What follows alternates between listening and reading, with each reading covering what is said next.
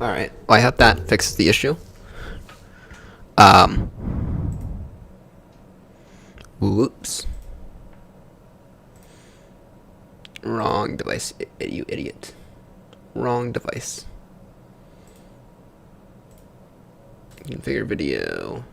Camera control. Exposure can get tuned right the way down.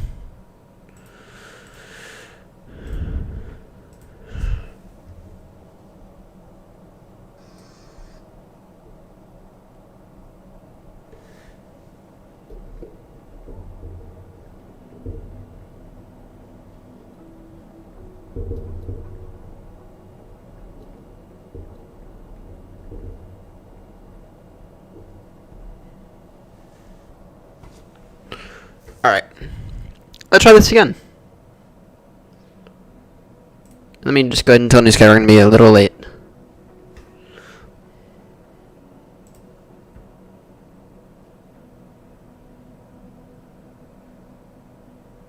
$8:15. Mid-flight. Book flight. Yeah. So what I did there was I disabled my my overclock profile for the CPU, right? Thinking that just caused a sim crash.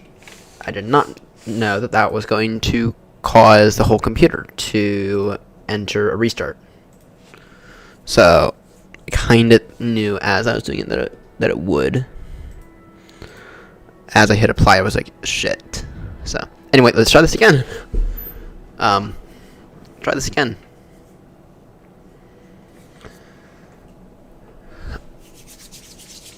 And we're gonna. So if anyone wants to join, we're gonna be spawning in at Heathrow. It'll be roughly about an 8-hour flight across the Atlantic. We'll be arriving at Airport Kilo Bravo Whiskey India, so Baltimore.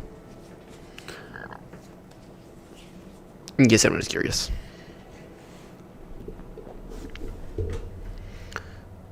You're just gonna be an extra 5 seconds to get everything set up. New Sky. Yeah, I told New Sky 20. So we should be fine now. Alright. Damn, I was really looking forward to trying to squeeze some performance out of my 5900X. Or my 5900 XT.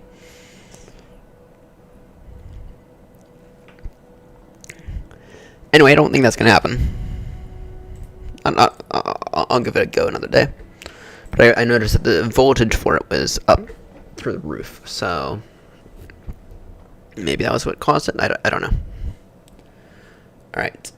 V-Pilot.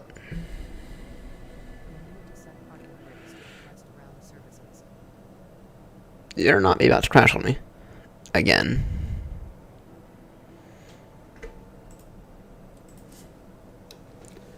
Alright, let's actually get this aircraft set up. Connect. That's in. There we go.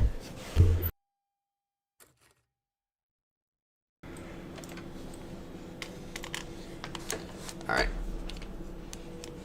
Is map proning? It might be. No clue.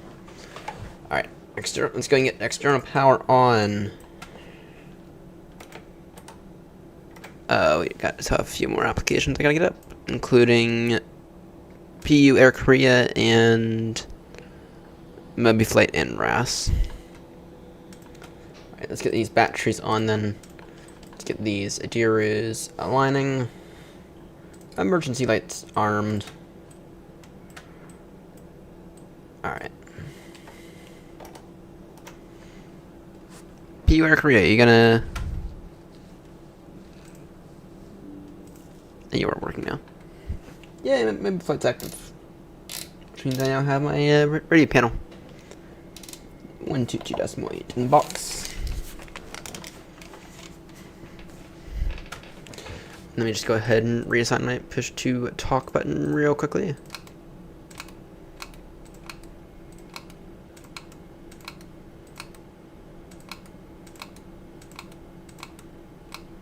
There we go.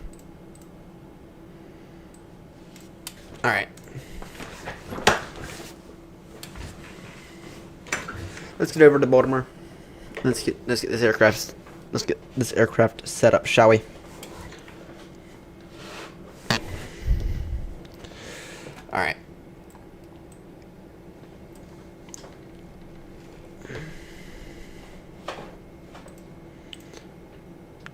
request data from SimBrief. You're definitely on one of the Compton departures with that.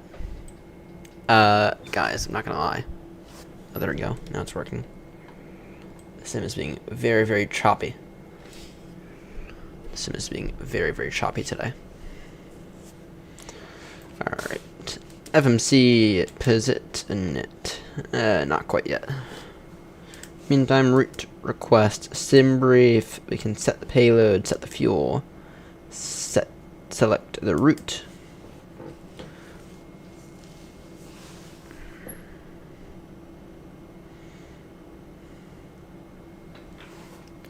While we wait for all these wonderful instruments to come online. In the meantime, now I just want to do a mini flight controls check. Just verify that everything is working as appropriately. So I have not flown the 772 since I had to rewire the setup for the 4th time. Anyway, it's looking fine. Route uplink, load.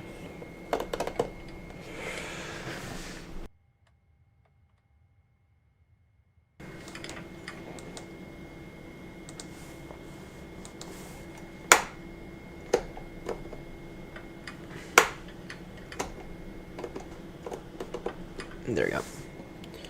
Alright. Verify that legs are in there. Yes, they are. Good.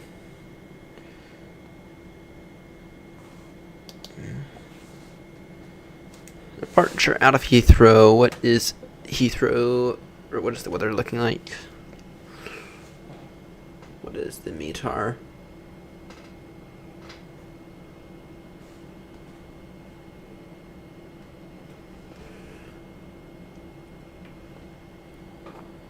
So, oddly enough, they're recommending a... Oh, they're recommending a 09 right departure. Holy shit, that's rare. We on one of the Compton departures? Surely we're on one of the Compton departures? Yeah, we are. Okay, what is Heathrow using in real life?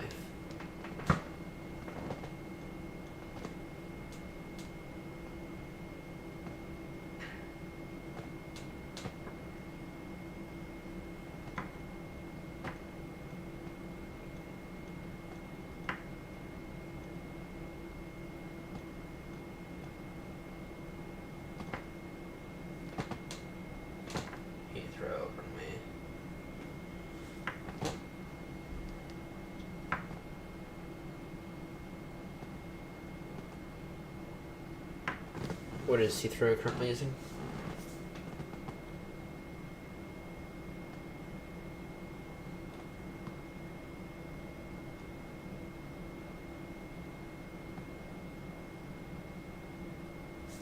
Heathrow.com/miles.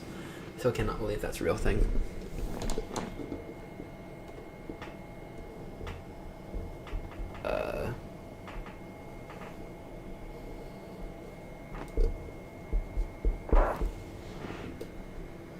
Alright. Wait, where do they want me to sign into fucking X? To find out what runway Heathrow's using in real life. Okay.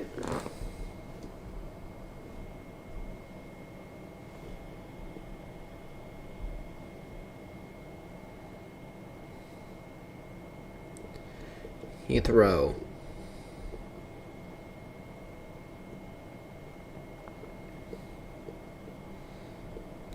Noise.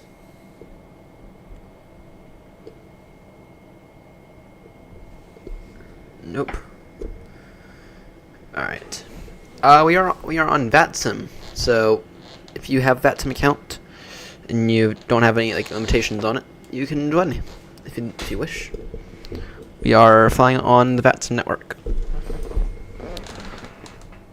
You just have to follow real life procedures and not break any of VATSIM rules.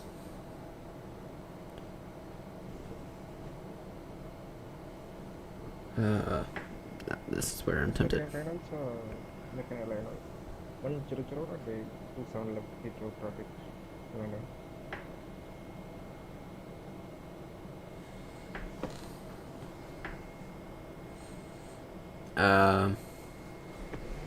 Alright, well. Alright, in that case, I'm going to...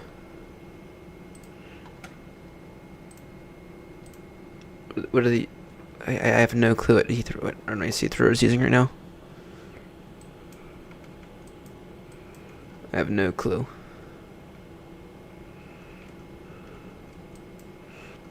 There is someone landing 27 left.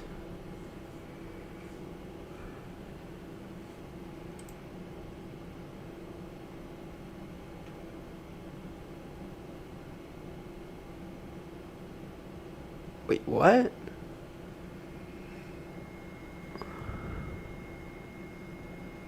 Damage director. Approach. Plus VFR within Heathrow. Okay. That's not us then. Alright.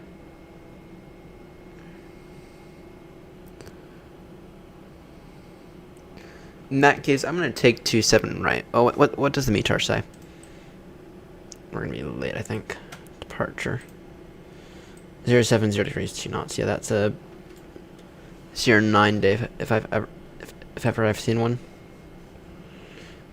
Visibility is not ideal either. Q8 to 9 or 9 or 7.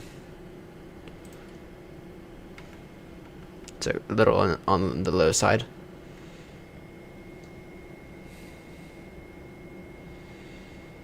Yeah, we're gonna take 09 left, I think. 09 left. Compton for kilo departure. At least that is what I believe it is. Yeah, 09 left.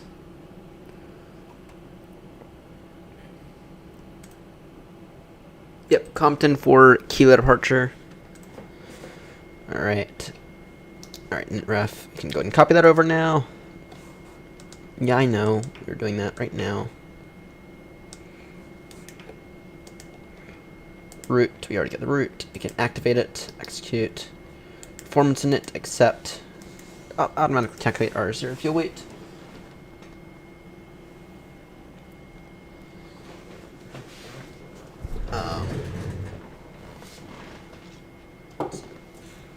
Just gotta grab a note real quickly. Beautiful landing, sir. Oh, bloody hell.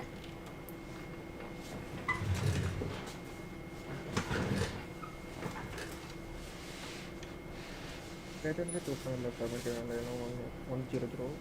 flight at Heathrow, traffic.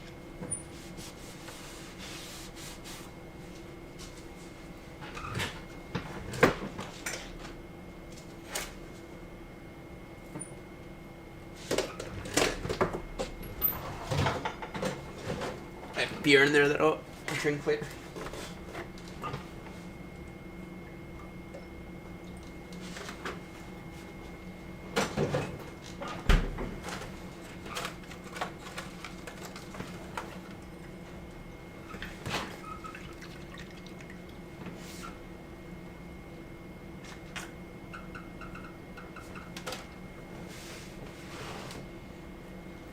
Alright, let me actually focus up here.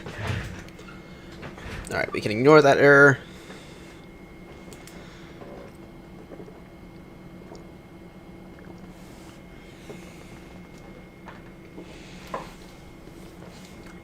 Oh wait, we're taking 09 left or 09 right for takeoff?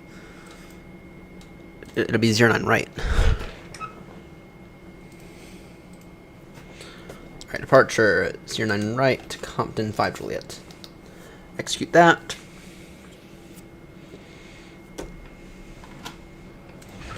Alright, I think we might be a few minutes late, to be honest.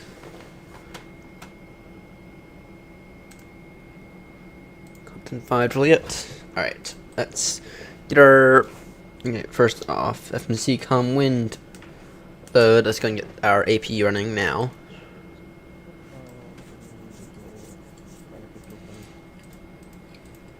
No heat on. Alright. Let's get our performance data, shall we? Takeoff 09 right. And it's recommending flaps 5, but go flaps 10. Or sorry, flaps 15. Execute that. Alright, route. Take off. Flaps 15. Assume temp will be 43. Take off. Surface wind is 070 degrees too.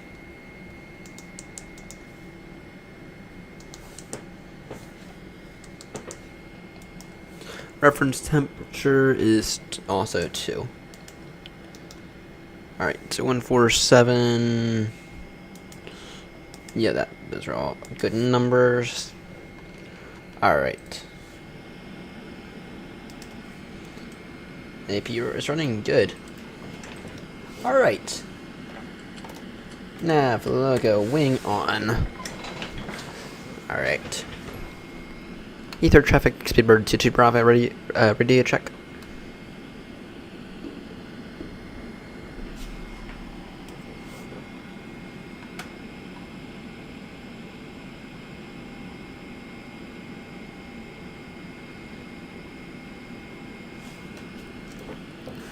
Anyone on at Heathrow, can I get a radio check, please?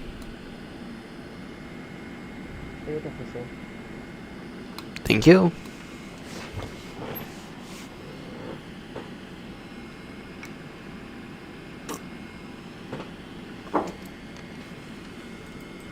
Alright, squawk 2000.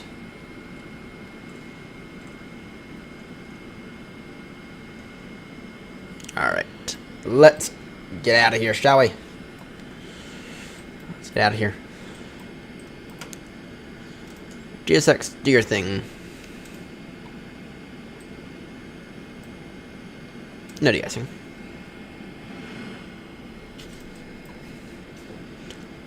Heathrow traffic, Speedbird 22 Bravo, stand 538, push and start facing south, expecting 09 right departure.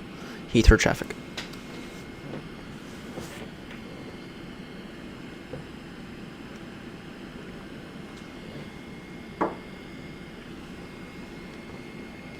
I think the center is online, so contact the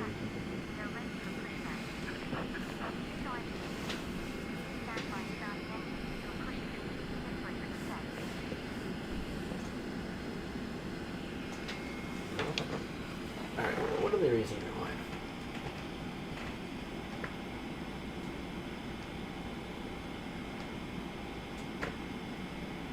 What was that? Let me just look it up on my phone. Okay.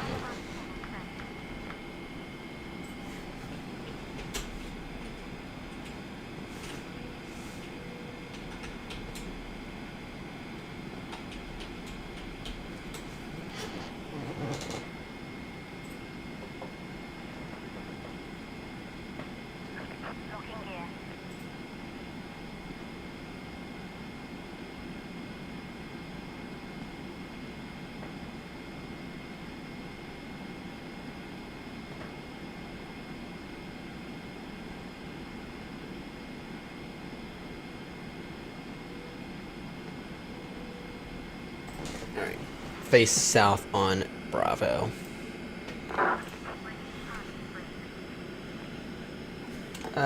Parking mix released. Oh wait, we need to get our... Yeah, we are late. Class actions. Ground connections. Release. Remove shocks. Beacons on. Go ahead and start New Sky.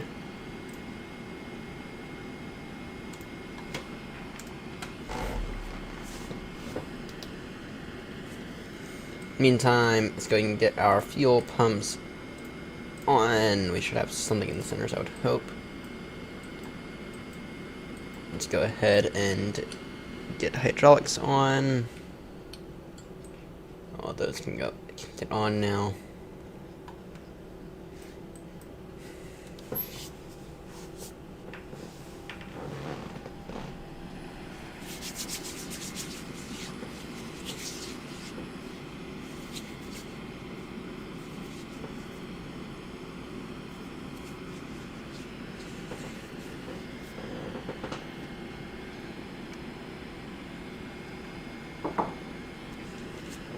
Alright, let me just take a look at Flight Radar 24 then, because I am still at a loss for what runway we're actually going to use.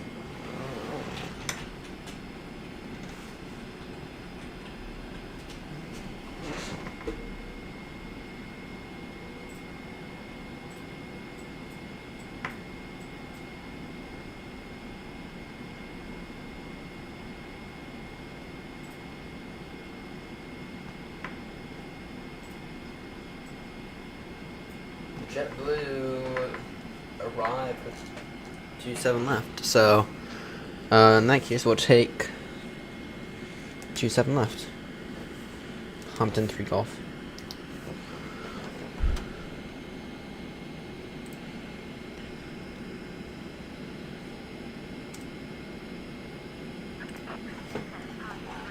Parking brake set.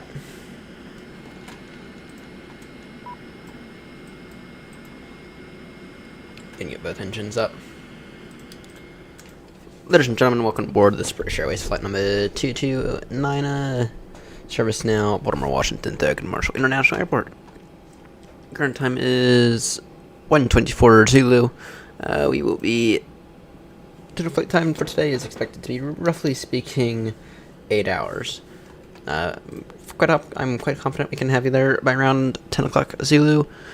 About around 5 a.m. local.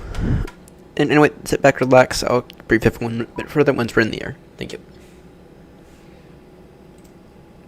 I'm done 3 Golf. And let me just go ahead and get this updated performance. 27 left.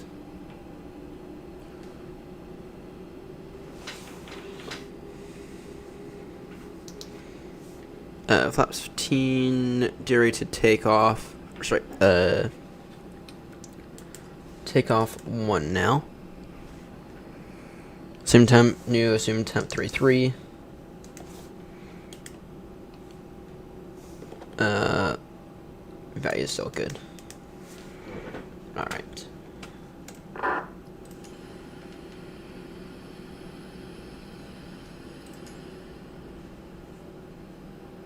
Confirm good engine start. We have a good engine start. You can disconnect. Just verify 909 or 7. Good. Flight directors on. LNAV, VNAV on. Initial climb.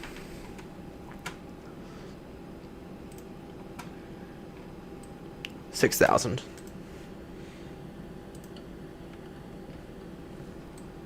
Alright, let's get out of here. Auto brake RTO. Let's go ahead and get the flaps going.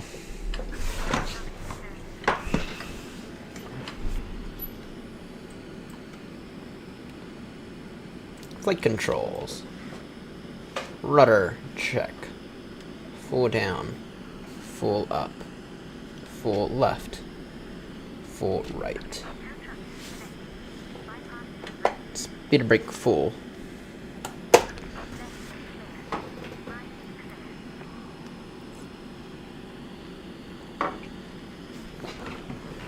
Alright, let's get out of here.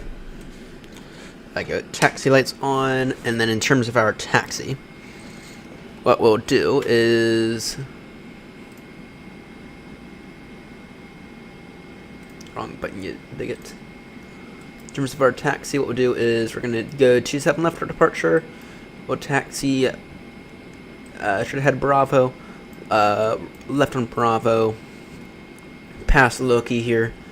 Line up via November Bravo 2 Echo. That's what I'm thinking we'll do. Alright.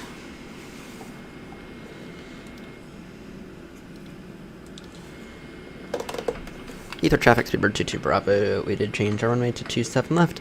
Gonna taxi now, holding point November Bravo 2 Echo for 27 left via Bravo and link 28. Heathrow traffic. Alright. Taxi lights are on. We can go ahead and turn off lights on for increased visibility. Beacons are all on. Good.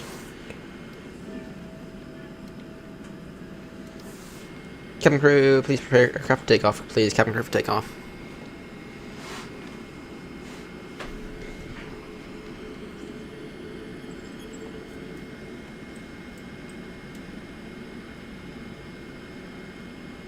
Oof, I can feel how heavy we are today. I can go and get that APU off now.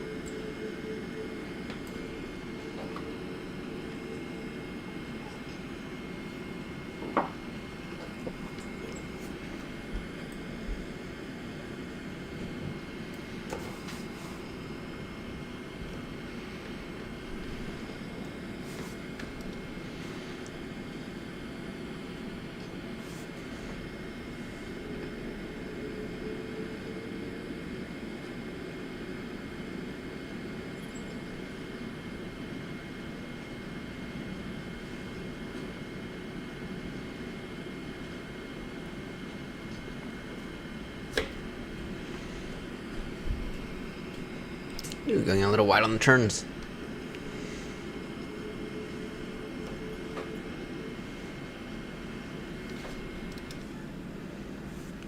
Alright, flaps to 15.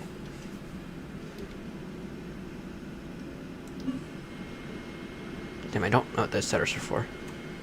Oh, what are the frames doing? What are the frames doing? Our main thread. Oh, no, both are getting absolutely hammered. GPU memory. Oh, that's why we're getting so poor frames.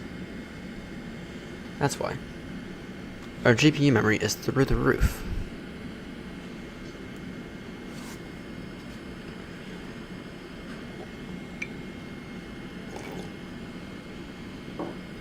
Thanks, Heathrow.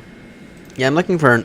If anyone has a good alternative to Heathrow, please let me know.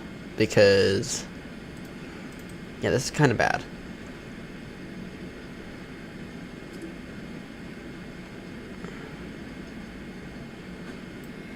Yeah, if anyone has... well, let me throw on auto FPS so you don't get massive stutter during takeoff. That might help out a little.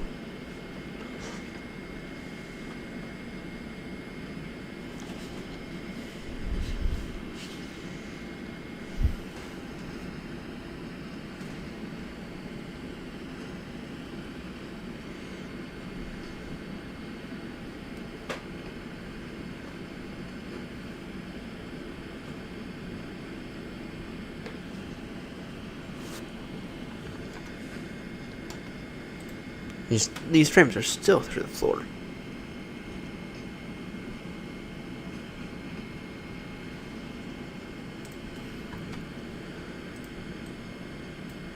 Auto FPS is doing its weight in gold right now.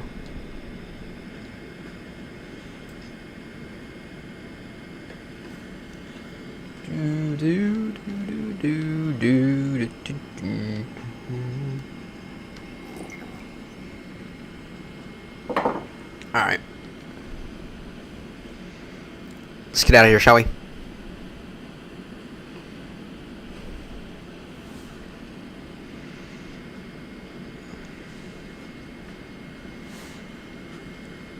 And turn the lights on.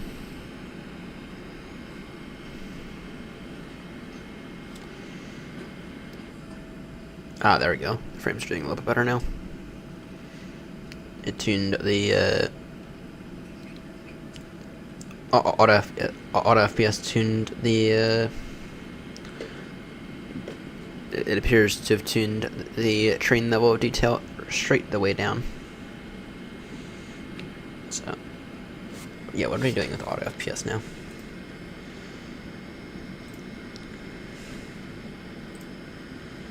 We're still not doing that great, to be honest. We're doing better than we were.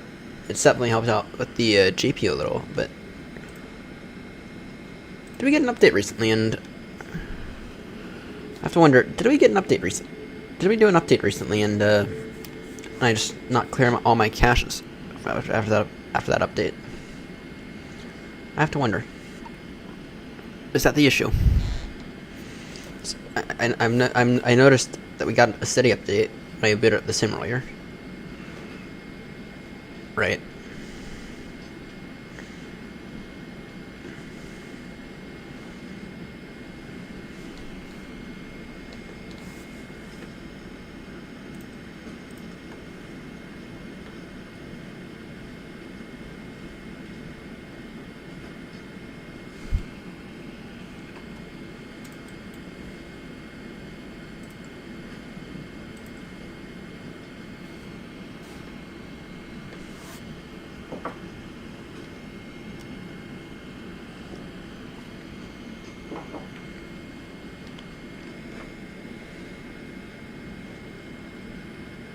Why is the rudder being weird again? Got no clue.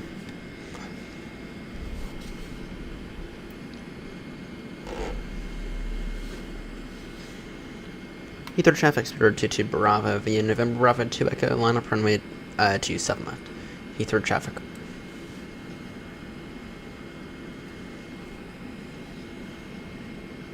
Not this one, but the next. Alright, strobies on, landing lights on.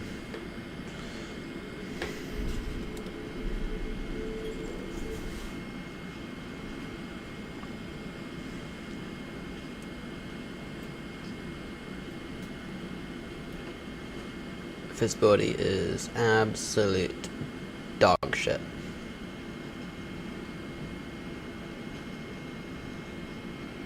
Which is sad.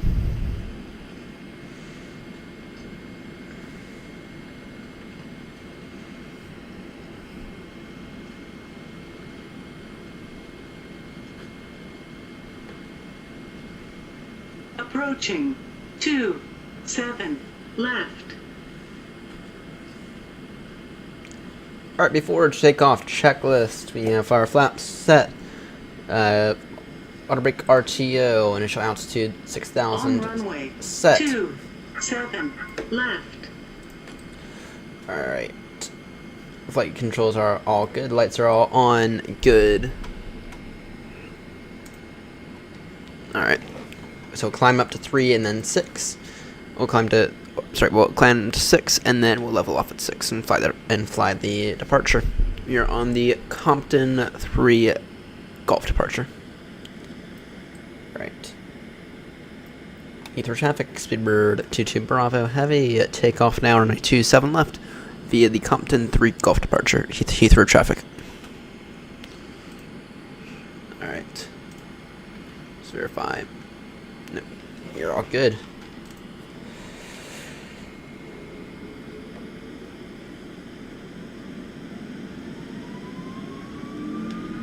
Thrust set, stabilized.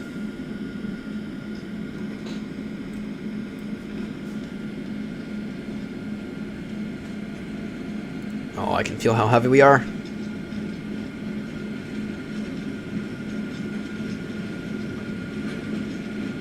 $80 knots, release pressure.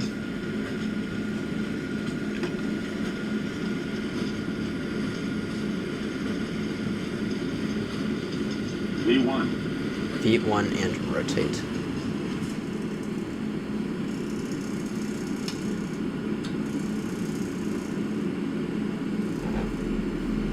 Ah, that's an offset line takeoff. Whatever. Pause rate, gear up.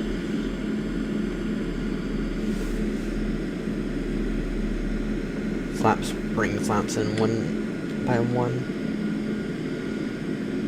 Oh yeah, I can feel how heavy we are. You're not usually this heavy.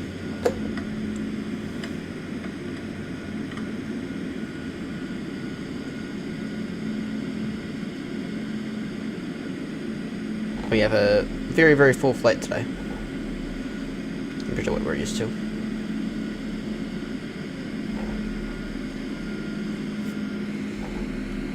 Right, autopilot on in this low visibility.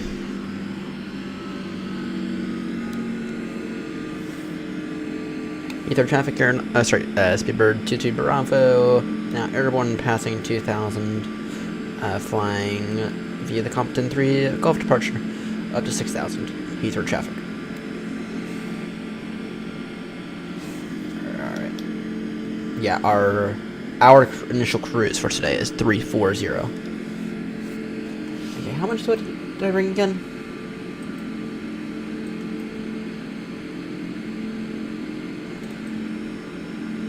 Oh yeah, that's why. That's why we felt so heavy. You have 10 tons in the center. We have a whopping 10 tons in the center. That's why we felt so heavy.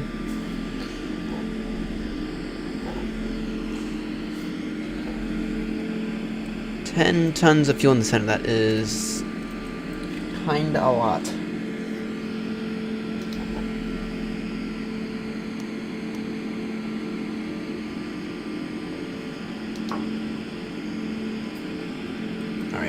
340. You have traffic. It is a Turkish A330, which appeared to be in a go-around. I do have that traffic in sight. Or at least I did. We also have Delta headed to Brussels up ahead. They may or may not be a factor. Anyway, today we will climb via the SID. We'll just fly the SID properly today. We got plenty of fuel to do it.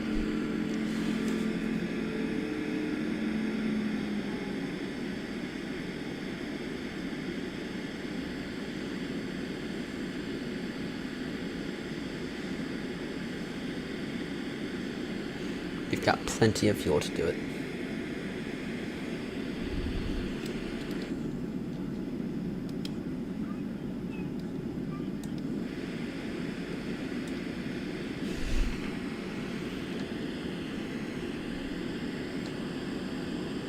Got Delta up ahead. Yeah. And then, when able, up to 340. Yes, the poultry pull is complete. We completed that with Grumpy the other day. Absolutely stunning. I have some screenshots that I think I shared, but absolutely stunning final leg, Seb. Absolutely stunning.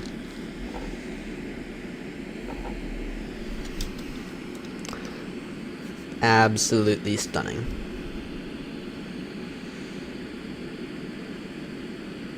Alright, let's hope that the sim remains a bit more stable than it was earlier. I had to disable my CPU overclock. I have a special plan for Baltimore Heathrow for Friday morning, for really early Friday morning. Friday at 1 a.m. We're going to do it with Grumpy.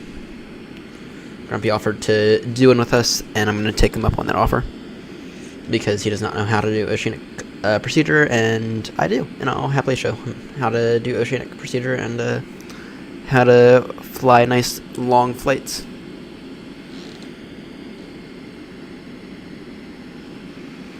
I see Fry's flying. Right, approaching Compton in 8 miles. We will begin our climb up to 340.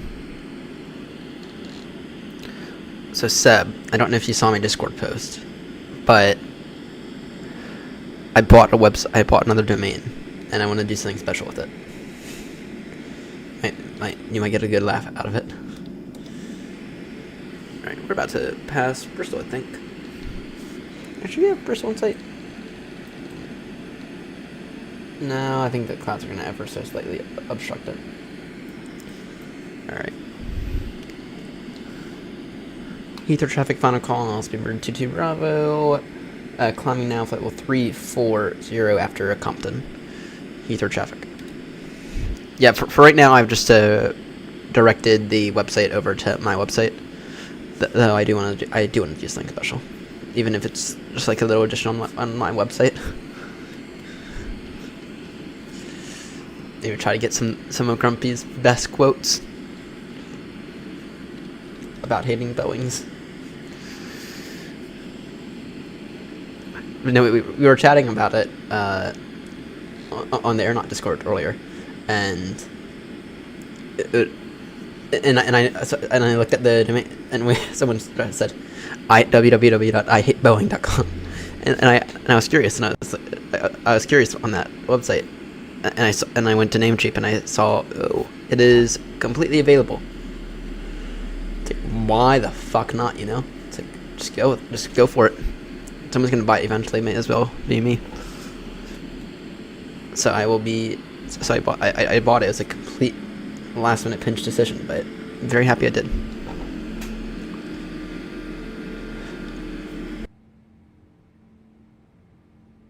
Now flight level 340 traffic. Odd how the gears went down like that. Standard pressure.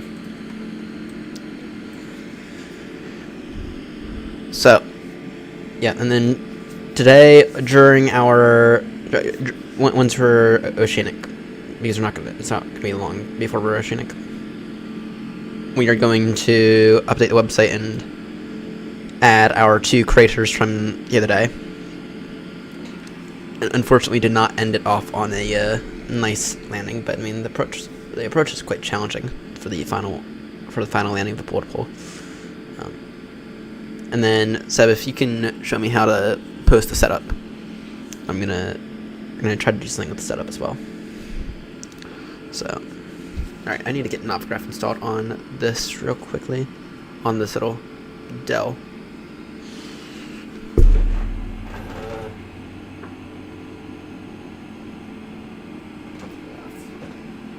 Set all login. Google. All right. Downloads. I just need Windows download. And then I also need to go in for refill out a form for the FAA. Well, sorry, for my psychologist, for my FAA certified psychologist. So I have to do that in a little bit as well. Graph charts. So yeah, we're gonna do Baltimore Heathrow. For me, it'll be tomorrow night, but it'll be 1 o'clock at the Zulu. Sorry, it'll be 6 o'clock at Zulu. So Friday morning, really early Friday morning. Where'd my phone go? I think it's over on the bed. No need on Symlink.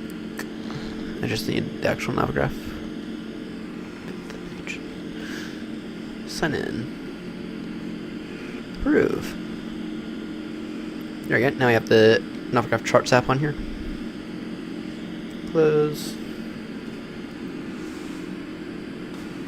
So, Windows 11. I tend to hate on Windows a lot because Microsoft is breaking a lot of things, but Windows 11 is actually, in terms of becoming a good tablet OS, it is actually about as close to one of these as I've seen anyone get. So, right. It's about as close to an iPad as I've seen anyone get. So, check the Discord. 1 second.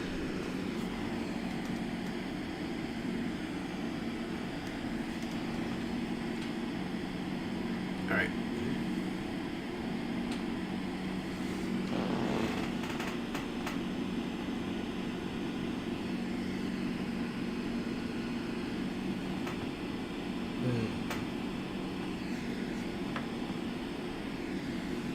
Instead of it's hard-coded, it's coming soon.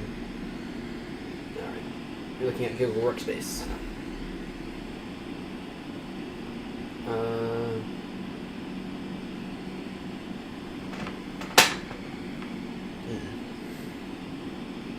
If you can just show me how to edit the website, that'd be helpful. Actually, what I was thinking about potentially doing was, so previously the website, the previous website, the old MSFS website, it was ran via Google. Right, and so what I'm curious is, can maybe the landing tracker, maybe that can go into, maybe we can figure out something else, figure out another way to do that, but maybe Google Workspace may not be a bad option. But Seb, you're using Cloudflare, right? You're using Cloudflare. I think that's everything. Let me go ahead and quickly NAT track. Sign in VATSIM. Request clearance. What's our net route today? Currently direct to a waypoint I've never heard of. Rise traffic car 38 LS07. Alright. Starting off at Melot. Not seeing Melot. Yeah, no, I am. Going Melot to Nico.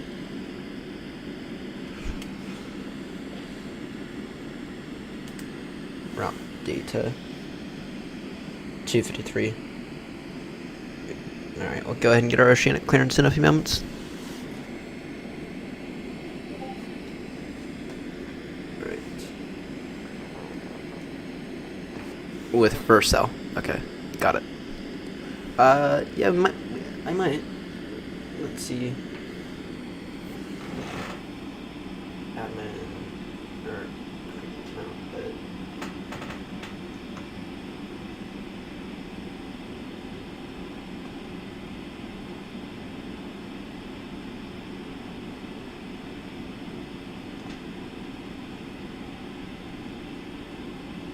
Alright, audience, if you know, so I'm gonna have to. This is one of the things that'll be easier with a keyboard. This thing is technically a 2-in-1, but only technically.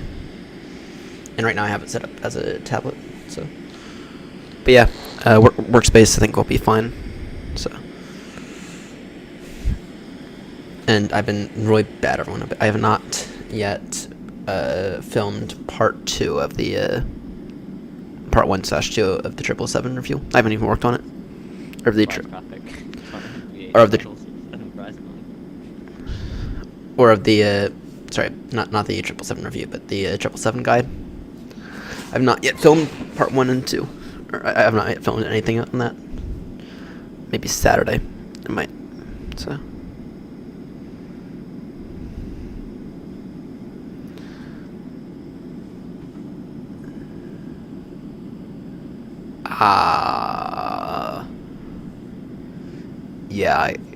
Yeah, that would make sense. That makes sense, and for all my business stuff, I already have a business-related Gmail. So.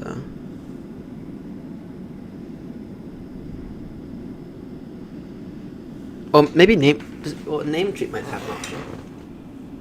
Namecheap might have an option.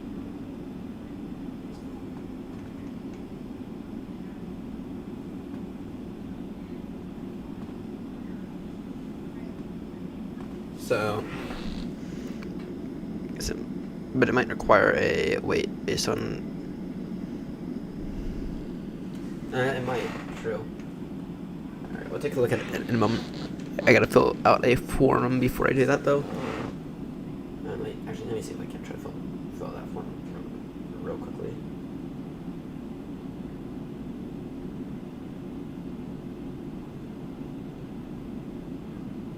I gotta have to log in and download it again.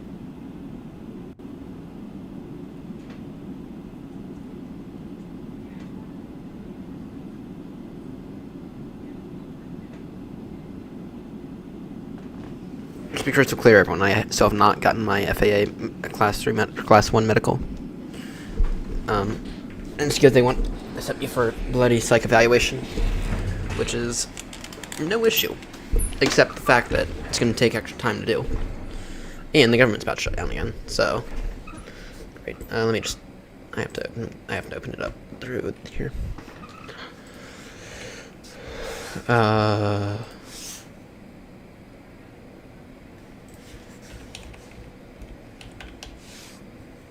Wait, what? Is my keyboard not working?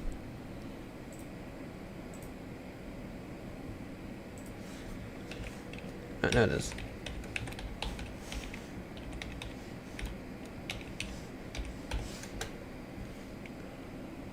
It is.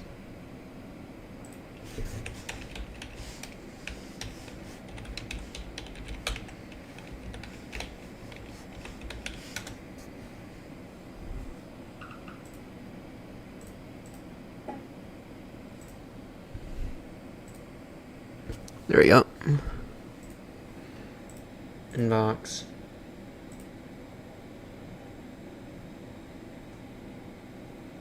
Yep.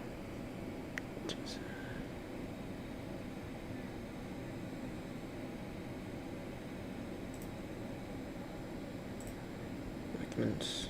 Damn it. I have to fill out this form again.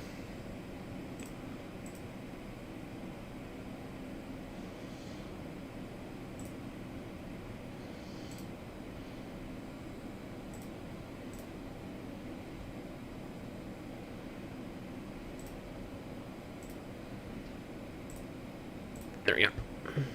Got it. Let me print.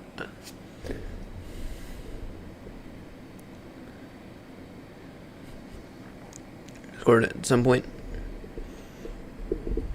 Alright, I will not do that. Vernon. Ryan.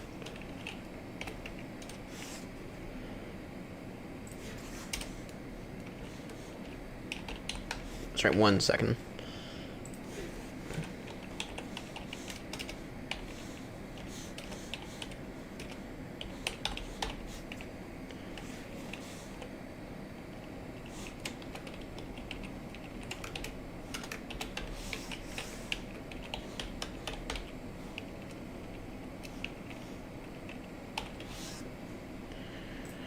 What's my FAA bloody thing? Med Express. Accept. Sorry, 1 second, everyone. I just need to refill this bloody paperwork. I might need. There we go.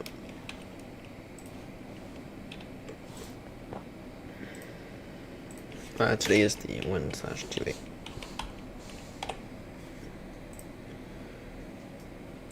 Let's see if the printer decides to work. Don't know if it is going to work, but I hope it does.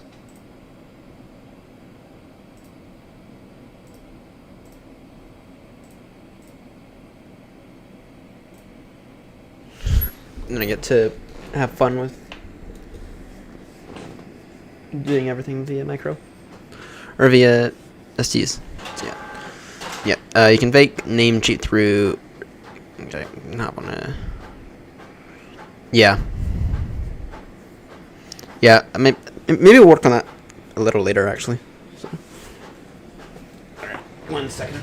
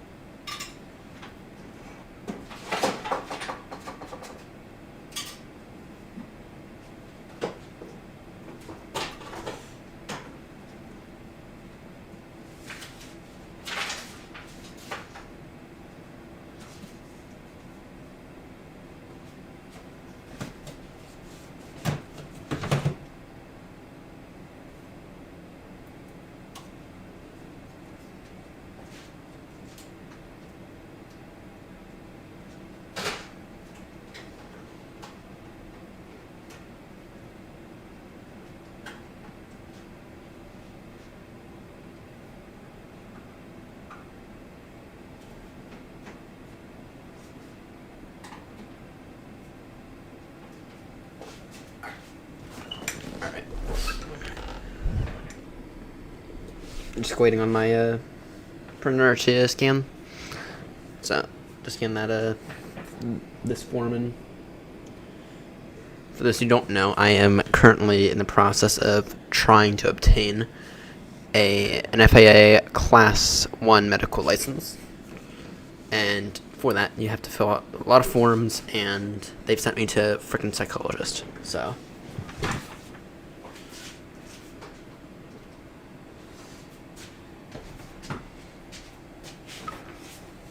Sent me to a freaking psychologist for a full neuropsychological evaluation, which they have every right to do.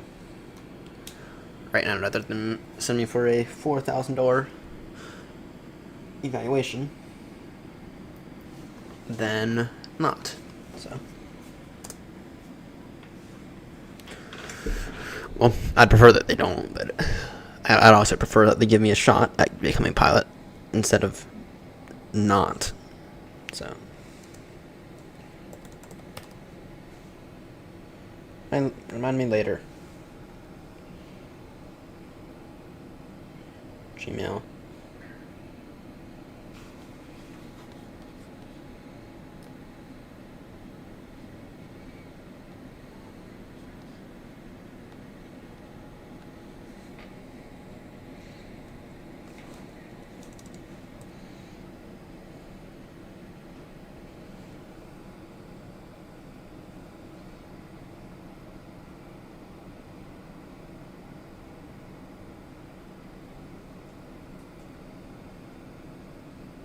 that.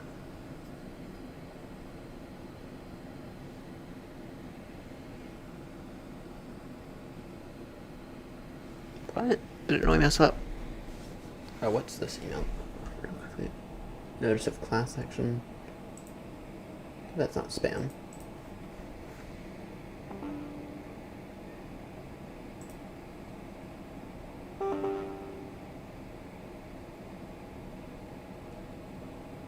Oh.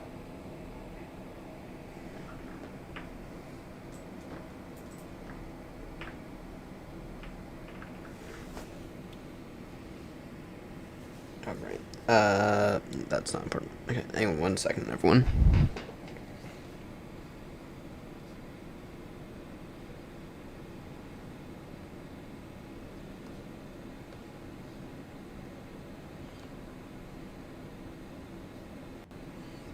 File couldn't be accessed. What? What's this? That's not it.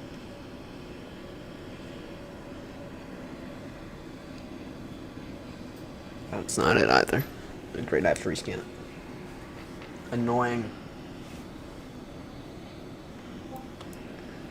Apologies, everyone. This didn't take an extra 30 seconds.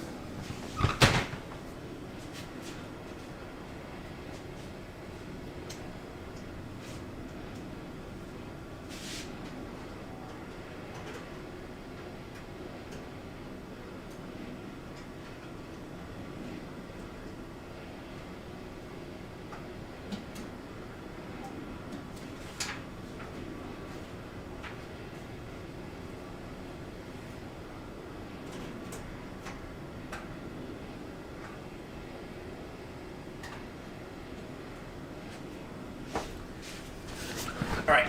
Maybe I'm gonna have to work on that later. So, how to set up a free email forwarding service. Yeah. Okay. The service is available for all the domains pointed to our basic DNS, premium DNS, and free DNS systems. Okay, it is possible to create up to 100 forwarding email addresses. Okay. Yeah, we might. Yes, we might do that. I might do that, and I'll set you up as one as well, because at this point in time I trust you. So, but Google Workspace might not be a bad option.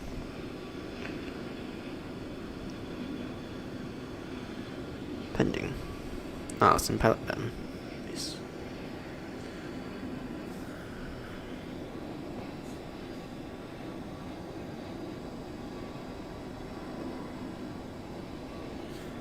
Alright. Let me see if that actually did that corruption.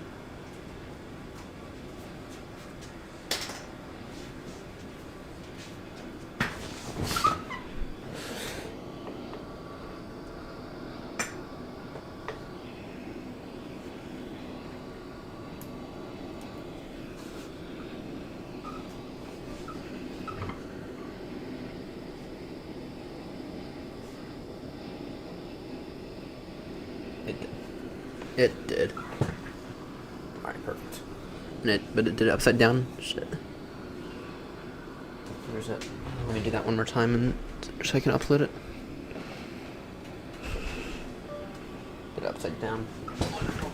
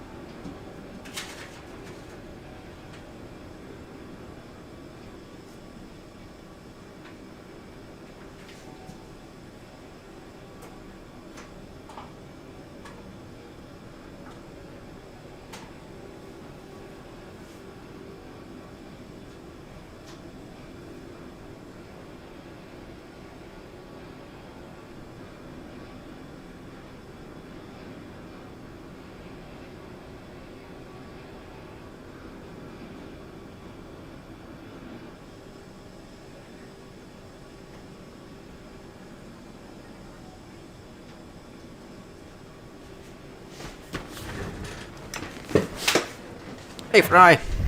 Hey, Fry. But yep. So about we'll do this thing in a few moments. Right. Before I forget, let me just go ahead and get our oceanic clearance, and we have a few lights that can get turned off. All right. We got the landing lights. We're gonna turn off lights and taxi lights off. Right. Wait, I need to quickly grab. I need to quickly go and grab our oceanic clearance.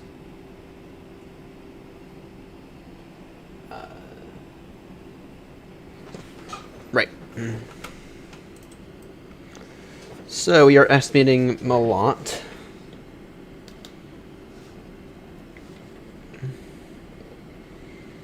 Legs route data. Estimating a lot at 5-4, so we can actually get the clearance now. Hey, Brian, welcome aboard. You're going to take 340. And our maximum is going to be 360.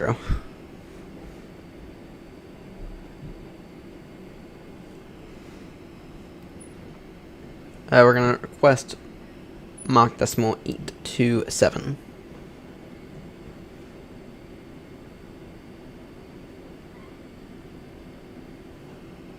No, actually, let's go Mach 84 then. Erase. Decimal 84. Go decimal 84, execute that real quickly. We are on Malot to Nico Shanwick. Alright. ETA for Malot is 252.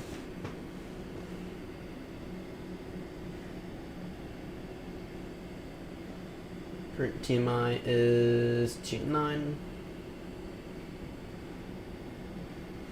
And then cell count and everything is already on my thing.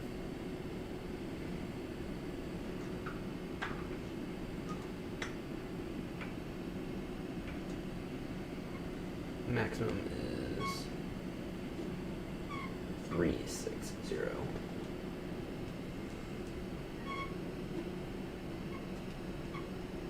There we go. And then Shamwick.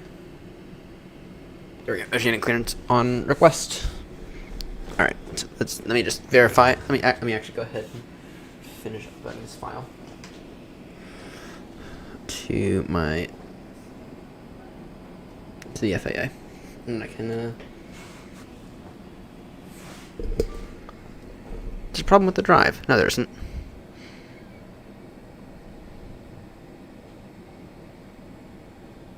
All good. There we go.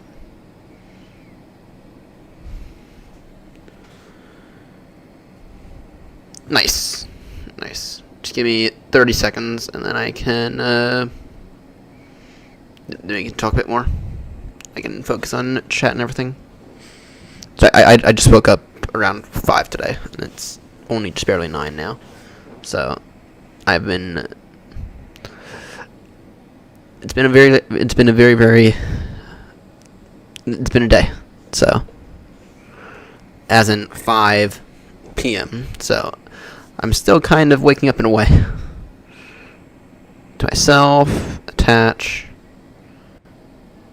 There we go. Send. All right.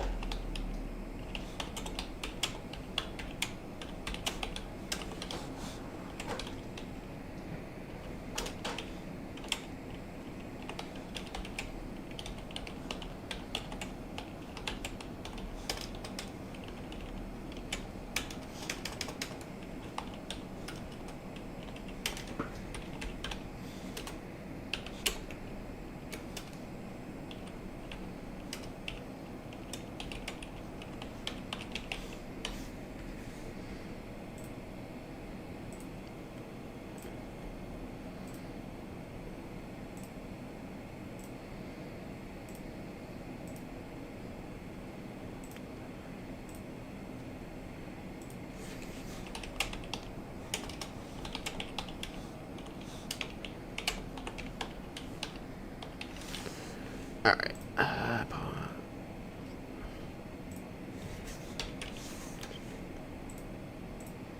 All right. Done. Done. All right. So we are estimating Baltimore actually quite early. 3:40 is when we're estimating Baltimore. So that is it's roughly 8:40 Zulu is when we're estimating it. So about 7.5 hours. So yeah, about an 8-hour flight seems appropriate. We do have a step climb in about 400 miles, and we are extremely heavy today. We are extremely heavy.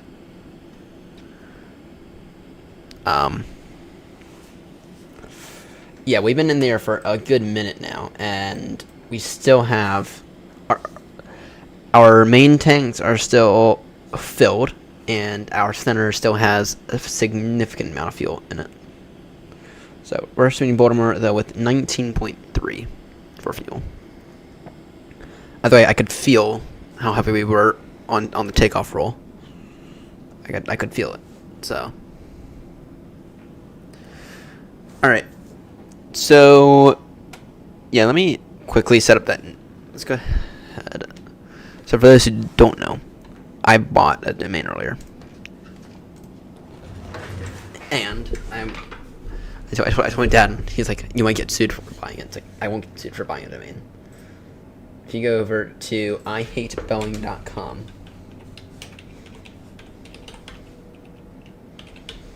right now it'll just point to the web. Right now it'll just point to FS Official. But anyway, I bought a domain earlier, and I don't know what we're gonna do with it, but I bought it just so no one else could.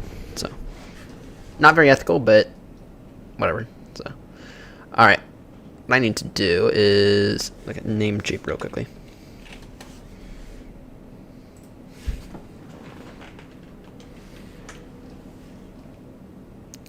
Account dashboard.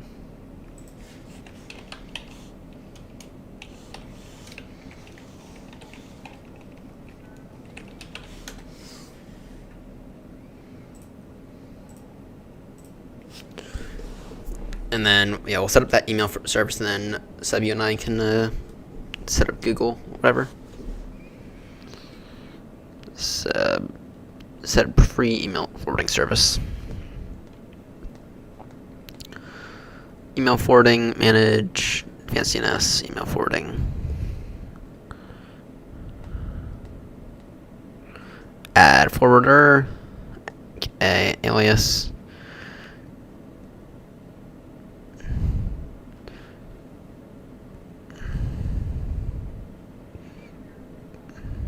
Okay. Nice. Just don't crash, because then they can't any profit. See it. Domain list. No, I have a number of domains now. I actually gotta figure out which ones I don't need. Right now it's official. Manage.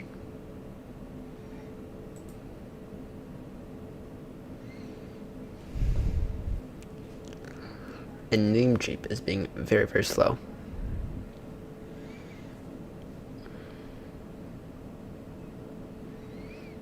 Advanced DNS.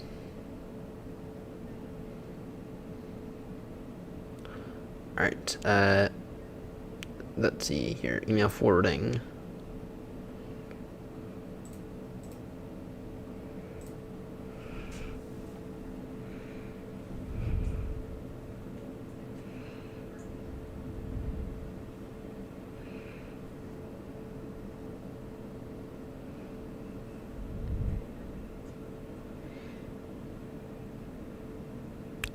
Think about okay. Email forwarding. All right, that's all right. That's already set up. Domain. Redirect email. Add forwarder.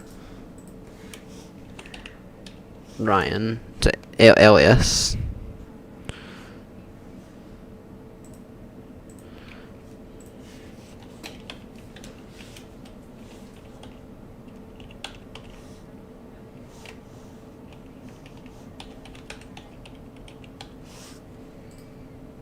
Let me just verify that that's for sure. Okay. 1 second. I gotta find my phone real quickly.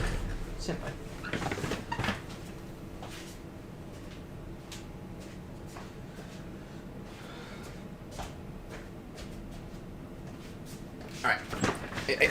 I have my phone now. Let me just verify that my business email is correct. Because it's not spelled correctly. Yes, it is.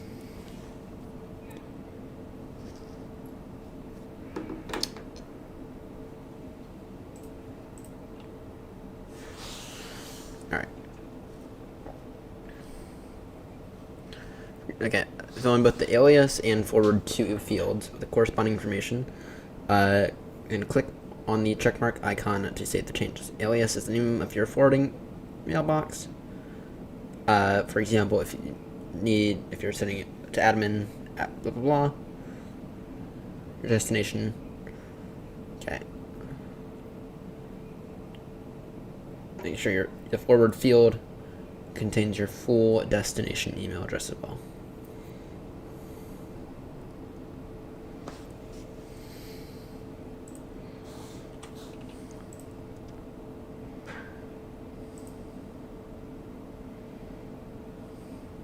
Alright. We'll see if that works.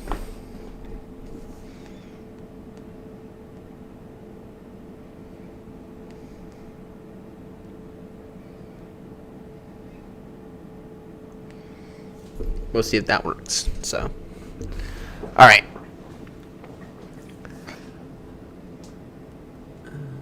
Forwarding emails may take 6 minutes.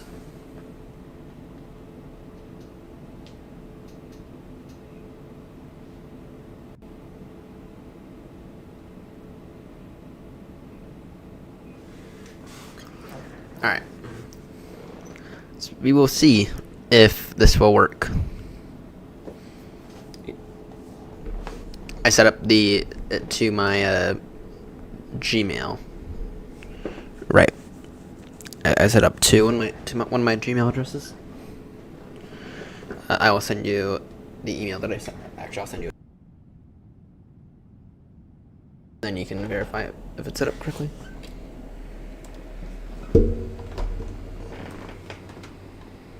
We just had a little USB disconnect, it appears.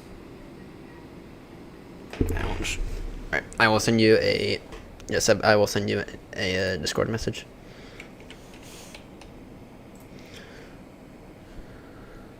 Let me actually not open. Whatever. It's too late. And then you can verify that it's set up correctly.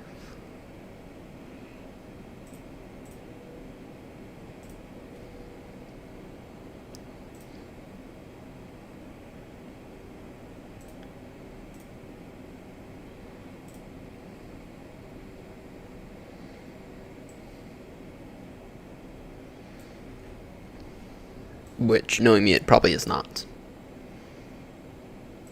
Copy. Discord.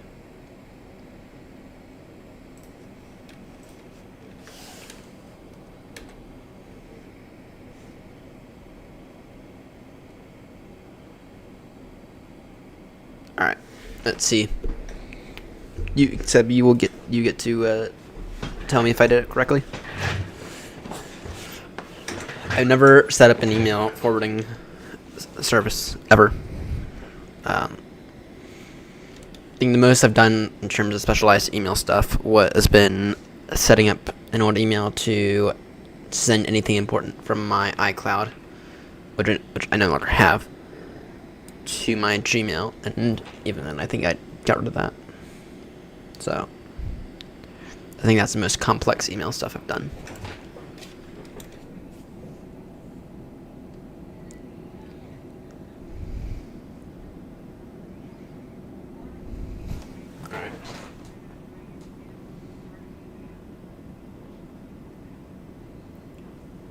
I will look.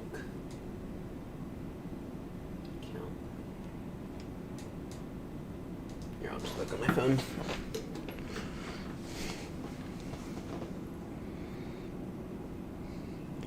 Yes, it did. It did.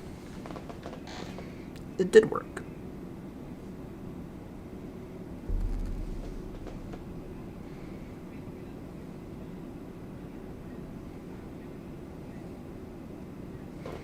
It did work.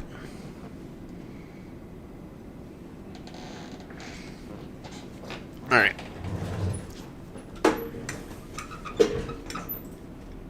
And let's see here. I do need to update my business Gmail because we are no longer the lawn service company that I set up a while back. Manage. Dismiss. A while back. Upload.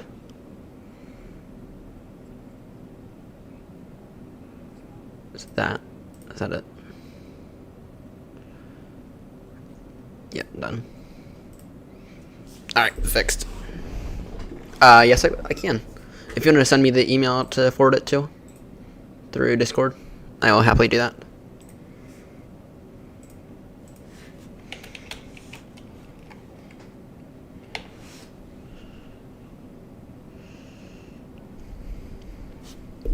Yep, I will happily do that for you.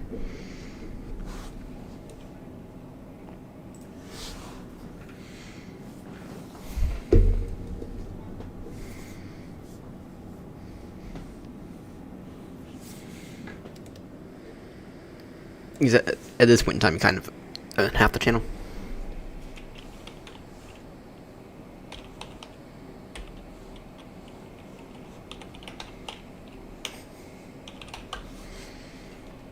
All right.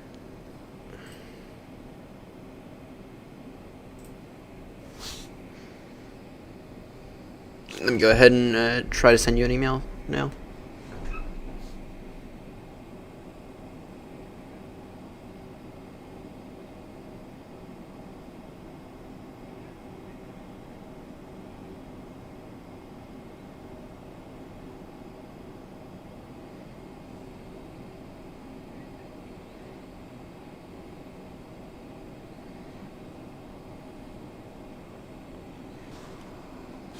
All right. We will see. We will see if that works. Might take an hour. Did say it might take an hour, so. All right. Let's take a look here. How far are we from Oceanic? We are about 30 minutes. Or we are about 30 minutes away from being Oceanic.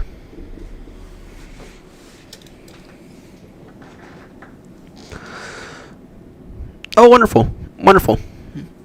That means we can set up workspace then. That means we can set up workspace.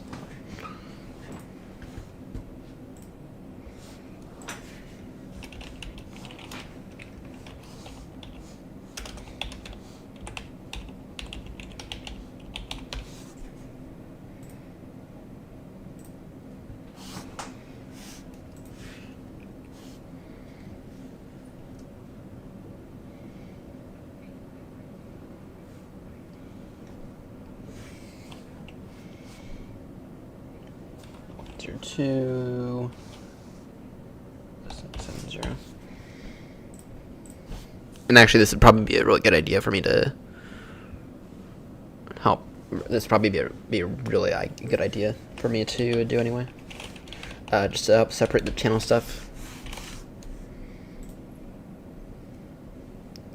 from my personal stuff, which I've always tried. Just to be crystal clear, I've always kind of tried to preserve this policy.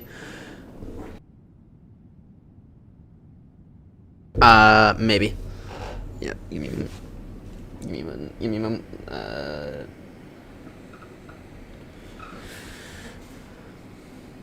We are getting a little bit of turbulence. I kind of always had this policy for me as a routine.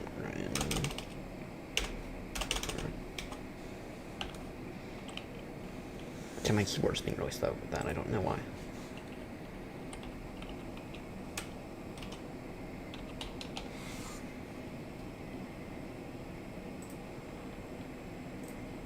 There we go.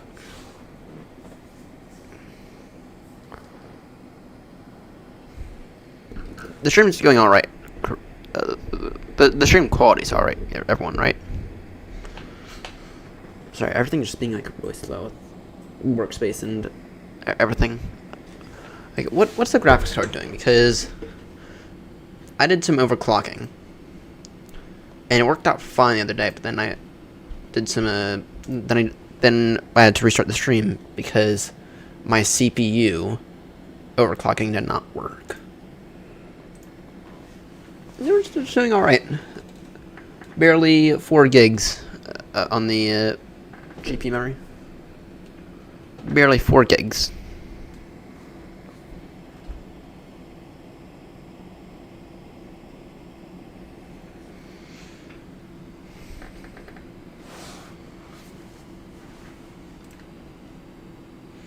Actually, our frames are doing pretty damn good. So, one of the things I have noticed since I told NVIDIA to overclock my GPU,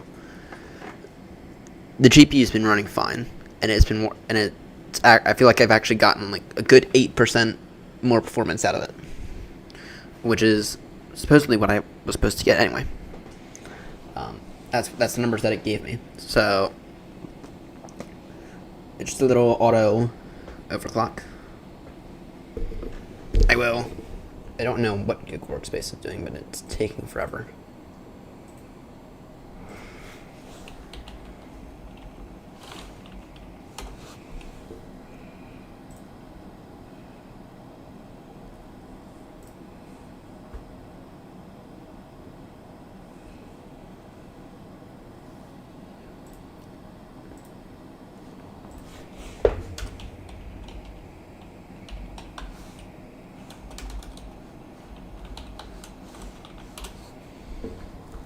I don't know what Google Workspace is doing, but it is taking...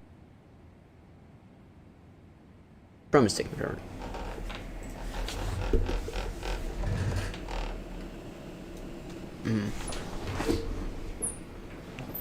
What's the CPU doing? Because the CPU, it says its main thread limited right there, but then it's like everywhere else I'm having issues.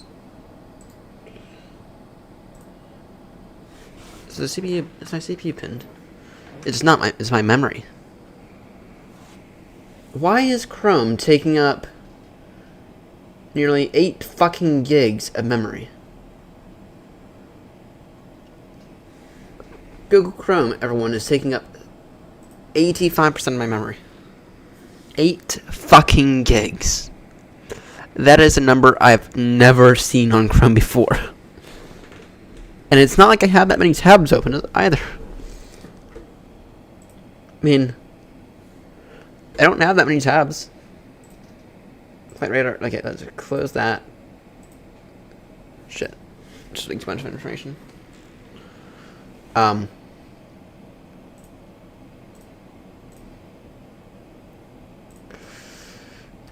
Chrome. Ouch. It's a massive slap in the face.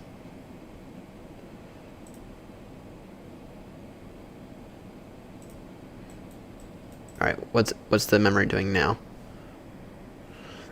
I know that Chrome's not exactly known for being light on memory, but I've never ever seen it at, oh, I don't know, 7 gigs. I think it's still doing it, actually. I think it's still doing it. Setting up your Google Workspace. Yeah, it's still doing it, so might take a minute.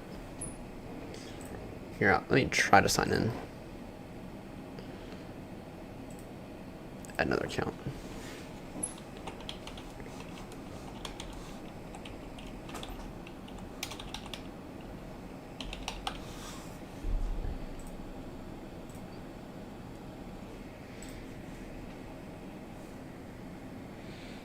Nice. It's a repositioning an A380 from Munich to Frankfurt. Nice.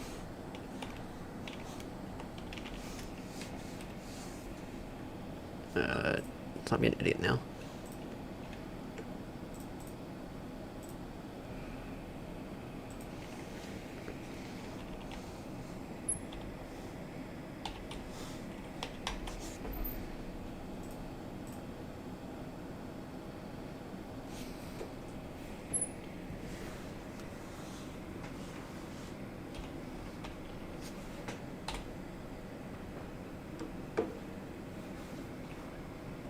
Straight one.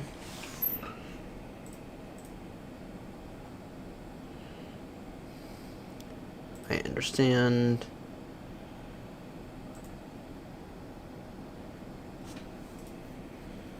Alright, I think it might have done it. I think it might have done it.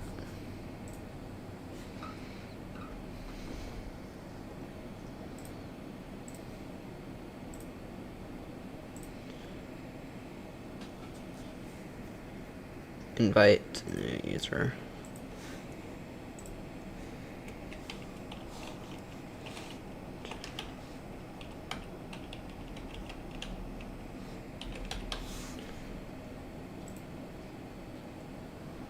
All right. Yeah, Seb, I think it did do it. So. All right. What's first off, before I lose my bloody password.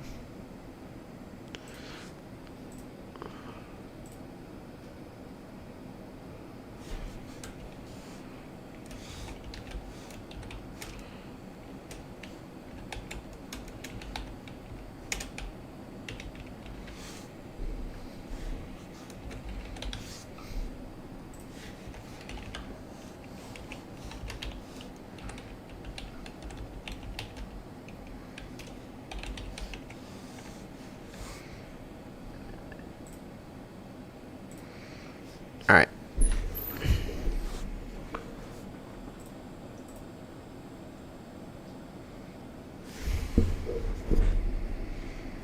Yeah. So, and anyway, as I was saying, I'm kind of this big fan of trying to keep everything business related and everything personal related separate. So, setting up an official FS email is actually a really good idea, and I'll probably move everything. I'll probably move basically everything over to it, to be honest.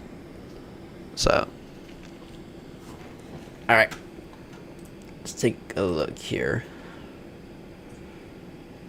Tools. We can get that away. We Oceanic in 20 minutes. Oceanic in 20. Our optimum flight level is going up, but we do have a step climb at time 308 Zulu. So right after we go Oceanic, we have a step climb to flight level 360. Right now our maximum is 380. So oh dear. Oh dear. Oh dear. If you need me to send you that invite, again, let me just let me know.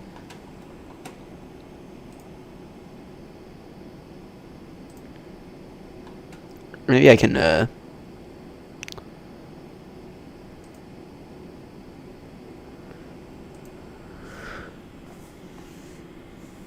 maybe I can reset it.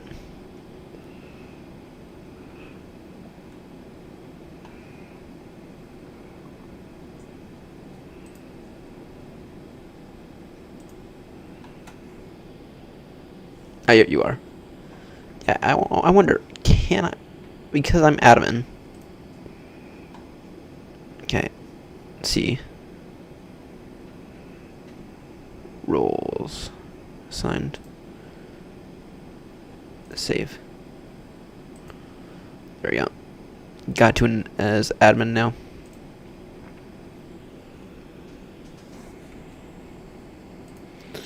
Alright. I'm just going to verify. Free plan. Good. Good. So I'm not paying. I am not going to end up. I do not want to pay Google thousands upon thousands of dollars. So then I'll add the domains in a moment. So anyway, the plan for the rest of the week, and I'll go ahead and once we're Oceanic, I will go ahead and do it. Or I'll go ahead and schedule all these streams. Friday morning, early Friday morning, 1 a.m., flying Baltimore Heathrow with Grumpy. Okay. Doing that Friday. And then Saturday, Seb, if you would be alright, plan is more VFR flying. Don't add the domains, Roger. Do not add the domains. See if it has this. Roger.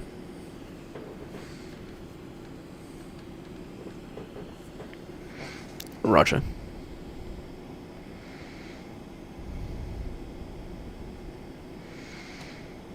So, but anyway, that is the plan. So if you are into doing some tower controlling as we do some VFR flying on Saturday, that can be the plan. If not, we will afterwards we'll probably do some. Actually, maybe we'll finish up maybe we'll work on the Northern Lights tour. Do some European short hauls. Let's see. Actually, no, I want to join British Airways group. I'm gonna leave it. I'm gonna leave that virtual airline because I'm only gonna fly for AirNott for the rest of my life. All right. Let's see my awards.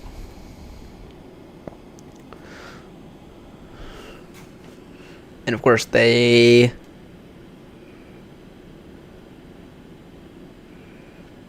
made all they vetted everything. So all right, within let's see here.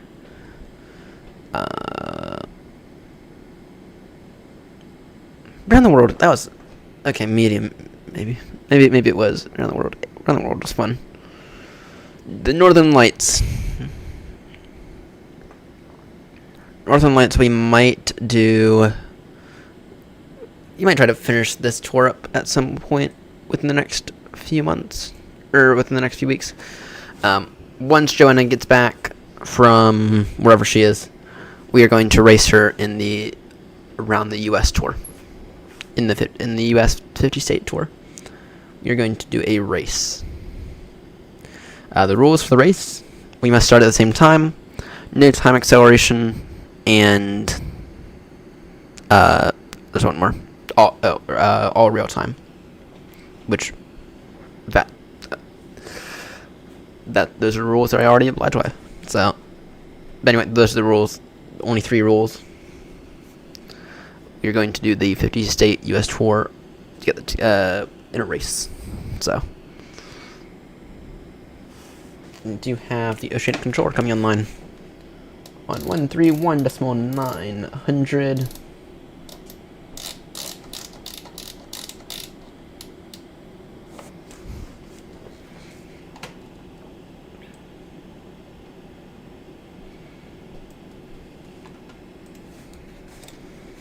Alright, let's see. I'm gonna pull back my throttles manually just a little bit, and how the fuck did I not?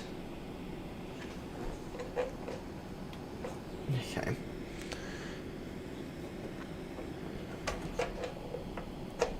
I don't know how I keep forgetting to disable the detents on Boeings, but I do.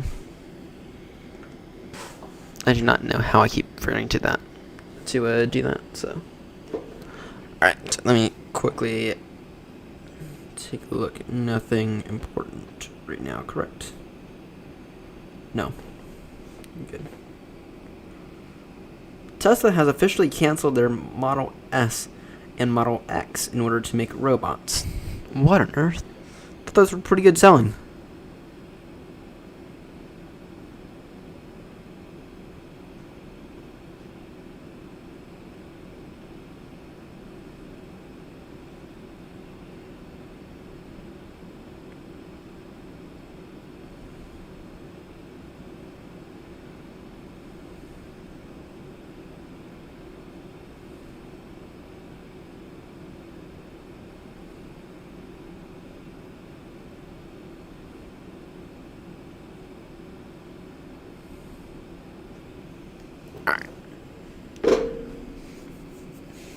So let's take a look here.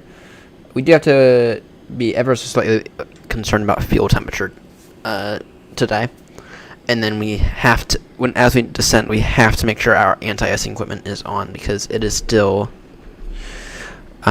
we might be getting a record here in Maryland in terms of cold temperatures. We might be getting a record for longest streak of it not getting above freezing. It's a possibility. It's certainly a possibility that might happen. So, I'm not thrilled with it, but it might happen. Actually, I am thrilled with the cold weather. So, anyway, in terms of aviation, de-icing equipment has to be on as we descend. De-icing equipment must remain on. And we have to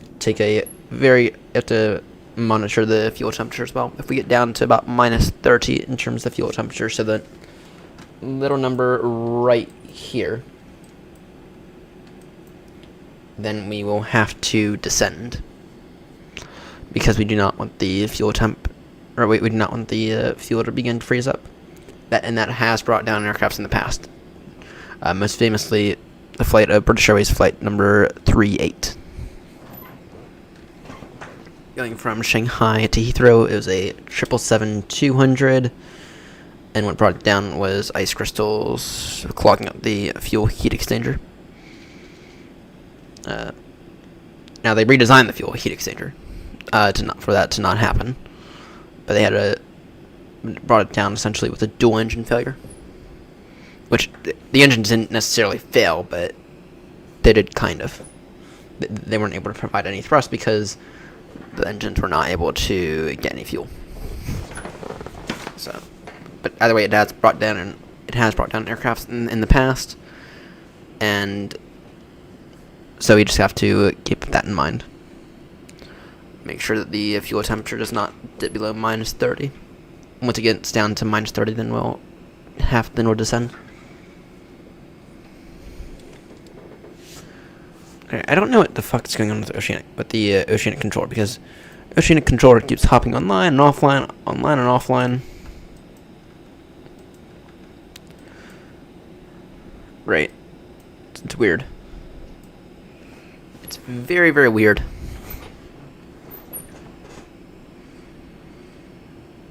Alright. Let's take a look. Current ETA for Baltimore is 8:41 Zulu, estimating 19.2 for fuel. Let's go and get an updated wind report. Let's get updated wind data.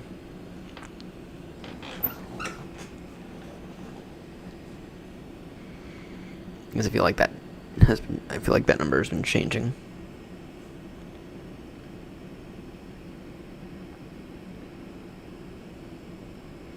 And we are okay. Can load that, and in a moment you'll have to switch off our center pumps, which is actually really, really late for this flight. I feel like we usually switch off the center pumps pretty much once we're airborne. We have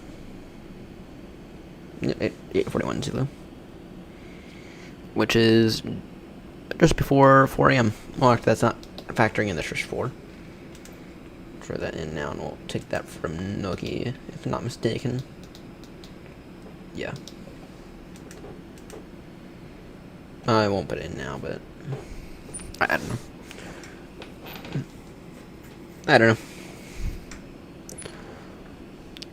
Yes, so the Oceanic controller keeps going online and offline, and I don't really know what they're doing, aside from maybe fixing something, but everything appears to be working, so I don't know. Fuel center low warning. You know what, we can turn off the center pumps now.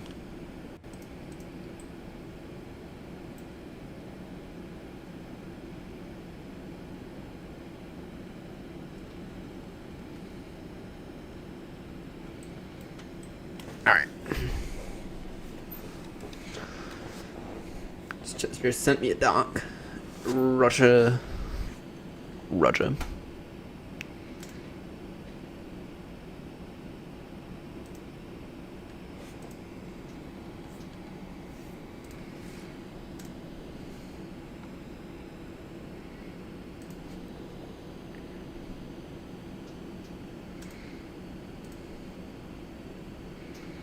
Let me take a look at it. Official red website roadmap. Got it.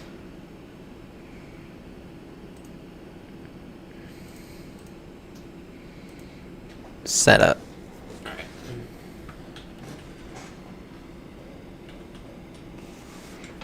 I see it now. Official website roadmap. All right.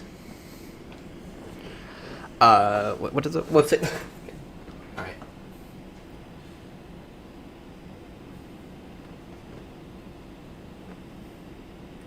Ryan. All right. I'm not gonna lie. I'm kind of happy that I switched that at the beginning of the year. I renamed the channel to Ryan FS Official. All right. Flight log, which I still need to finish putting in flights on the flight log. Remind me to do that in a few moments. News about me. Reviews.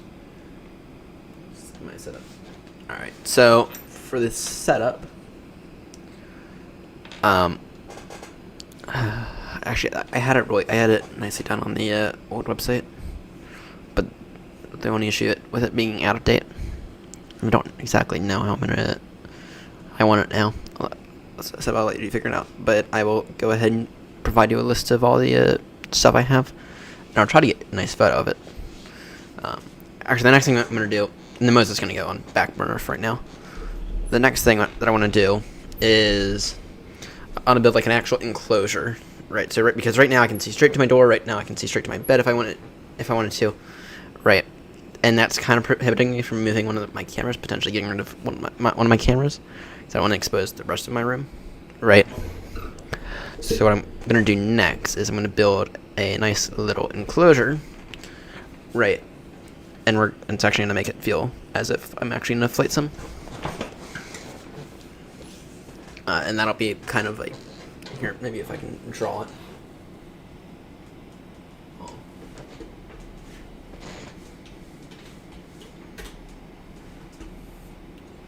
Maybe if I can draw it.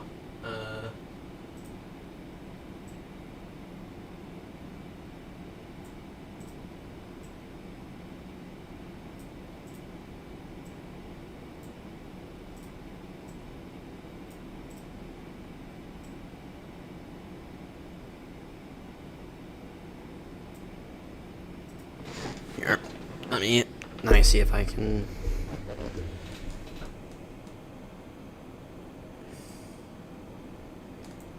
Draw it correctly.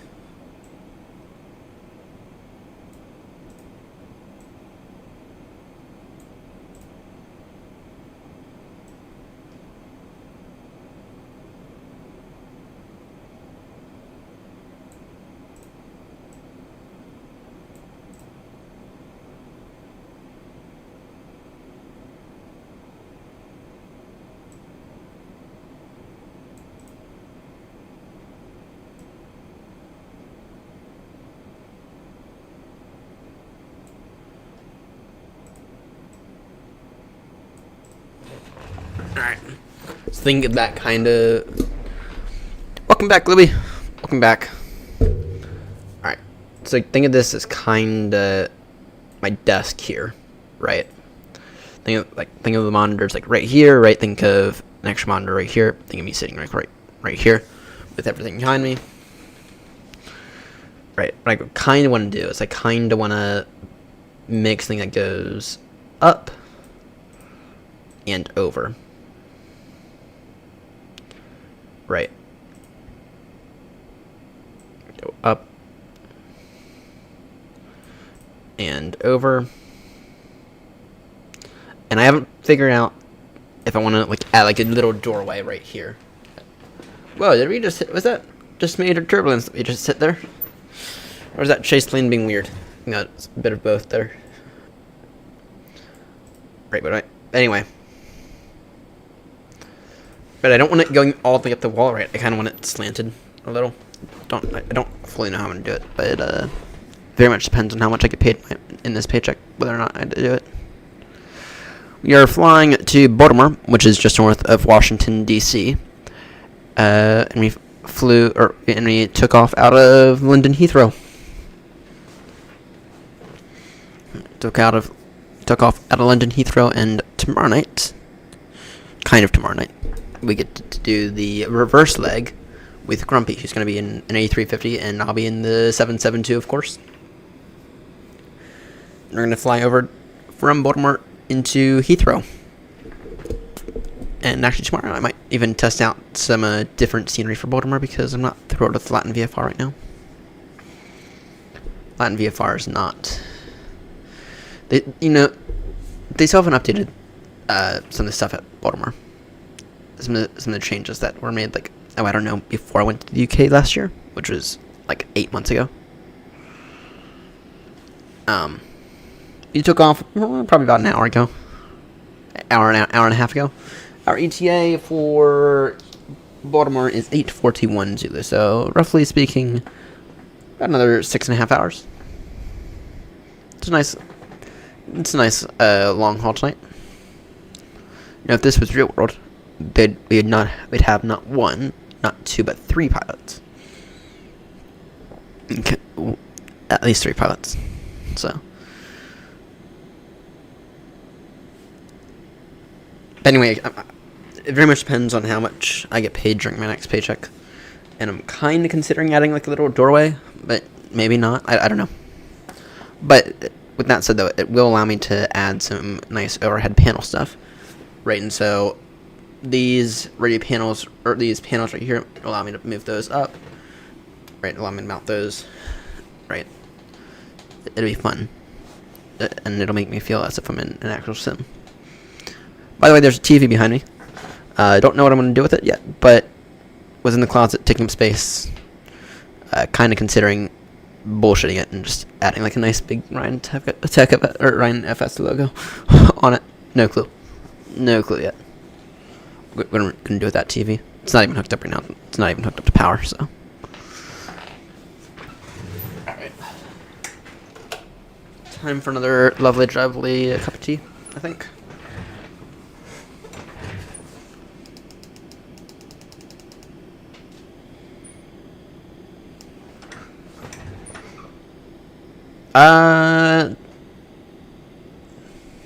Yeah, you're right, 5. No, about 6 hours from now.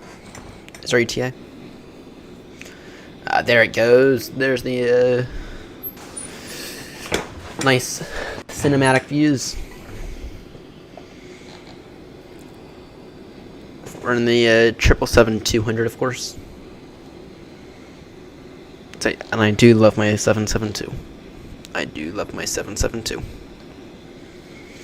I think the 772, the nice thing about the 772 is that it's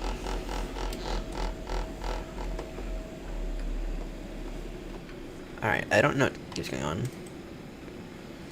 Oh really, guys? You guys said you're traitor, you didn't like the stream. No, I'm joking. I'm joking around. Seb is the only one who doesn't need to like the stream, because he essentially owns half the channel at this point. He set up the Discord, which I will be formally launching next week at some point. He is building a website for me, which I'll be more formally launching at some point next week, is the goal. Right, he's the one who's going to be managing all the business stuff. Well, kind of all the business stuff, but all the fun stuff.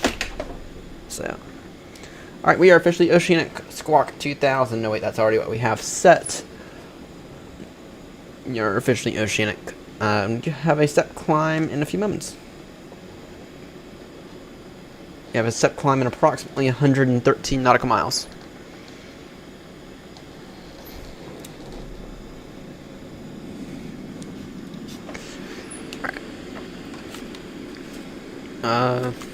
I'm curious about something.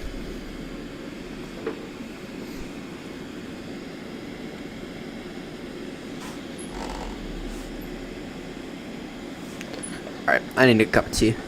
Another one. Because clearly I'm failing. Clearly I'm failing without a cup of tea.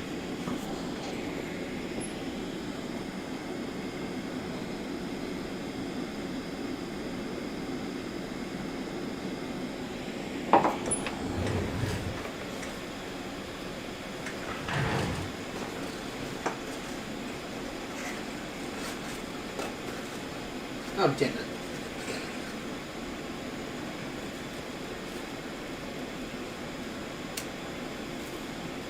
Sorry, freaking teabag just ripped on me. Causing a massive mess.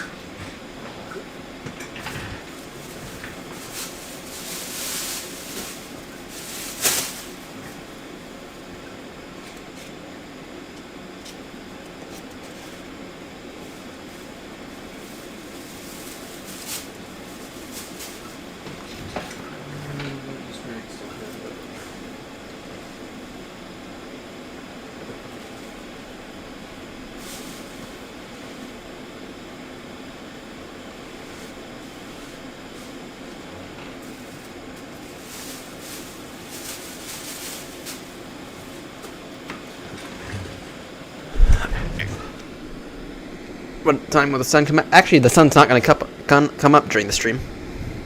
And we get to do the whole thing in the dark. We get to do the whole thing in the dark today. Because we are traveling westbound today. Yeah, we're traveling westbound, so what that means is... Oh, it means we're traveling westbound. But no, what that means is that we're going to stay in the dark. Because our ETA is 3 a.m., nearly 4 a.m. local. So, and I know that it's 4 a.m. local because I frickin' live here. So the sun's not going to come up during this one, unfortunately.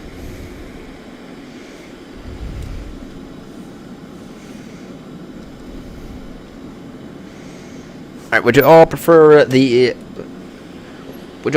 view, or would you prefer the cinematic views from Chase Plane?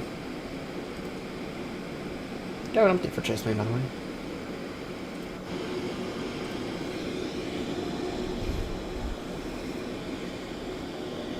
Y'all prefer the cinematic views?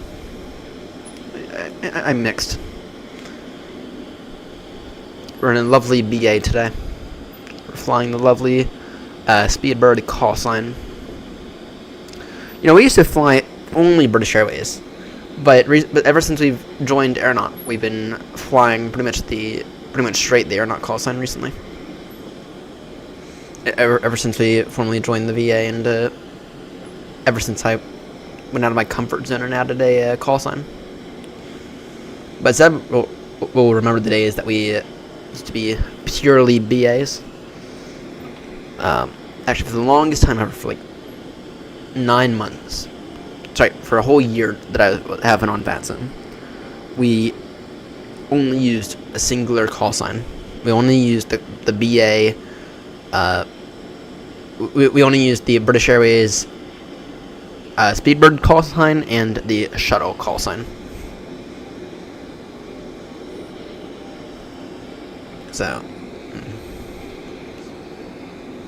alright. Anyway.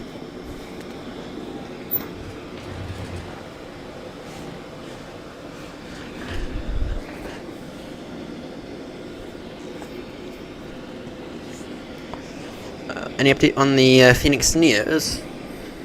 I'm curious on when the Phoenix Neos are going to come out.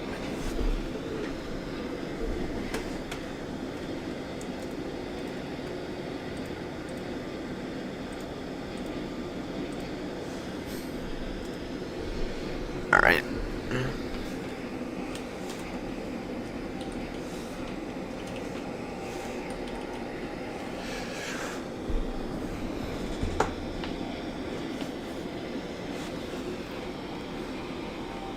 We have a step climb coming up, and actually, let's go ahead and do the step climb now. No, I'll wait for my tea. It'll be step climb to 360. Alright, everyone, pay attention. This is how you do step climbs. First thing you're going to do for step climb is come over here, put this in, make it your new altitude. So, our altitude currently is 3. Right now we're sitting at flight level 340. We're going to climb to flight level 360. Right, that's our step climb, and we're doing it by 2,000 feet, not 1,000, because of traffic patterns and direction of traffic. All right, the next thing we're going to do is when it comes time, which will be in a few moments, we're going to type in 360 in the scratch pad here. By the way, this here is considered the scratch pad. How long is the flight took? We've been in the air good. Oh, coming up to an hour and a half. I think our official departure was 2:05, if I'm not mistaken. Alright, roughly 60 miles we get. That's fine. We're going to put that in up here. In the new cruise altitude. Hit execute. And announce our thing on Unicom. Traffic Speedbird 22 Bravo. Heavy step climb now from flight level 340 to flight level 360. Traffic.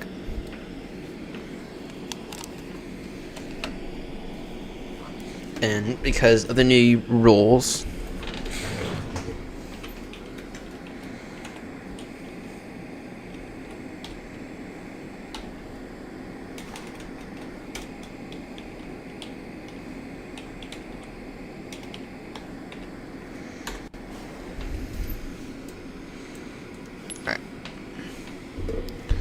for anyone who did not catch it, we did get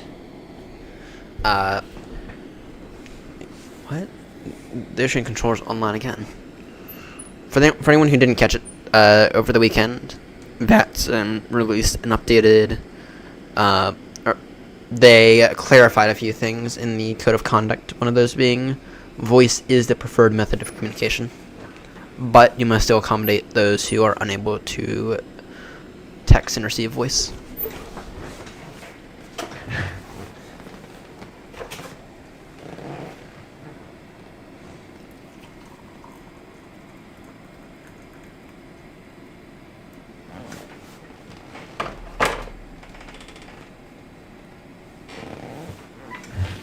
Alright, let's see.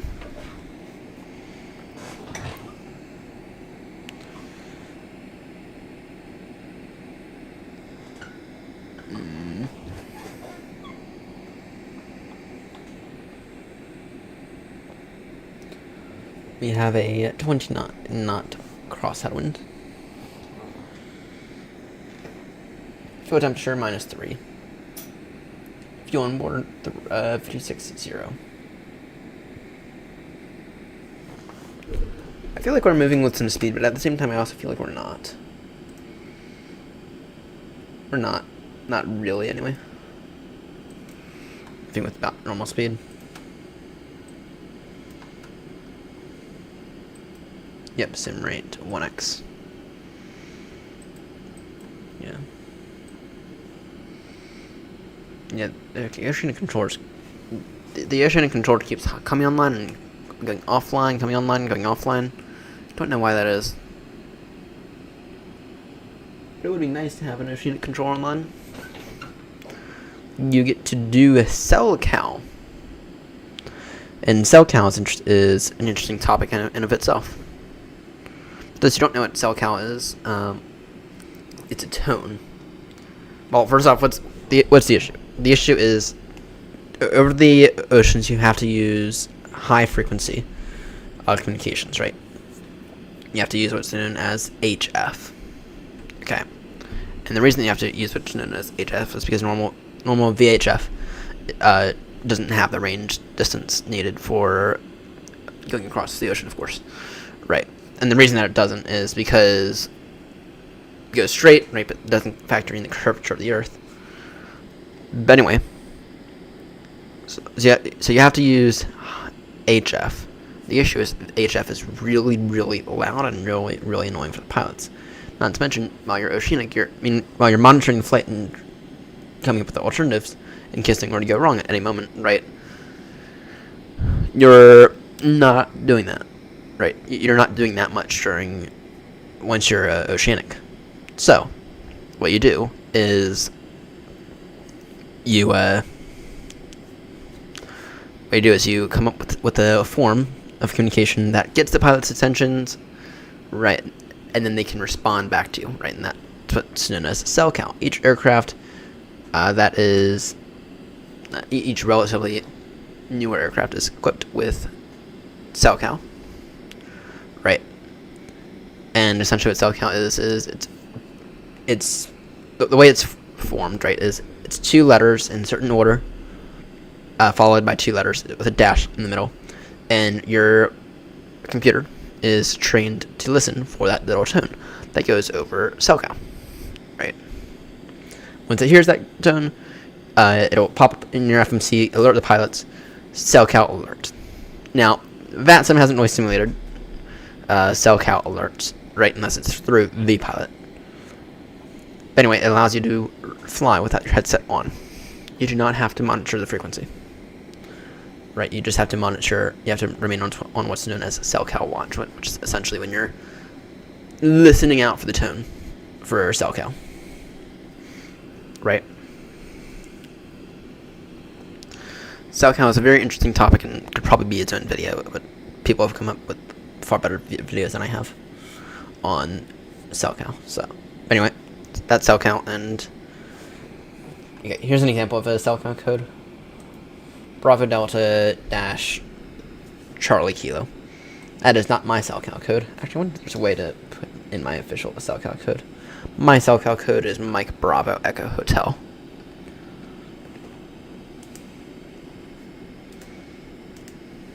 Aircraft. Equipment, maybe?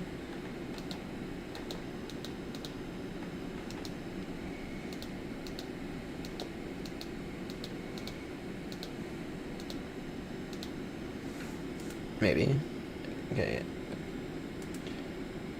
Option simulation be dim. Don't think they've simulated it at all in here.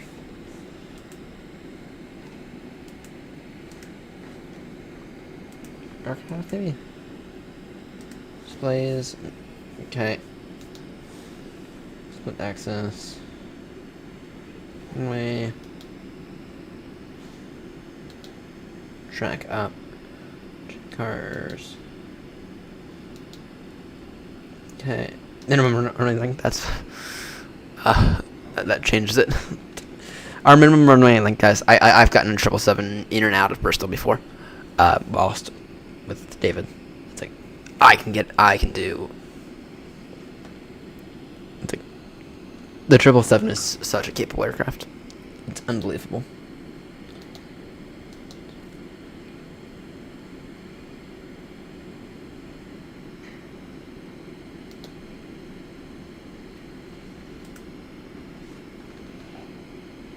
Damn, I don't know.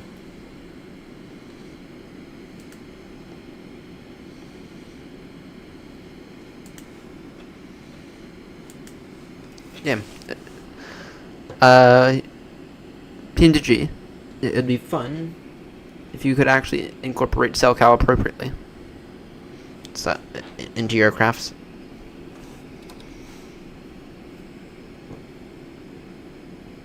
Alright.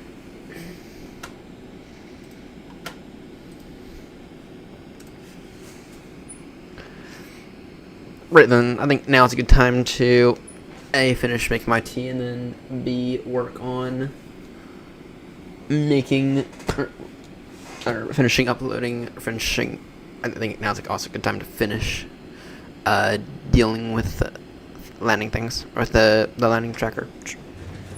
I haven't made any progress on it since the other day.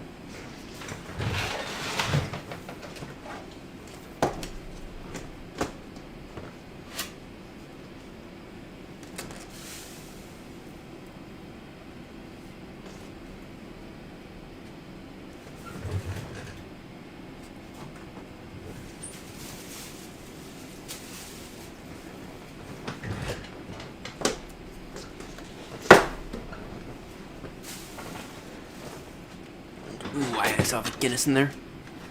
I guess the ocean controller online for good now, or are they going to disconnect in a few moments? Yep, they're gone again. Ocean controller is gone again. And I don't know what keeps happening with the oceanic controller. Keep hopping on and hopping off. Maybe it's a connection issue?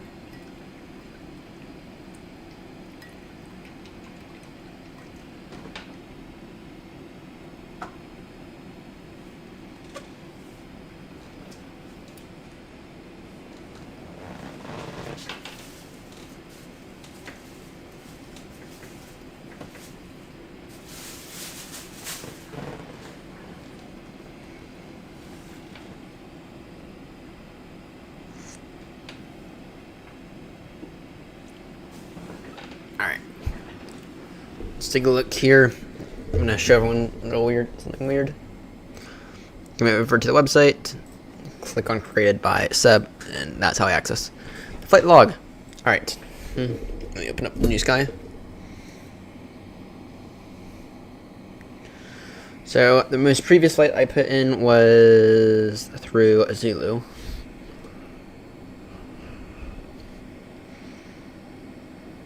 Okay. The next one I'm going to put in is Sierra Bravo Foxtrot Zulu through Sierra Bravo Romeo. Callsign AirNott 36 Romeo. Now that 9.88, was that a crater? No, that was a freaking butter actually. And that was on the 24th. And that was in the 772. Add flights. The next one was Sierra Bravo Romeo through Sierra Bravo Golf Lima,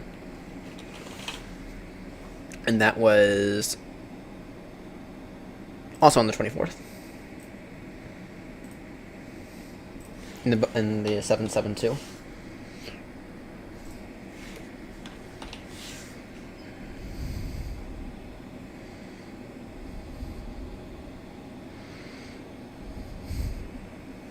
That one was solid. Flight.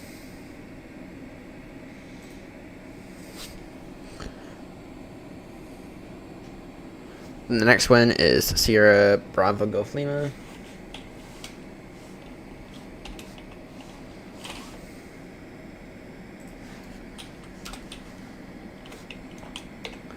To Sierra Bravo Golf Romeo.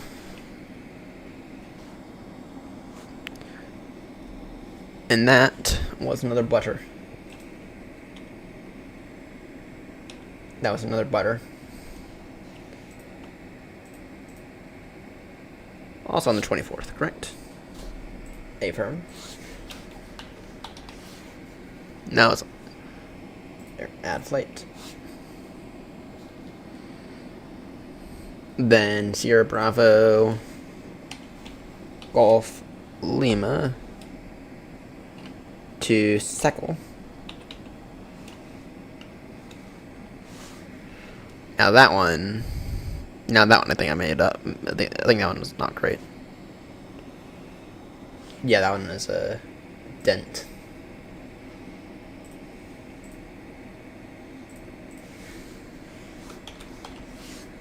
That was in the 777-200. And then it was from Seckle to Sumu.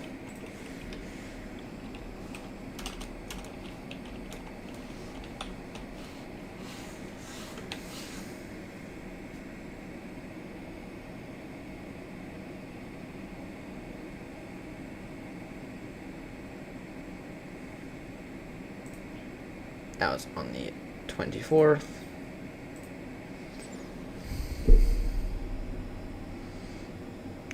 In that one, I think I had a bit of an issue landing.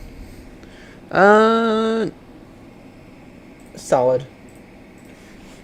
B772.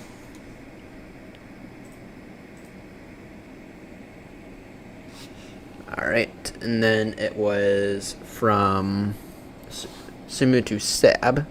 Or to save.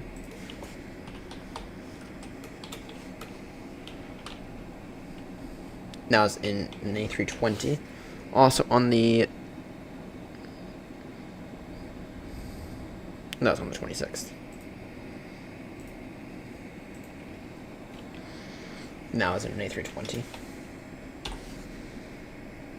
And that one was... I remember that one being quite hard, I think. No, that one was actually solid. No, that was the wrong one.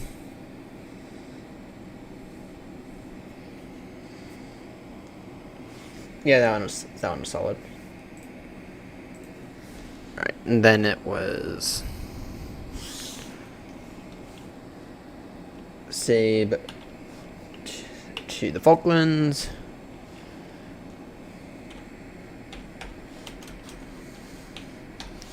And that was on the 27th.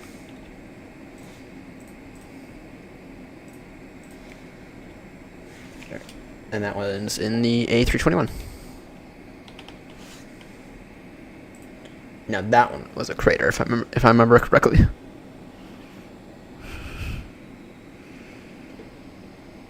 It was a dent. It wasn't quite a crater, it was a dent.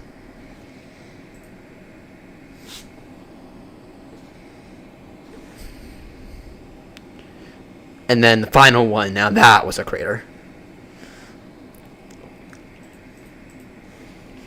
Okay. Echo Golf Yankee Papa. To hotel.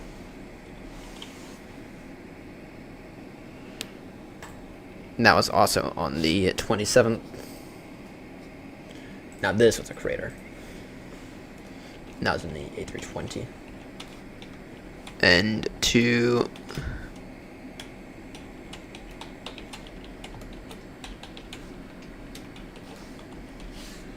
yeah, now that was a crater. Alright.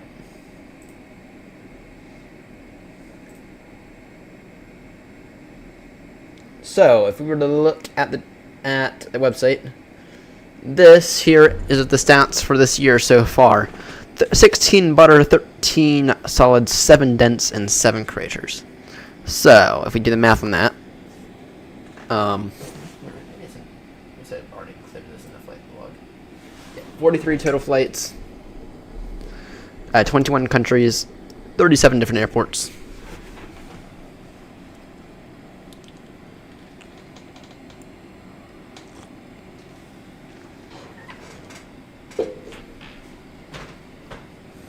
Heathrow being the big one. So now Eddie having more visits in Baltimore.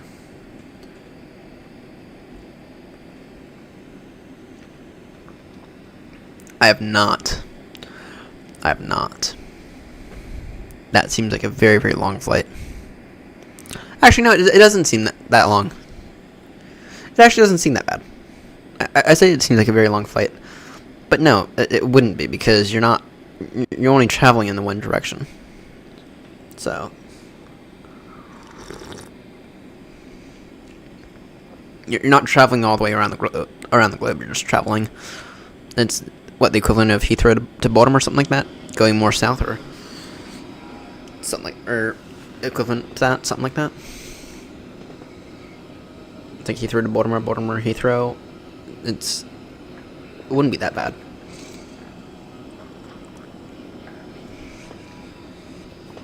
Oh, it's 9 or 10 hours.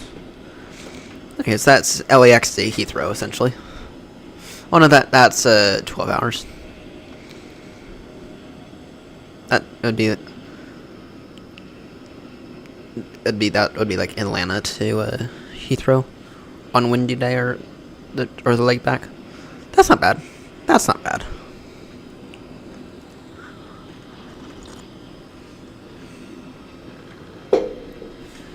Remember, solid landings are good landings. Just remember that. Solid landings are still acceptable. I mean, obviously I want to get the butters up, but of course that some of them are still really good that don't quite qualify to be butter. Right, it's where we enter into the dents and the craters that we have issues. So we're out of 43 flights so far this year, we're at, what's the number there? 16 plus 30.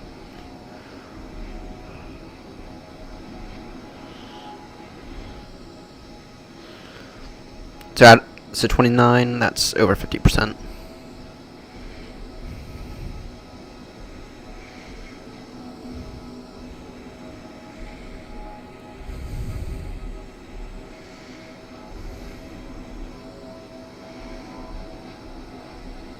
So far, 2/3 of our landings have been reasonably good. Good enough. Good enough for me.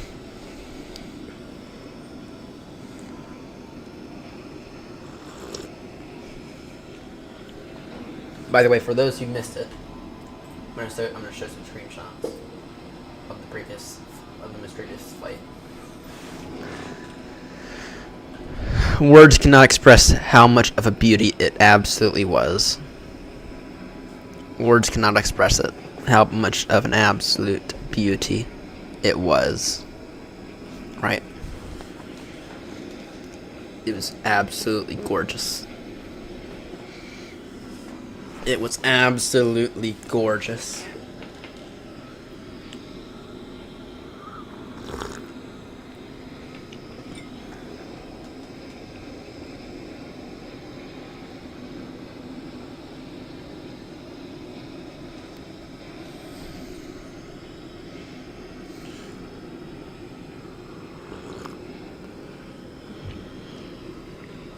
Alright, is the Oceanic Controller online for good now, or is it online for...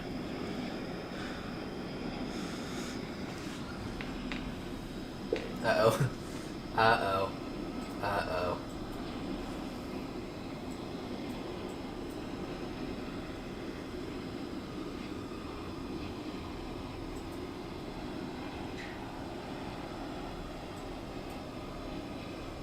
Did you crash? I don't even see you on the map anymore.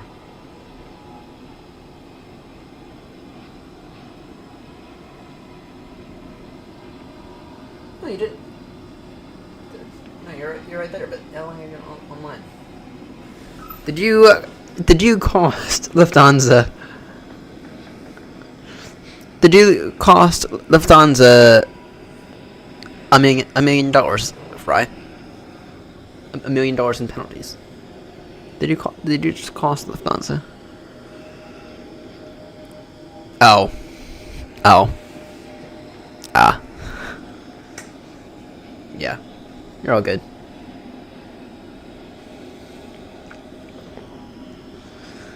You're all good.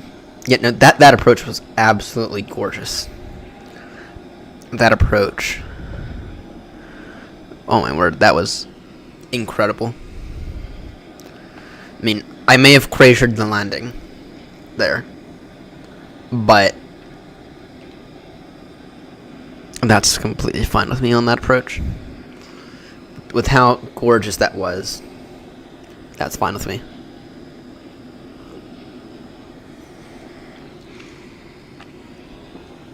That is fine with me. Cratering and landing on that, absolutely stunning approach. So,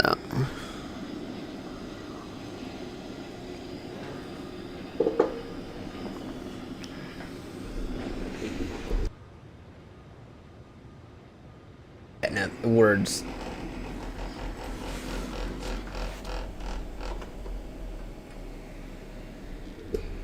Alright, I will look at that now.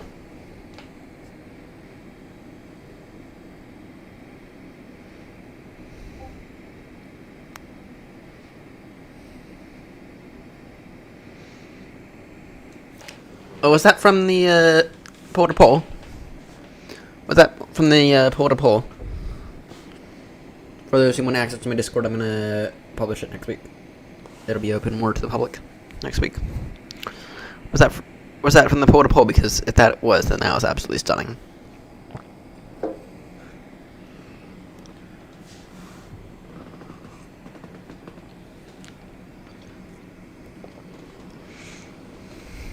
If that was the case, that was absolutely stunning. Here's close Discord.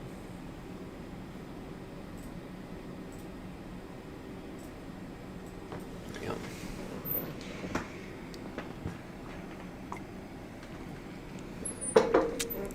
Yeah, Grumpy was he wasn't right on the money with that tour. He was right on the money. And if anyone's ever looking for a challenge, I recommend there's an airport just off the coast of Brazil, Icao SBFN. That airport name Fernando something. I whenever I go there, I say Fernando traffic. It's kind of hard to pronounce, A319 on A320 only. But it is a challenge, and it's a nice challenge as well. So, highly recommend SBFN if anyone is interested. That's the AKO for it, SBFN. Now but oddly enough, it's not as challenging as it should be, right? Because if you go into Google Earth, you actually find out that it's not trees, it's bushes. But you have to look into Street View to see that, which is weird.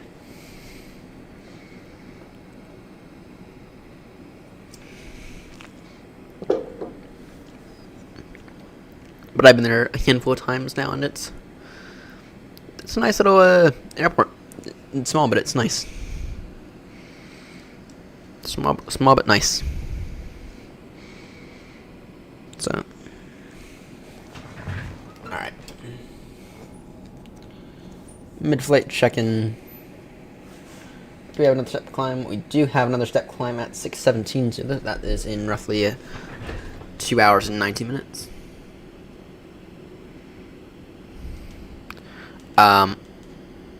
Fuel temperature -4. So that is getting a little lower, but that's fine. That's fine as long as we don't dip below about -30. Once we dip below -30, though, we have to descend. We must descend if we dip below -30. So, went to the beach today and saw a pot of. Oh yeah, I forgot you guys are in a different season than us. So I have to say, we are pretty damn cold right now here in the U.S. Centigrade temperature, it's not supposed to get above like 3 or -3 for like the next week and a half, at least here on the East Coast. Actually, we might be setting a record here in terms of coldest weather. We might be about to set a record.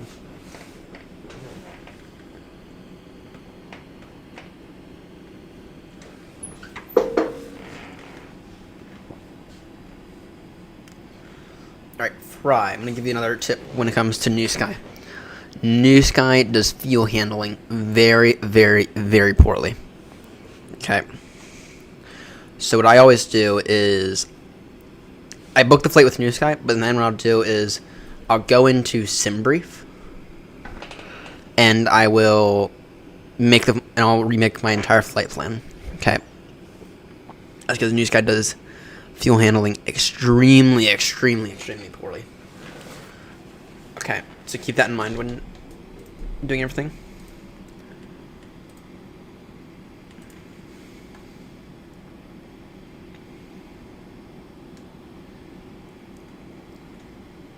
So, but I mean, I've had New Sky bash me for a mistake it's made itself, right? In terms of fuel. It's completely bashed me with like a ton left, which is nothing. A ton left is nothing. So,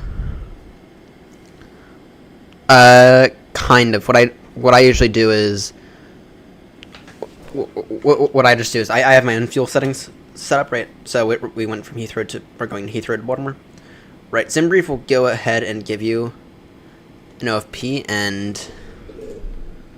Right, SimBrief this can connect to SimBrief, and it does, but its fuel handling is very, very poor.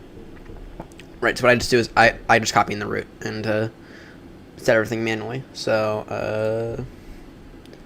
if we were to open up today's flight, right, this is Speedbird 22 Bravo.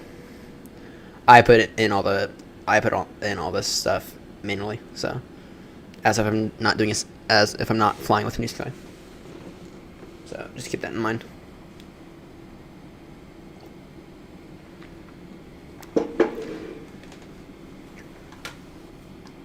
Alright.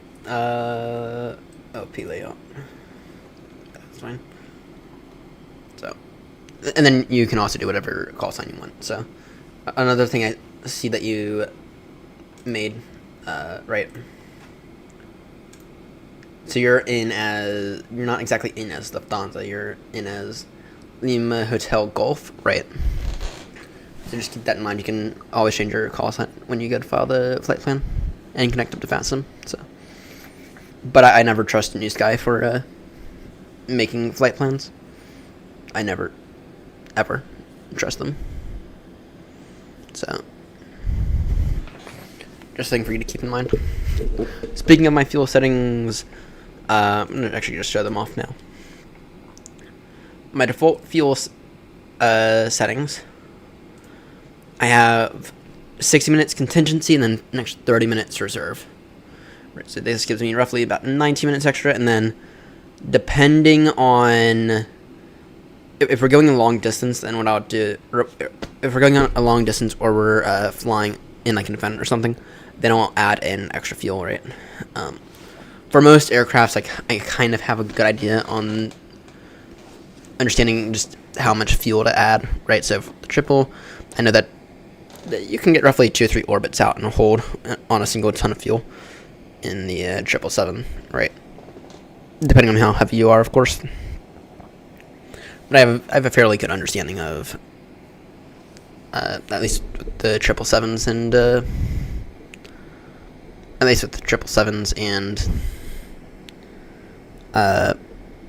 A320s of their fuel handling and how much fuel they like to use up and all that stuff. So, but don't use Newsky for fuel planning. It is pretty horrendous.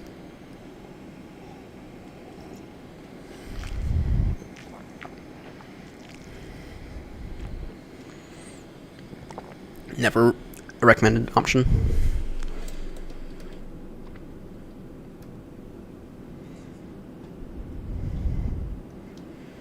What happened?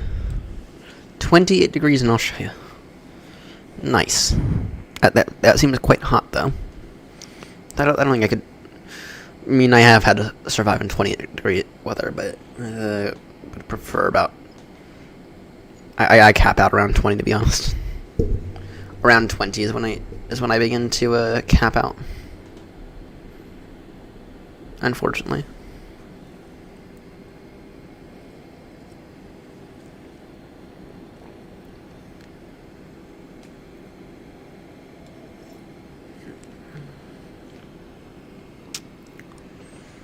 Yeah, 20 degrees is when I begin to have issues.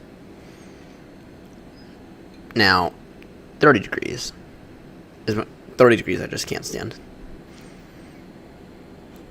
But then I'm fully. I say that, but I'm also fully capable of working outside just fine, going down to about minus 10 degrees centigrade.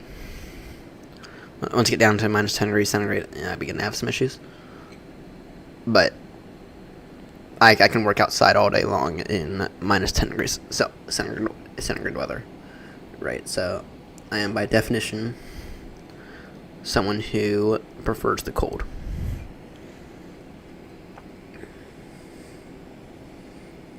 A lot of people have issues going outside in like 3 degree, 4 degree weather without a jacket. It's like, that's nothing. It's like, grow up, guys. Well, they don't say like that, but you guys really can't go outside for like 5 minutes to run to check the mail or run out to the car. It's because Lufthansa requires you to start the flight 60 minutes before the flight.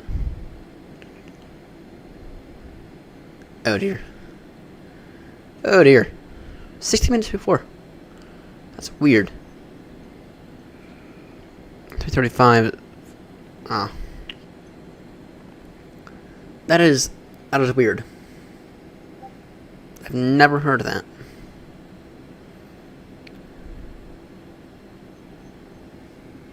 Just make sure you don't get billed.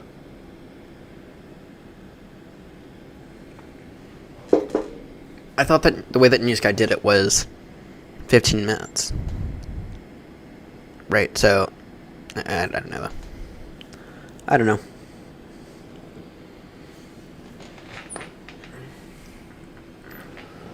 We are hitting a little bit of turbulence. Now might be a good time to turn the fasten seatbelt signs on. Oh, there are. Let's turn those guys on, just make sure all the passengers are strapped in. Ladies and gentlemen, this is the captain speaking. At this time we have entered into a little bit of turbulence, so please remain strapped in with your seatbelts on. Cabin crew, it is good for it. Cabin crew, you are fine to continue your duties. It will only be light turbulence. Thank you. Lufthansa set to custom limit. No, that's fine. No, that's fine.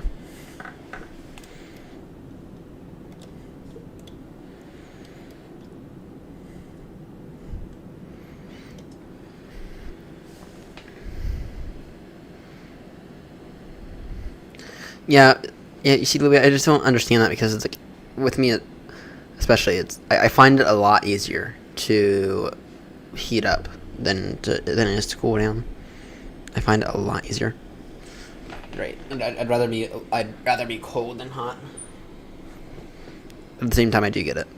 I mean, I say I don't get it, but it's like I do understand.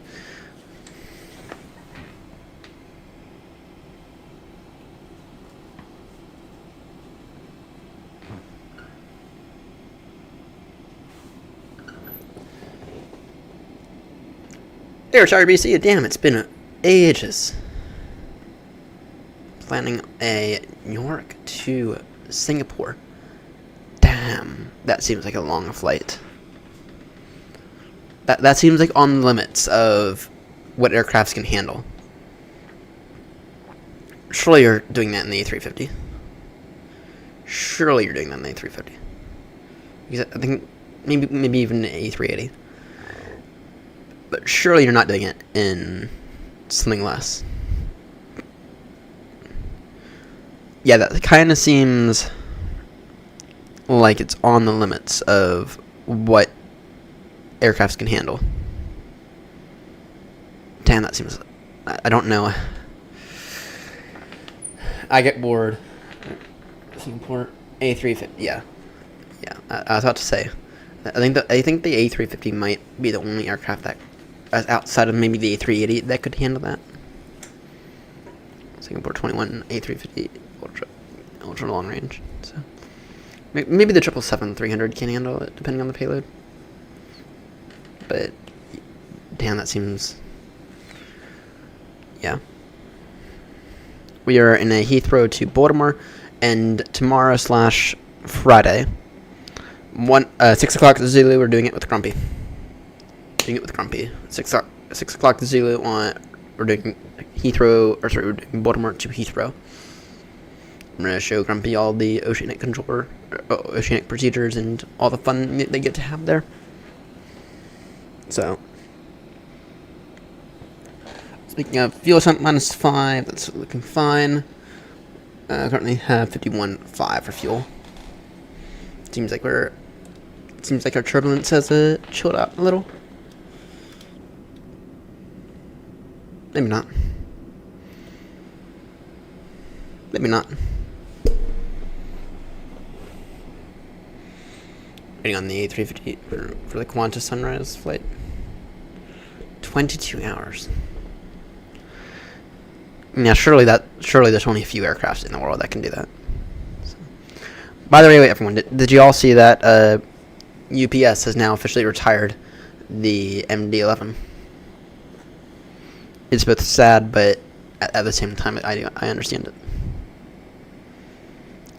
Yeah, the MD-11, FedEx is going to do the same here soon. I have a feeling, and I think those two are the only carriers remaining of the MD-11. I think the MD-11 has reached its end of life. So, I think what happened was with UPS is after that crash they saw. Well, after that preliminary report, because people didn't see the preliminary report and some information from the NTSB came out regarding the structure of the pylon. And essentially how Boeing kind of knew that it might happen.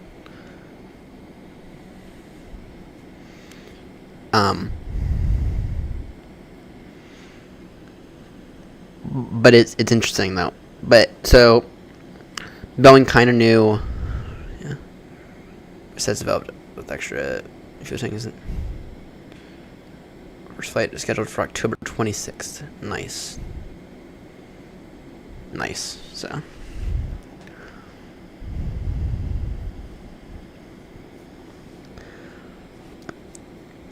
But anyway, so I think what UPS most likely saw was these planes are going to be grounded for the next 6 months minimum. Right, so they're not making any money. In addition to that, you probably have to work on replacing all the pylon structure with the newer one that Boeing recommended. Right. And so I think UPS probably saw was they could either retire this fleet of aircraft that they're already looking for an excuse to get rid of, or they could spend millions upon millions of dollars replacing all the engine pylon structure things that with ones that actually work and continue to fly an aircraft that's really bad. So yeah, I think UPS, to be honest, was I think they were looking for an excuse to retire the 11. So, Qantas is doing it a Heathrow to Sydney. Nice. Yeah, I'd be retraining the pilots as well. I wouldn't be surprised if they were to keep a few pilots or find a few pilots to fly them to final destinations once they're airborne. So.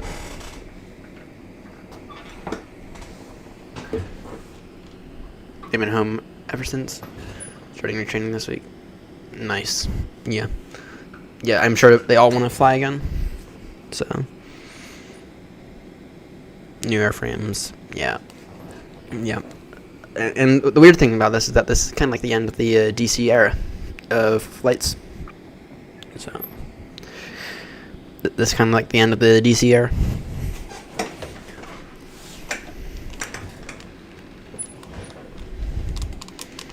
But anyway, yeah, I think FedEx is probably next in terms of retiring the MD-11. I don't know what they're going to do in terms of trying to get them out of busy airports. Right, I don't know if they're just going to park them. So yeah, but the thing is that they're still grounded, right? At least I thought they were still grounded until further notice.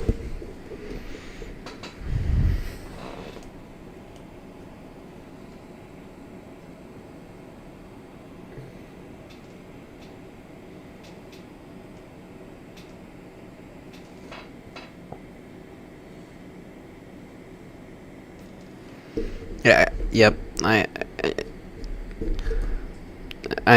think they're still all retired, or I think they're still all grounded though. So they're getting ferry permits. So essentially, fly them to their final destination, accept the risk, and that be it. Yeah, I think FedEx is next. I think FedEx is gonna ground them here with the next. I think now that UPS has done it. I mean, UPS didn't operate a small fleet of those either. I mean, UPS. Yeah, I mean UPS. Or I think FedEx. Yeah, UPS operated I think 26 of the aircraft type, if I'm not mistaken. But FedEx is next. So FedEx already started retraining crews on the 777. Yeah, that seems about right. FedEx MD-11.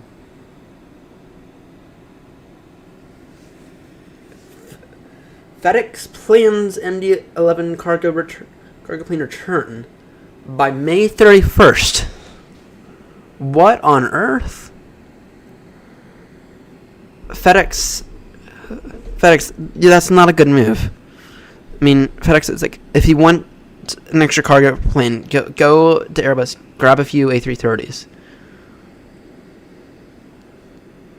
is grab a few A330 freighters, FedEx, but probably don't want to operate the type again.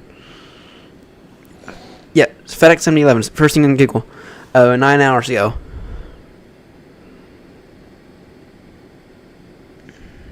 9 hours ago from Reuters. FedEx plans MD-11 cargo plane return by May 31st following UPS accident.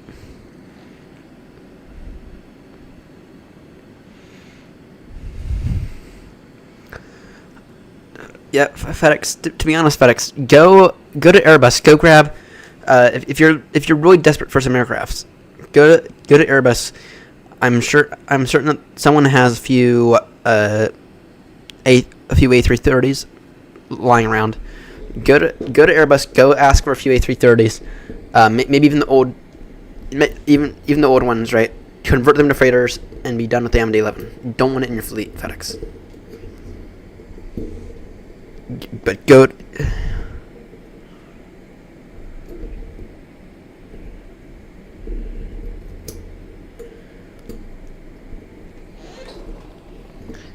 Yeah, that is weird.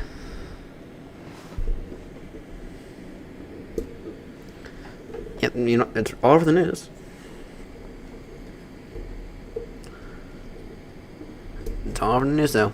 Reuters.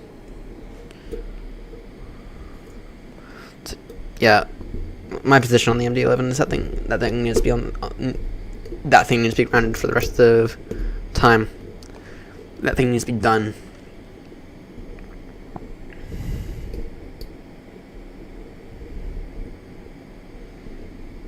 Qantas.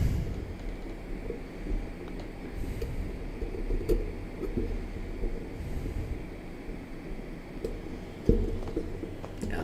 Now I wonder if they're only trying to, and I have to wonder. So I have to wonder with FedEx, are they only returning them because they need are they only returning some of them to service because they need the planes? Which, if they need the planes, then okay. But still, I mean, I'd still go maybe to Airbus or someone, or even Boeing, try to get a few old aircrafts. I mean, hell, the fucking 747. Bring back. BA has plenty of 747s sitting on the ground somewhere.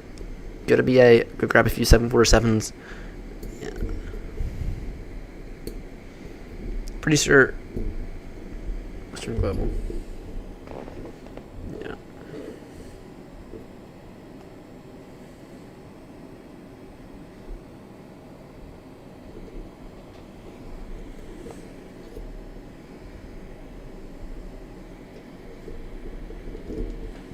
Maybe. But yeah, no. But what Western Global shouldn't even get them, right? They need to go to the boneyard. They need to go to the boneyard. I'm sorry. That's my official position on them. They need to go to the boneyard.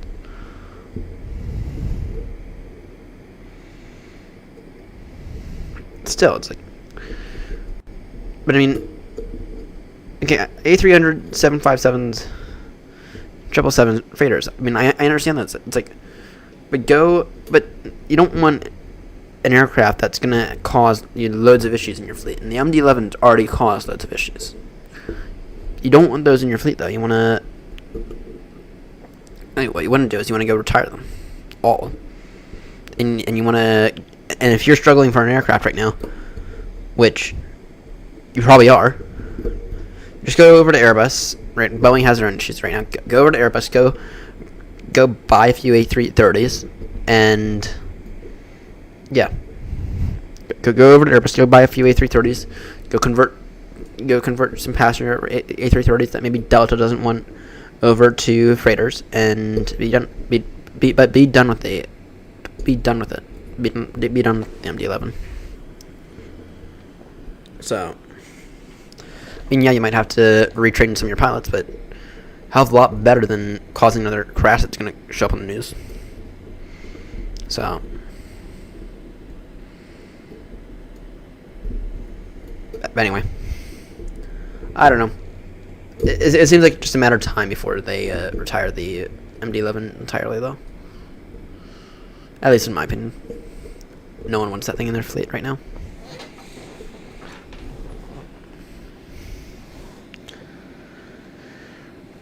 Alright. Fuel temp -5. Current ETA for Baltimore, 840 Zulu, estimating 19.3 tons of fuel on board. Oh, nice, Fry, nice. Maybe. Not on site.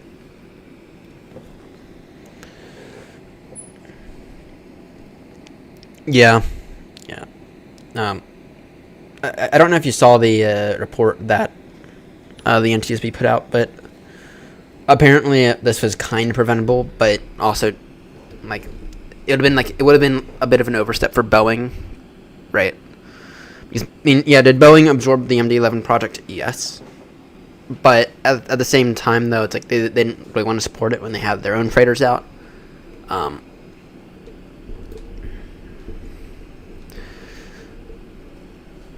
But when they found out that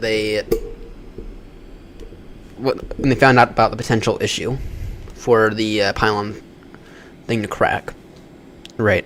What they found was that Boeing did what they needed to do. They recommended, look, if you see any kind of protrusion here, replace the part, right? You don't need to replace it until you see any protrusion, right? That's what Boeing said. And here's the new certified part to replace it with. Right.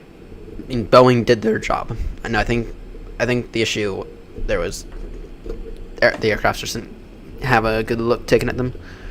Right. I mean, this UPS one, I have to wonder how long has it been cracked for, and if it's been cracked for only a small amount of time, then I don't know. But maybe once every 3 years instead of every 5 years, taking a look at them. 5 years seems kind of extreme for anything on an aircraft, especially something that essential. I mean, I do understand it. I mean, I do understand that you have to crawl into this to this tiny area and officially document everything. And I mean, I understand it can be a bit of a pain, and that it's not really an aircraft that it's not really a part that you'd want to do that you can really access on a walk around, right? But still, you should kind of do a little bit better.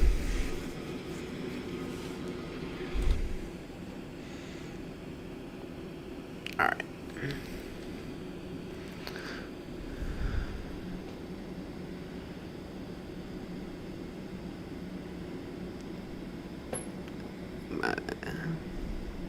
Nice. Nice. So, nice.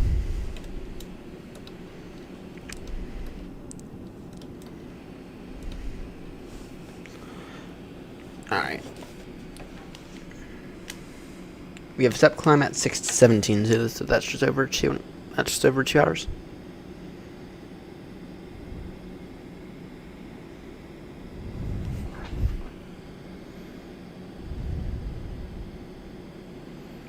We can't. Yeah.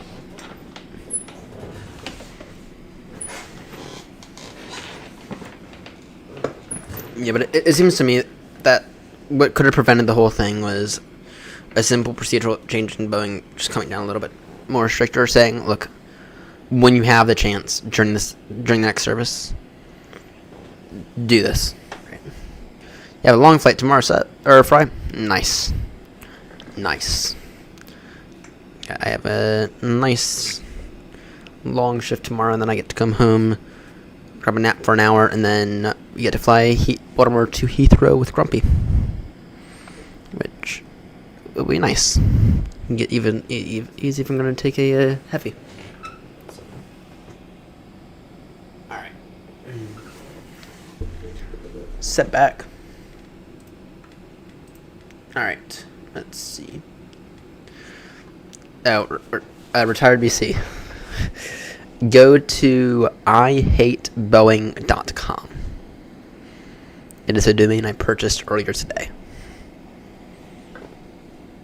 and probably you can do the same. Go to ihateboeing.com. I don't know if the www works. I was having a hard time getting it to work earlier. And there goes my bad cable.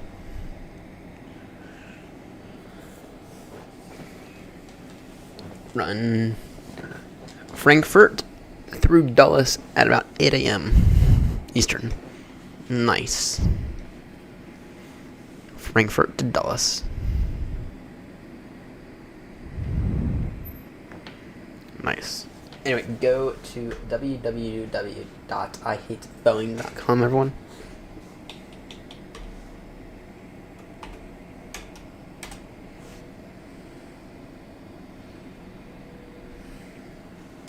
Or I don't know if the www not works.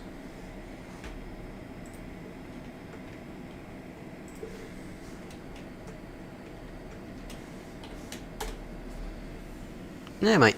It might. It links straight to the new website for the channel, which, to be honest, I'm kind of tempted to just use the www.ihateboeing.com link, because it's freaking hilarious. It is freaking hilarious.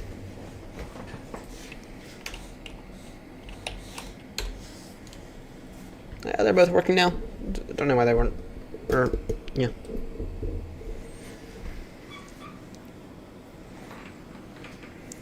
Alright. Now, I'm going to show everyone something else. This is a new website Seb's been working on. Okay.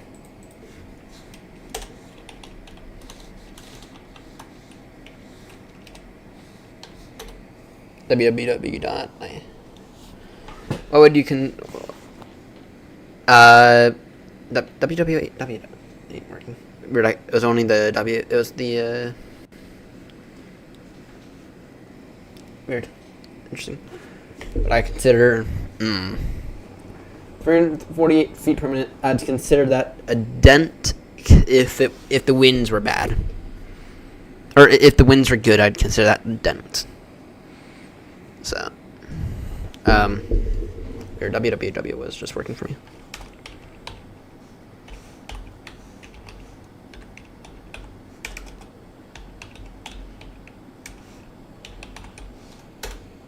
Yeah, the www works fine for me.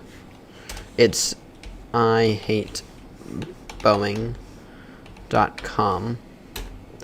Both working. I don't know. Alright, you guys get to help me troubleshoot. Hi, welcome back, Seb. Seb, I need your help here. I'm gonna give everyone a link.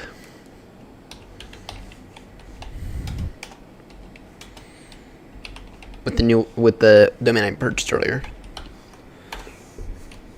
Let me know if that works, and then also let me know if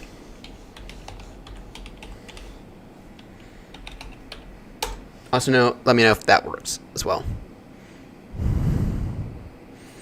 because I've had luck with both, but it's been inconsistent, and I don't know why it's being inconsistent.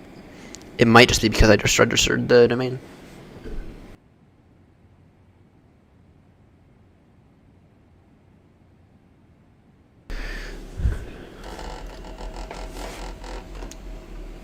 Okay, I think my yoke's disconnecting. I think that's my issue for today. Alright.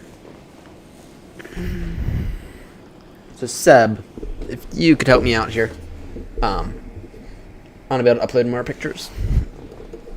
More pictures would be nice. More screenshots. Yeah. Both of those, I've had luck with both of those websites, or with both of those links. Anyway, so Grumpy and I were joking on the AirNott Discord earlier, and someone said that, and someone brought up the name of ihateboeing.com, and I was genuinely curious, was that a real website? And apparently no one had purchased the domain, so I went ahead, I looked on Namecheap, and I found the domain for literally. I found it, and it only cost me $12, and I was like, sold. And I got $23 I could spend on the channel right now. Sold immediately. I'm kind of happy I did. Right.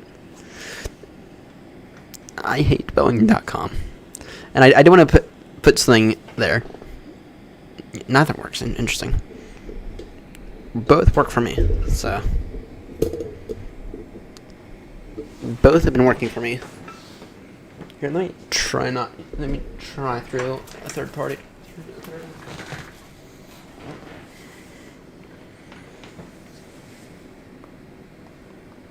And oh great, this thing's basically dead.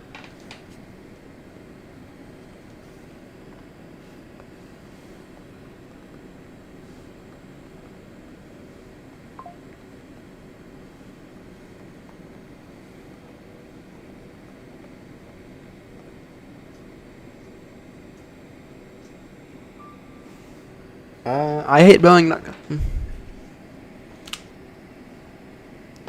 Yeah, now it's working for me, so. Alright, let me quickly find a charger for this iPad because this thing needs charging. Stand by.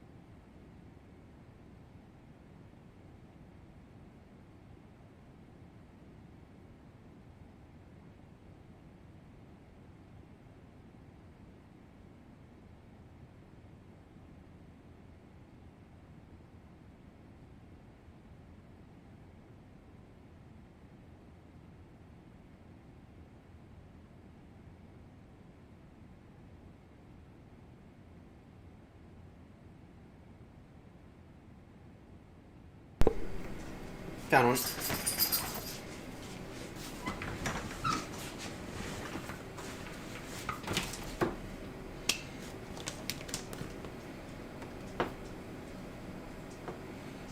What's this?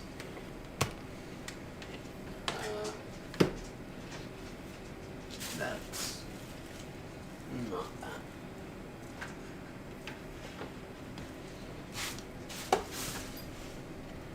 Wait, yes. What's this?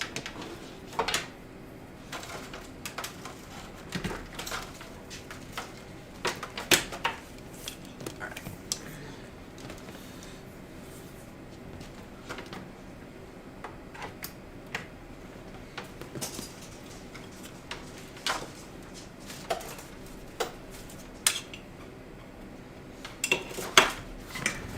Ladies and gentlemen, I introduce you to the mess of my setup of constantly finding cables.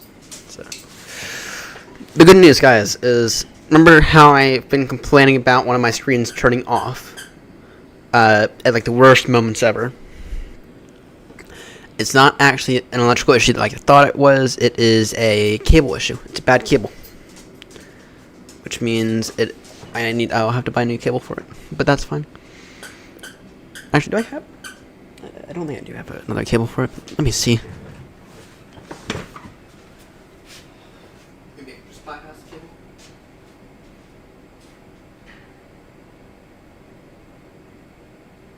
I know I can't. It's a special HDMI to well, actually, maybe I can. I can bypass the cable. use a different one.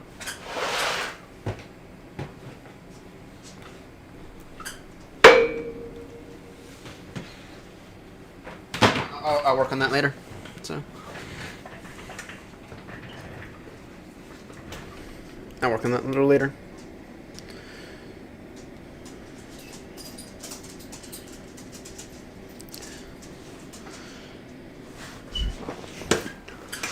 I'll work on trying to swap out the cable for this monitor here a little later. So, but yeah. So when I rewired the setup, I found the monitor that consistently went off went from this one to that one, which is fine. But what that tells me is that when I accidentally swap the cables, it tells me that my HDMI to, or that my DisplayPort to HDMI cable is bad, which means it's not an electrical issue, which is a big, massive thumbs up. So that's a big, massive thumbs up.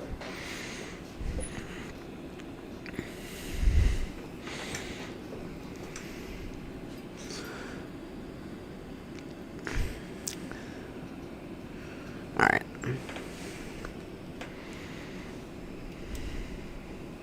Fuel temp -6. Total fuel on board 46.2, estimating 19.3 tons of fuel when we arrive.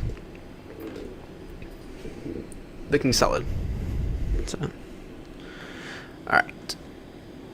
So, Seb, I'm gonna, in the Discord in a few moments, I'm gonna begin to put in all the hardware that I have, right? And then after I build my little enclosure, potentially this week, what I'm going to do is I'm going to, I'll send a photo, and then we can add that to the new website as well. Actually, I'll go ahead and begin to type up everything in the Discord right now.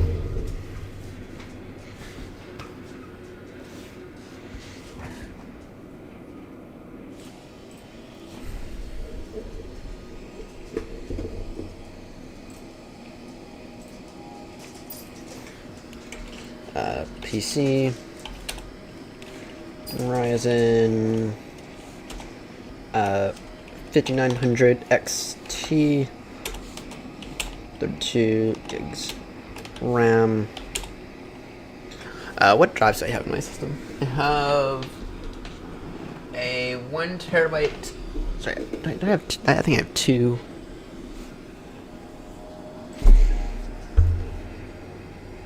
You know, for those curious, I know that this is probably like bullshit to everyone, but for those who are interested, I have 4 drives in my system.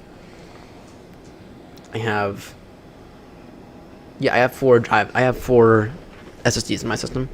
I have 2 1 terabyte SSDs, then I have 2 500 gig SSDs in my system. So, what's this? Oh, I remember that.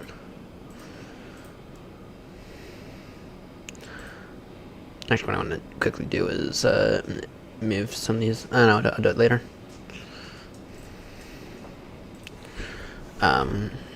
2 1 terabyte SSDs.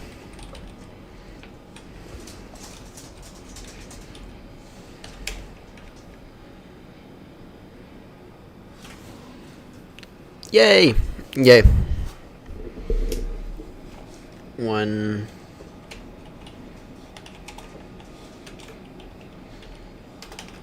NVMe, then 500 gig SATA.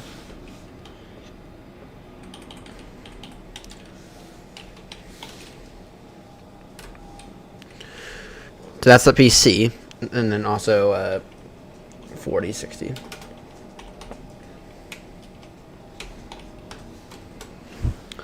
Alright, and then in terms of the setup, damn, I have a lot. It's kind of hard to keep track of everything that I have now. I have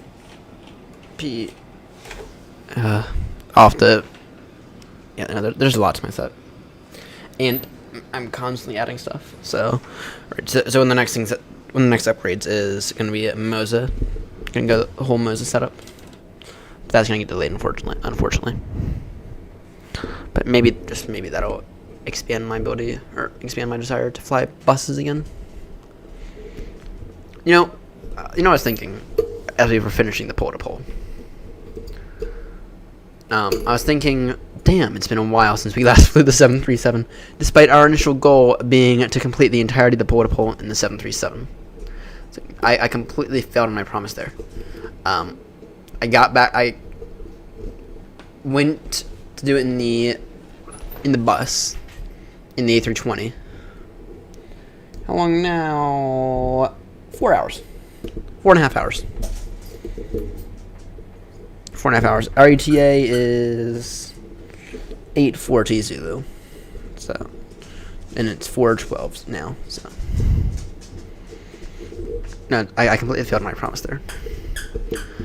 And I don't know if I'm gonna do any tours completely in the 737, but it has been a minute since we flew that thing. It's been a solid minute. I don't know why it's been a solid minute, but well, I do actually kind of. So, News Guy put out something.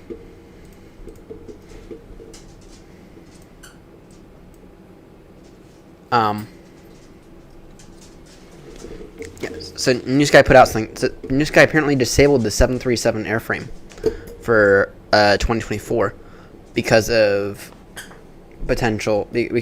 pause/unpause issues with the PMDG 737. So that thing right now, in a way, is kind of in the hangar. But I promise we'll get back to flying the 737 again. I promise. Because I am enjoying flying the 737. I don't think it's the safest aircraft in real life, but it's been fun to fly.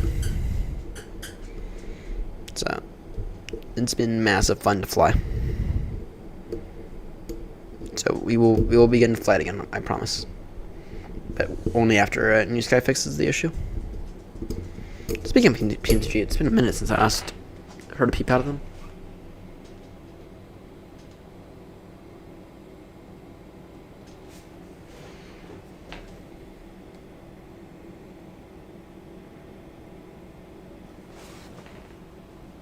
January 28th. Heads up, we are experiencing a technical outage affecting email services at PMDG. This has had a ripple effect causing problems for support systems report team. The problem is being worked on at the data center, and we'll post an update here soon, or when the issue is. In the meantime, I apologize for any disruptions. Okay, update as of 0300, so that was not ago. Not found. They've identified the problem. Not found a solution. The software vendor is involved and actively investigating. You're in contact with both teams. 30-minute intervals. Host update once the news changes again. Okay.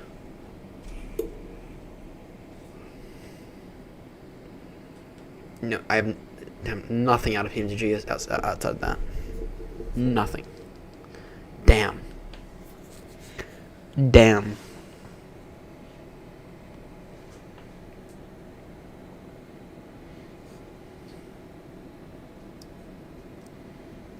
Wow. Brutal. So, yeah, have they really not gotten out the dash any of the other 737s? Have they really not gotten any of those out yet?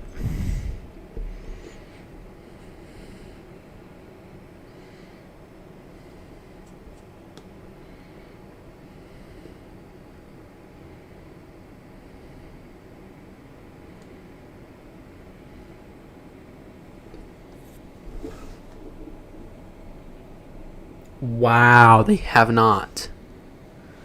Calendar invite, Roger.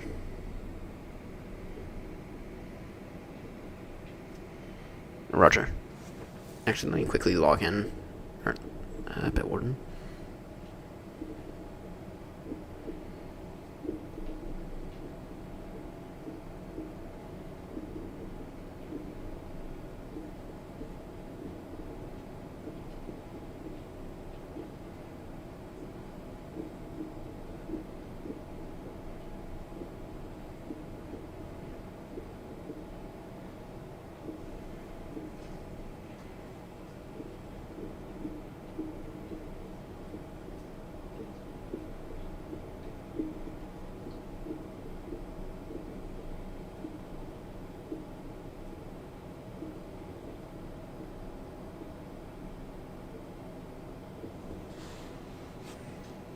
Asking for 30 days. Where's my phone at?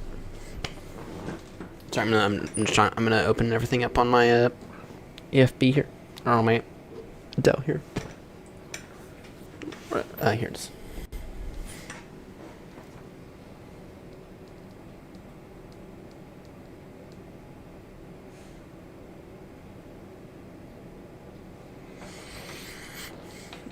Authenticator.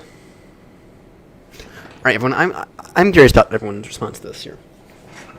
Does everyone prefer, like, authenticator apps, or do y'all prefer, or do you guys prefer the way that Microsoft does it with the Microsoft Authenticator app? Well, I guess a better way of putting that is, which Authenticator app do you guys prefer? I use a mixture of Google Authenticator and Microsoft Authenticator.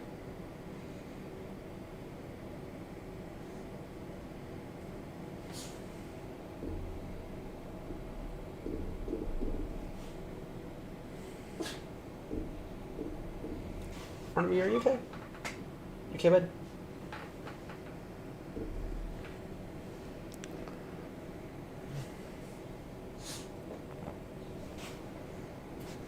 Settings.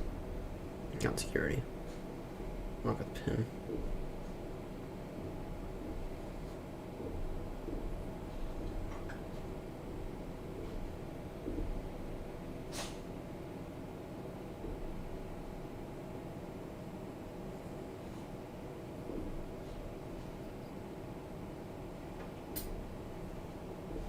Alright.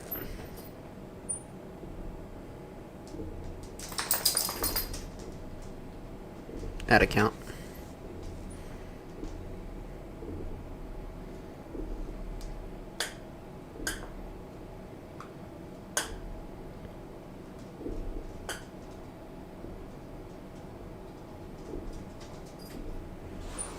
Seb, I am working on accepting that right now.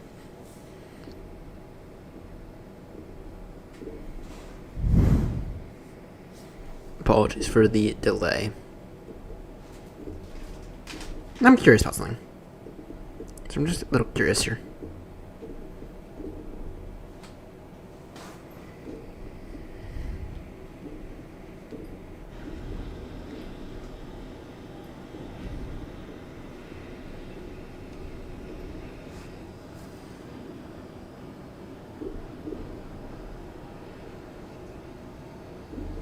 I'll deal with that later. Alright, add another account.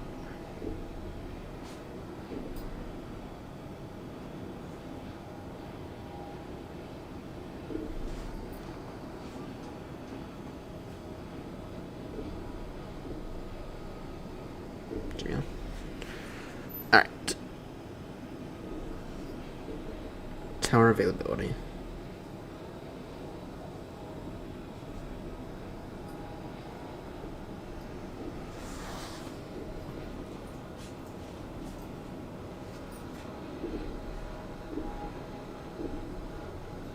Invite.ics.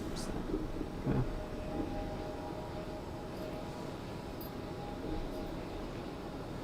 Close.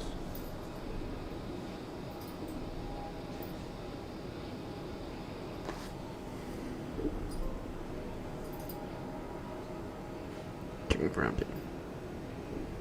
Not annoying. Alright.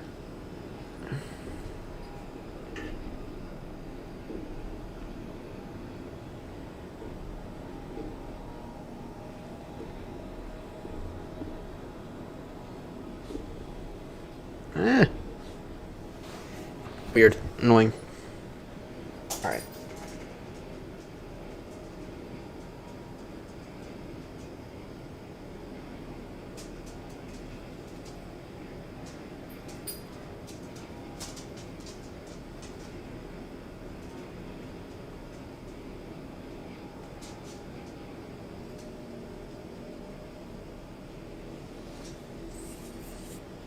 I don't know how to accept this. Invite ICS. Unable to launch event. Anyway.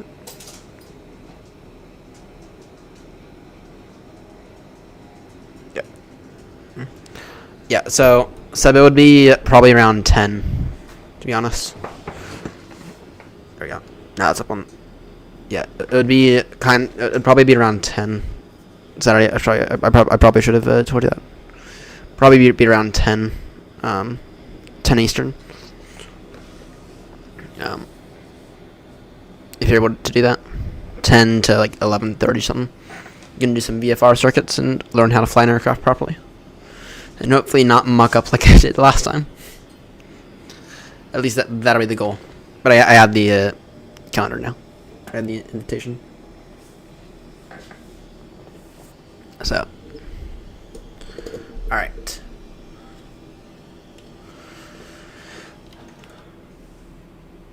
We are hitting some massive turbulence right now. Massive turbulence. And the ocean controller's not online. Sad. I see Fry is on approach into Frankfurt.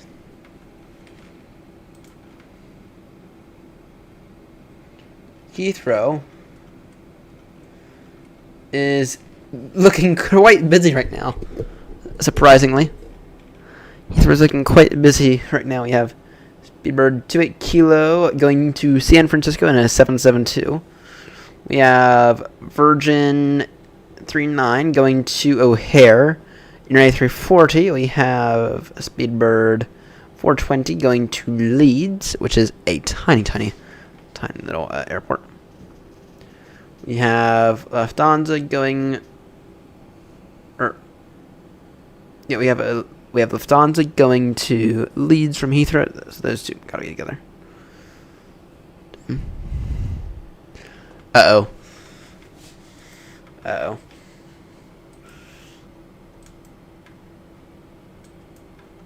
Let's see. Anyone on the ground at Baltimore? No. Not yet, anyway. Let's see here. 1 takeoff, 1 arrival for Baltimore. And in terms of our current location, we're actually all the way. We're actually already halfway across the Atlantic.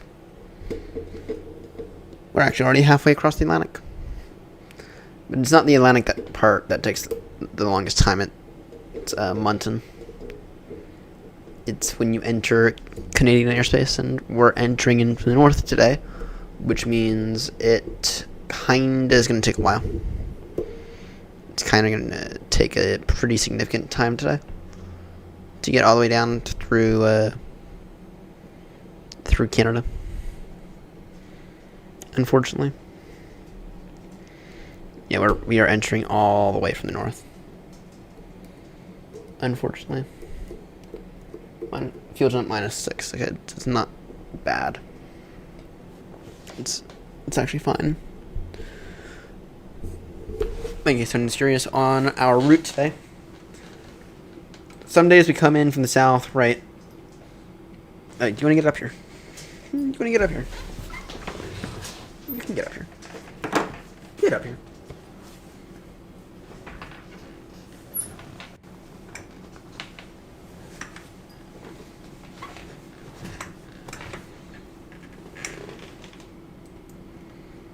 Yeah. Anyway, for those curious on the route, you're coming all the way from the north today.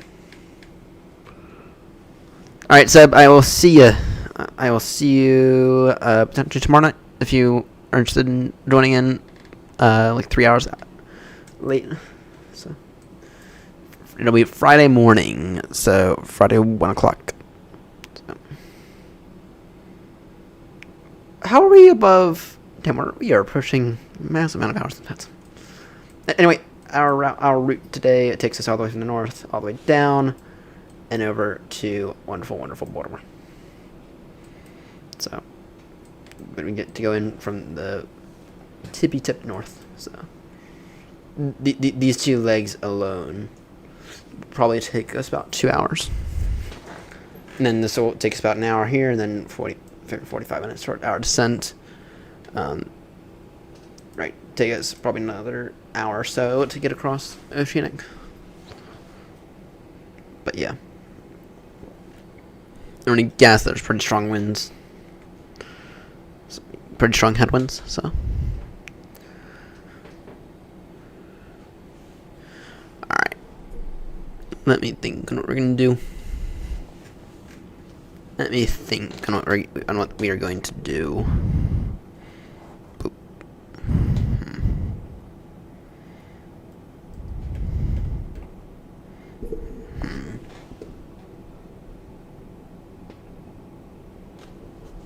Oh, nice. Nice.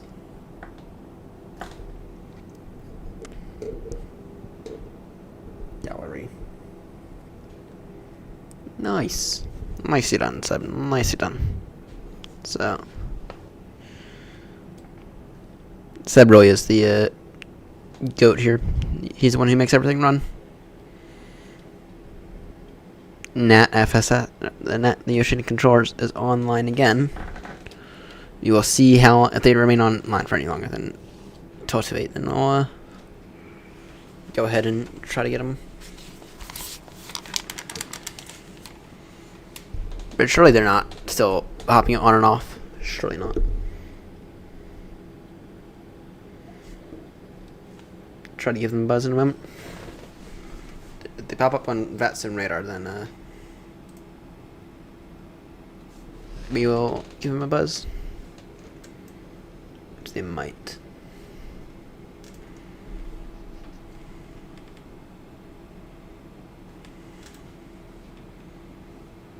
Four, three, two. Yep. Machine controller, Speedbird 22 Bravo with the flight level 360.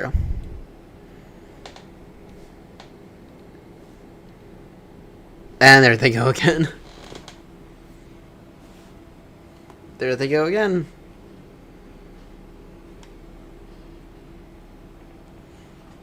Wonder if it's the same person who's just having connection issues.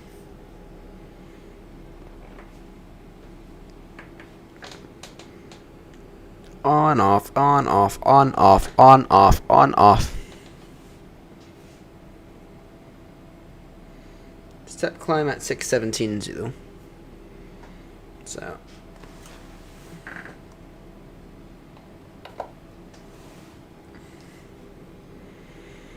Alright, Fry, how bad is the crater?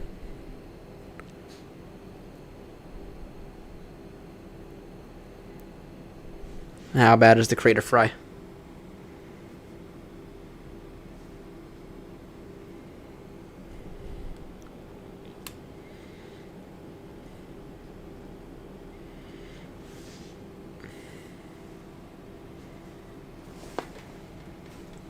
How bad is that crater?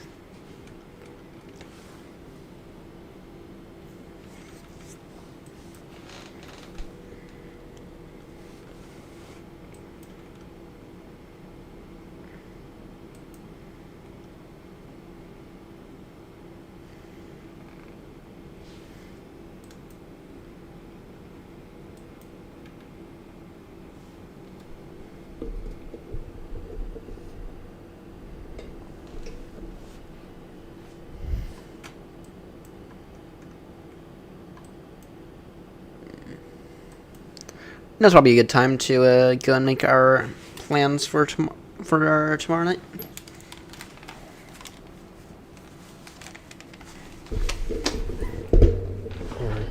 Thumbnails.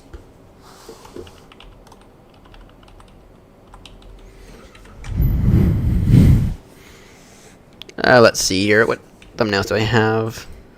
Please tell me I have a good 721.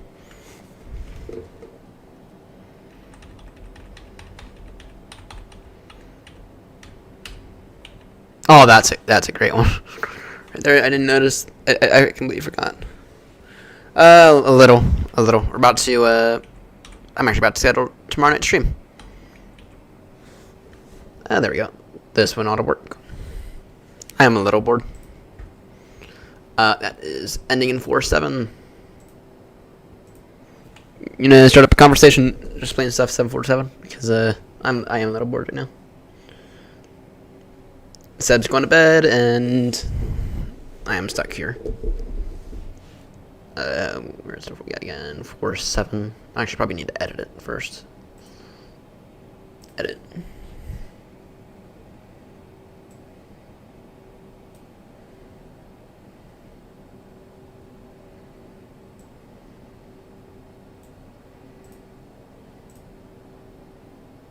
Save. Where is it? Where is it?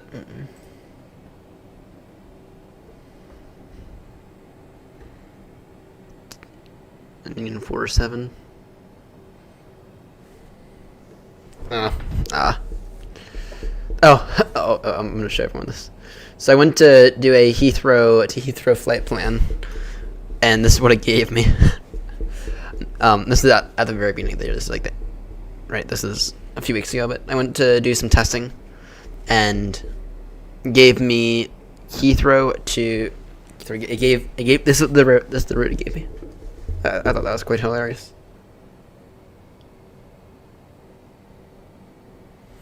Oh, nice. I appreciate that. Oh, you want to know the secret? I'll show you the secret in a moment. I'm just looking for a. I'm looking for this one. It's 03. Okay, it's from the 18th. That helps me out immediately.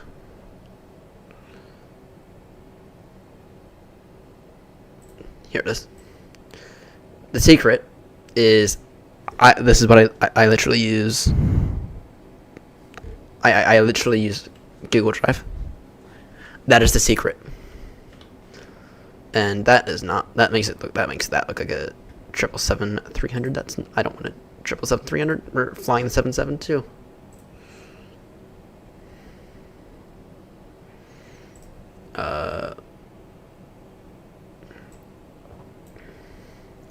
The secret is it's Google Slides. And then what I do is I download them as I download the current slide as JPEG. That's ever so slightly stretched out. Let me figure out a way to fix that.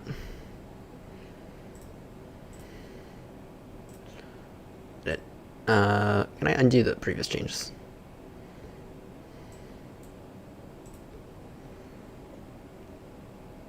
Maybe not.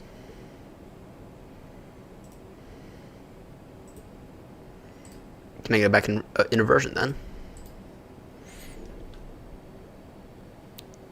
Yeah, I haven't used Canva, and I think the issue is with Canva is there's a lot of like junk in it that I just don't need. It's like I'll just use Google Slides.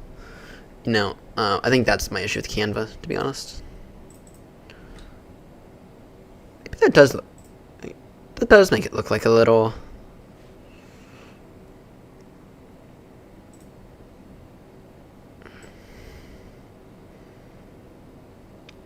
You know, that's not as stretched out as I think it is. That's not as stretched out as I think it is. Actually, that's pretty damn spot on, actually, if you ask me. Alright, I'll stick with it then. Tomorrow night's plans are Heathrow to Baltimore to Heathrow.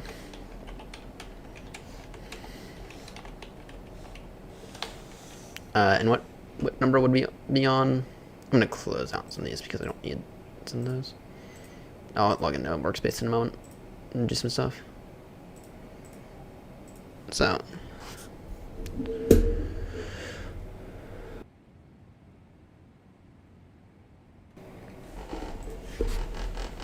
I think my yoke is disconnecting. I think my yoke might be disconnecting, but I don't know. I don't hear the dings, if you know what I mean. Alright, yeah, what number would it be on? Schedule stream.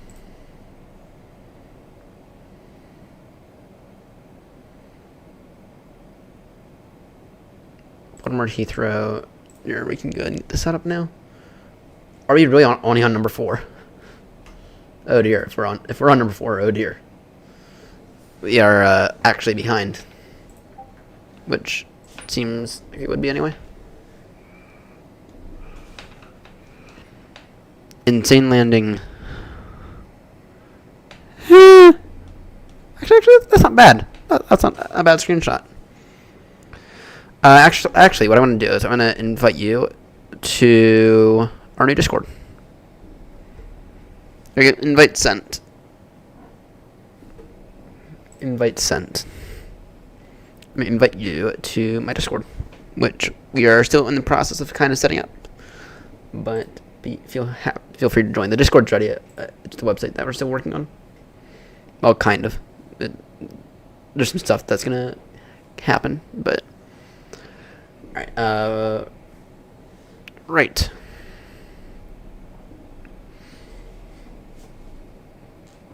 Yeah, damn, are we really still... really on only number 4? Well, in fairness, it feels like we've not done that many Heathrow to Baltimore's, or Baltimore Heathrows this year. Let's see here. Here, I'm gonna delete that in a moment. Alright, let's see here. Yeah, we are. Yeah, we are. Damn. Number 4.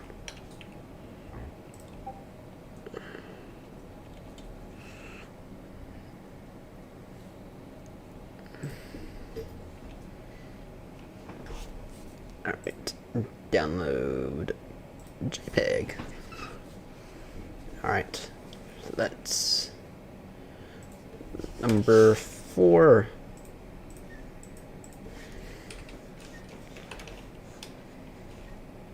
Flying with introducing grumpy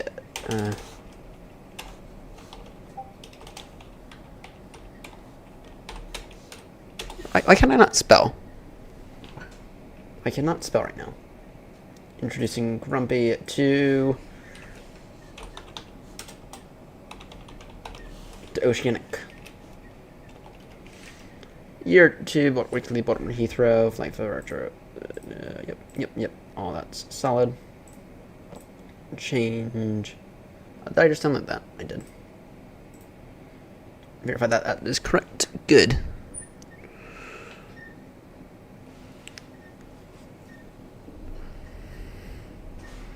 Actually, damn it, that actually looks pretty good. That looks pretty good. You're using, what sim are you in again? PTFS, I think? Is what you said? Yeah, you have to remind me. You will have to remind me what sim you're using. I use Microsoft Flight Sim only, but we may or may not be switching over to X-Plane if Microsoft continues this bullshit with the, you know.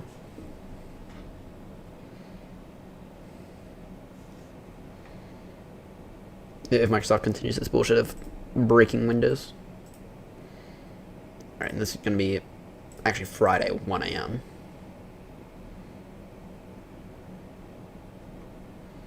That's the plan. And we'll aim for off block. Off block. Aim 6:30 easy though.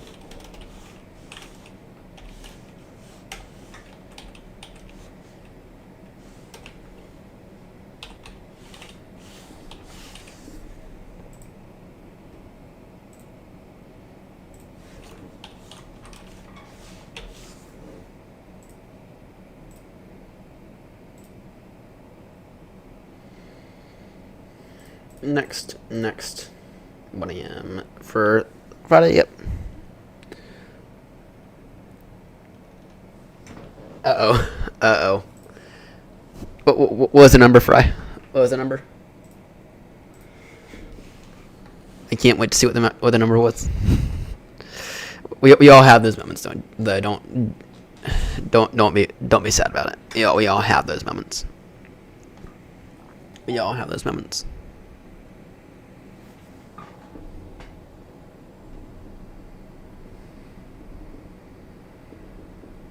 Oh, that is absolutely gorgeous. The Pan Am, what's that, an A300? Something like that?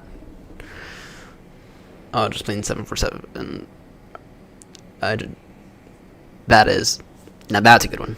That is a good one. That's a beauty. BTF streams are hacks. I get it. Yeah, no, I don't. No, we fly in Microsoft Flight Sim because. Oh dear, oh dear. Yeah, no, that's definitely a crater fry. That's definitely what I'd consider to be a crater.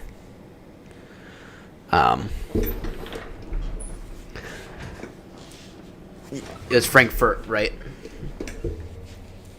Curious about something then.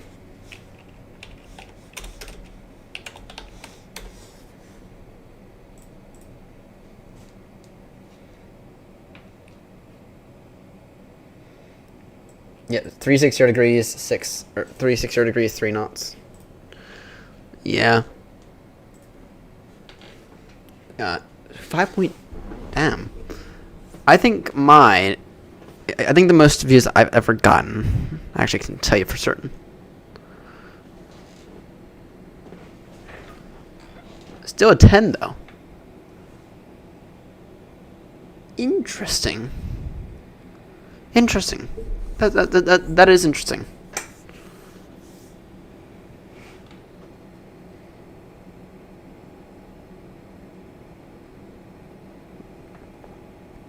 Yeah, I can tell you what my most viewed video has been so far.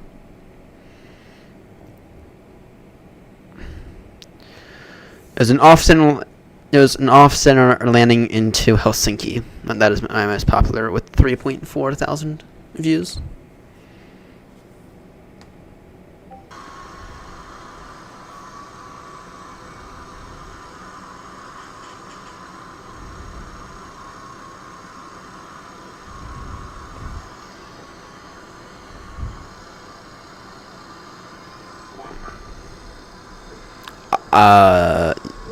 Yeah.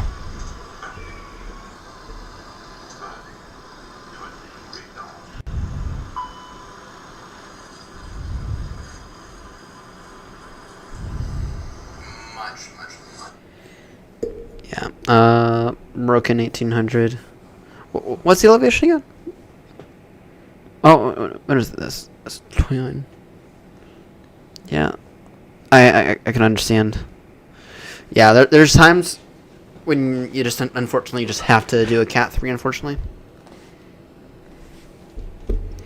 Unfortunately, there's times where you just have to do a Cat 3 and allow the plane to auto land itself, you know? Oh, where's the mouse? Yeah, I do get it. But I mean, okay, broken 1800, that's not bad.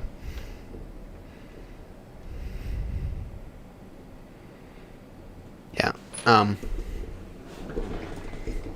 Yeah, and unfortunately, Friday, there's times, and it sucks.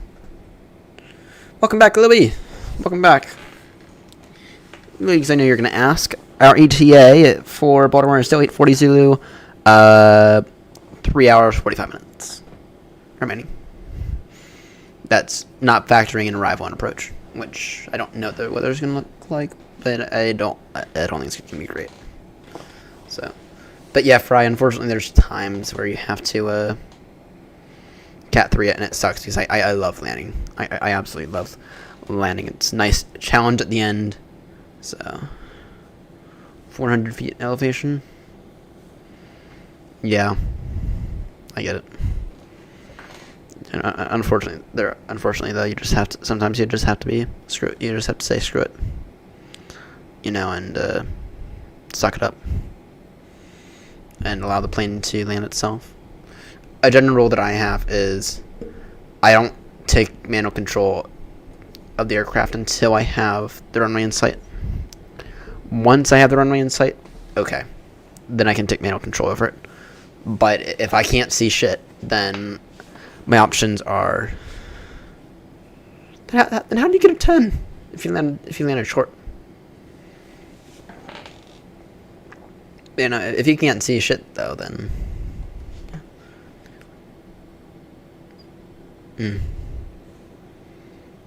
Interesting. Maybe check your live weather because... Yeah, maybe check your live weather. Yeah. What's our score like? Because my score's been taking a bit of a beating recently. My current New Sky score, 9.69 average. Not bad. Not bad at all. My lowest rating within the past 10 flights is, at least on the 777, is 8.92. Type rated with the 777 and A320s. So, eventually you will get a type rating. Eventually, if you do enough flying, you will get a type rating eventually. And the requirements for type rating is minimum 50 flights, minimum 50 hours, average rating for the past 30 flights of 9.5 or higher, with a minimum of the past 10 flights of 8.0 or higher, and your last flight in that type cannot have been more than 30 days ago. So,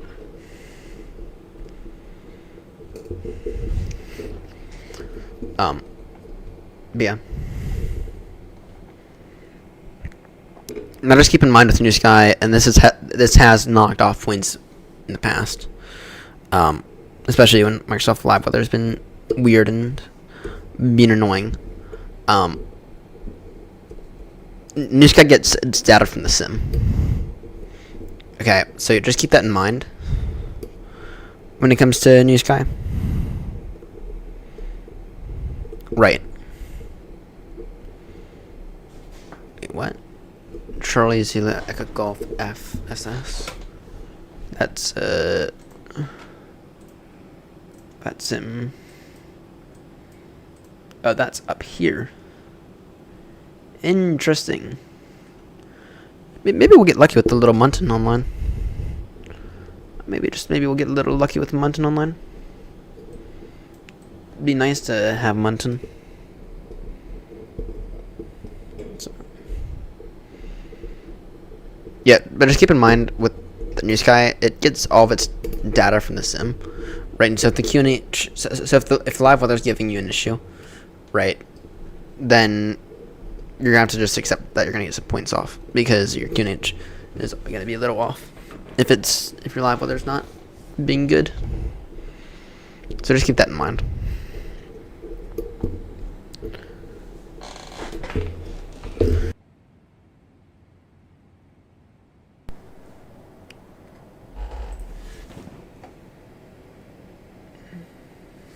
USB disconnect, so annoying. Oh, everyone did see the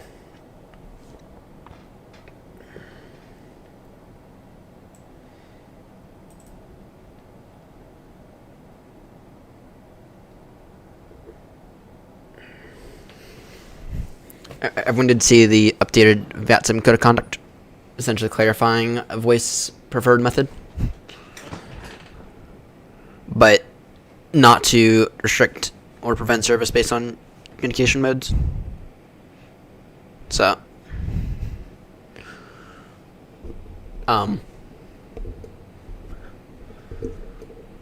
there are clarifications to the VATSIM code of conduct that I want everyone to just keep in mind. So, how fast am I going? We are going Mach 0.84, which right now on the ground speed, that's about 487 knots on the ground speed.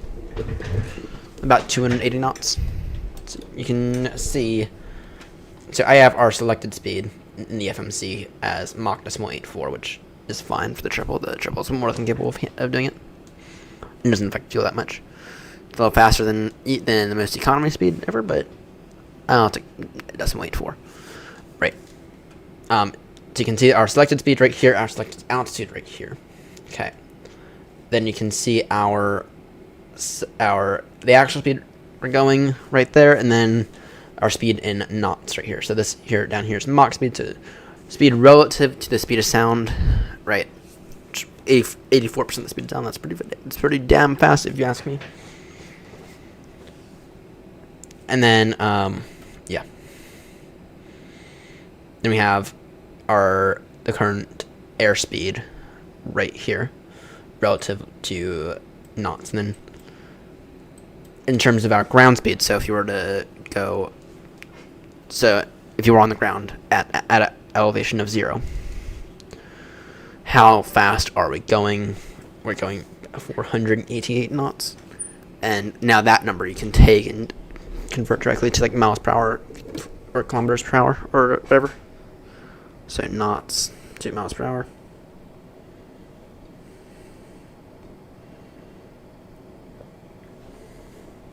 So we're going 488 on the ground speed right now. So we're going about 561 miles per hour. About 560 miles per hour, so which is quite good actually. Quite good. Now I do wish we were going a little faster, but no, we get. Actually, right now we don't have a wind, so we could go a little faster. If we were to go 8.5, but speed is relative when you are flying. In kilometers per hour, I will look for you. 900 and about a little over 900 in kilometers per hour. Now, if we were to go to Mach decimal 8.5, it'll get us to Baltimore an extra 2 minutes quicker. It'll use up barely any fuel, so let's go ahead and do that. Right, it won't get us that much closer to the barber pole, so we'll go 85% the speed of sound. Okay, and that'll increase our speed a little bit. So, but you can look up the conversions on Get One. They'll give you a conversion. It's actually quite an interesting topic because airspeed in the air, speed is relative. Okay, speed is relative. Is what I'm saying. You can go Mach, right? For an aircraft, actually, that's maybe for an aircraft it's a little slow. Well, depends on the aircraft. So, in a 777, which is what we're in, this is average for 777. Maybe we're on the higher end of average for 777. We're going Mach decimal 8.5, right? But when you compare to the fact that an A320 will go Mach decimal 7.7 to 8, maybe to 8.1 during cruise. We're actually going quite fast.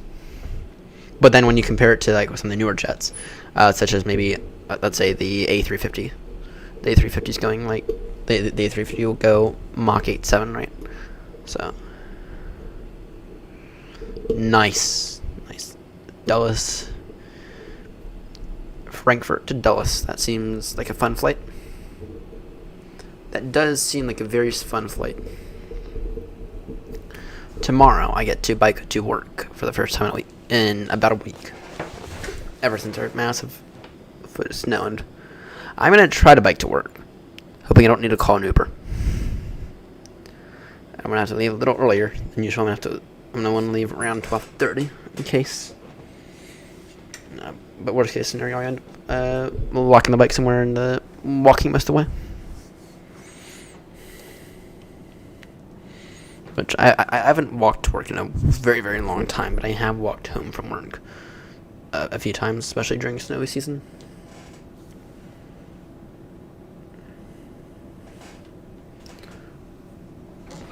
I get to bike to work, and people are going to think I'm insane for biking to work, but it's like, biking to work, it's no problem, guys. It's like, biking to work is actually quite fun. It's one of the things, it's one I highlight during the days. It's one of my big highlights during the day. You know, a lot of Americans don't get exercise. I'm certainly not one of them. I'm certainly one of them. But biking to work does add. I mean, it's an electric bike, but it does add some nice fun to the day. Yeah. But I get to bike to work with all the snow on the ground, which will be go very, very well. Which I think it will, especially if I stay on the road, which I have a right to stay on the road, or it'll go very, very poorly. So it'll go both. It'll probably go a little bit of both.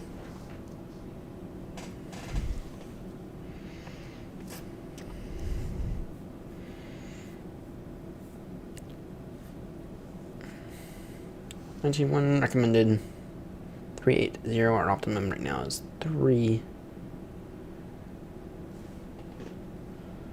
Actually, so this here is, so the FMC here is saying to go to 3.8, but it's also not saying we should do that yet. Okay, if we were to go to decimal, or if we were to go to 3.8 now, what would that look like in terms of fuel? Would that cost us anything significant in terms of fuel? That would not. Interesting. Interesting that would not. So in that case, let's go ahead and put 380 in the box in the MCP here now. Execute that. Announce our intentions on Unicom. Traffic speedbird 22 Bravo, set climb now, flight level 380 from 360 traffic. And someone just sent me a message. I will get to you in a moment. Alright, I'm gonna put it in chat here, or in vPilot, and look at that message. Nice. Wait, how on earth did you get a 10 from that? Well, your distance from the threshold was fine. That's why. Challenging conditions. It's challenging conditions. And that's why.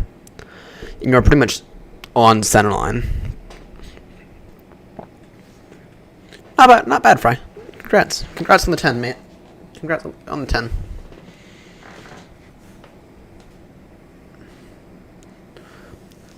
As I tell people, 10s are luxury. 10s are luxury. Don't ever chase 10s. Enjoy the flight.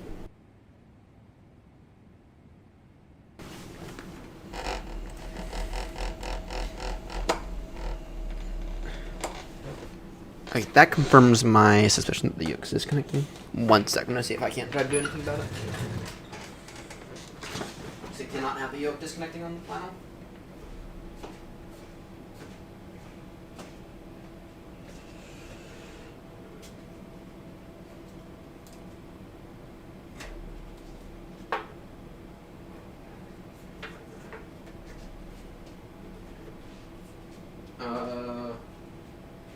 Let's see here.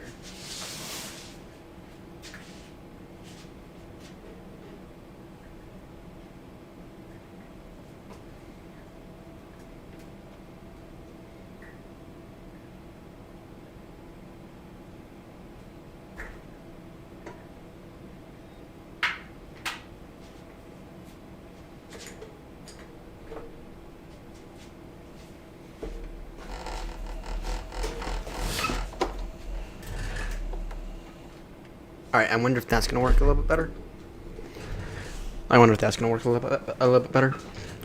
So what I did was I just moved my yoke over to my PCI, or from my PCI Express card over to my USB hub.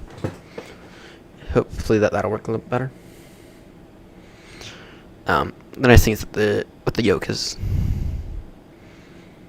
3 hours, 48 minutes, approximately. Just under 4 hours. Probably be about 4 hours if I had to guess, because that's not factoring in the approach and deceleration and all that stuff. That's factoring in a direct waypoint from our final waypoint that we have in here before the arrival, which is Noogie. Right. To Baltimore, which it's about that, right? There's about 150 miles. Right, so it's factoring in a direct waypoint, right? There's going to be some variation. But around 8:40 Zulu, so 5 Zulu now, so we're actually doing really good for timing, which is good because I'm going to get to bed a little earlier tonight. I know, right? Actually, there's a reason that I wanted to. Someone wonderfully brought back the 772 for me from LAX, right? And so there's a reason I wanted to get this flight done tonight, because it's like once it's For the 772, right, it's kind of like once it's at Baltimore, it's like kind of stuck there until I fly it, which is a big yay for me. But I do need to tell David he might want to add an extra 772 and maybe exchange some of the one of the Dreamliners maybe, because no one flies the Dreamliners anyway.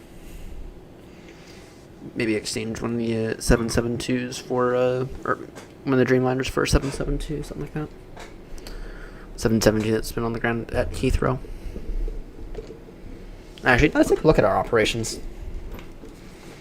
If we're to take a look at our operations,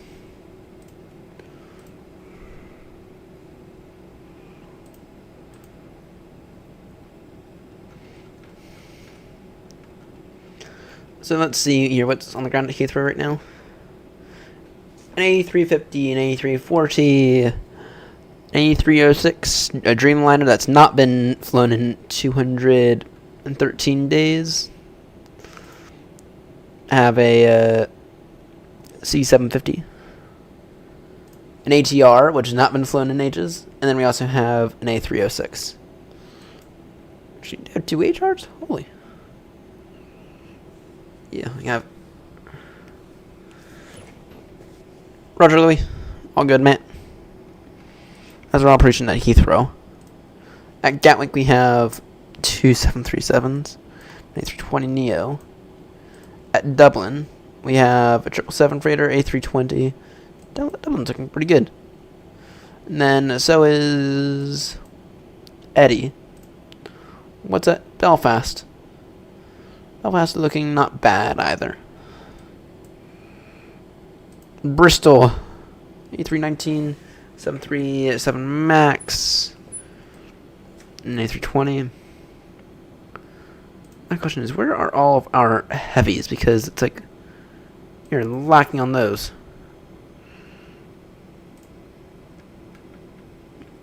Okay. There is a 777 here at Athens. 777-300. At Dubai, there's a 777 freighter, an A321, and an A340. Let's see, you're at Singapore.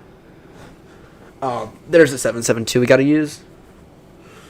There's an extra 772. Maybe we'll go Singapore to Heathrow one of these days. Or maybe I'll just do that in a very, very time excelled flight. Begin to get an extra 772 in our thing.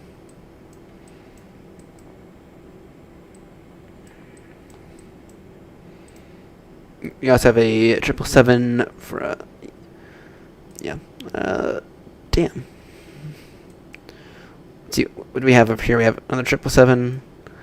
I feel like I need to tell David just to add an extra few 777s because I feel like we are a little limited on those. I mean, there's a 772 and whatnot, but I feel like we're kind of limited on 777s. So, see you, mate.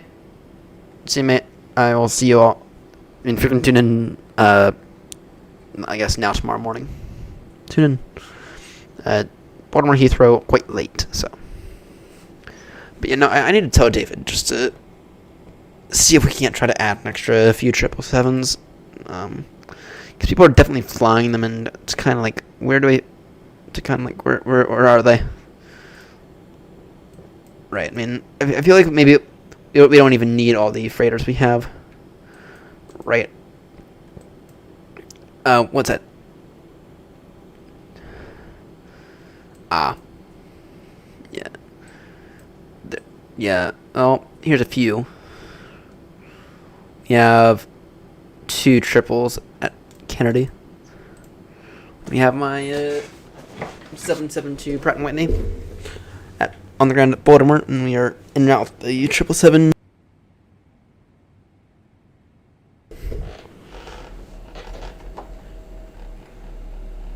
Oh, I just saw the microphone disconnected. Uh-oh. I'm out of options because, I know I'm out of options now. I'm out of options. Holy. Anyone have any other ideas outside of me cutting a camera? Because I'm out of options. I'm sorry, guys. I'm out of options now.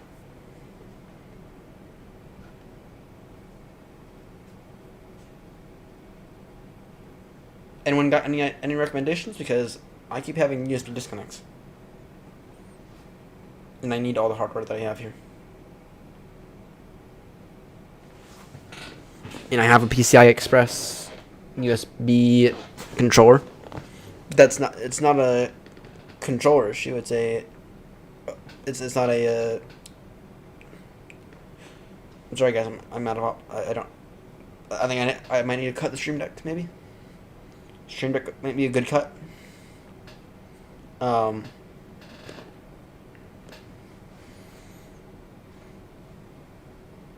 Any ideas? Because I'm out of options, I think. Shit. I don't mean to change the conversation on that.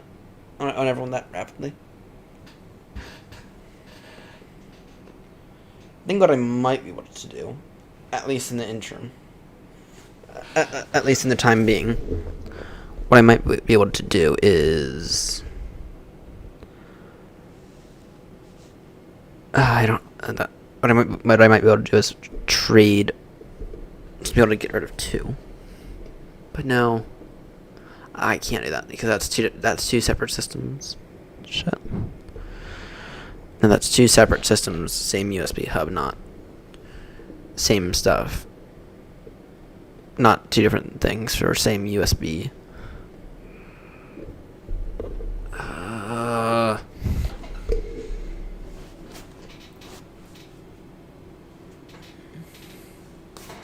Any recommendations for what to do? I might need to cut the Stream Deck. I'm thinking. That's to start.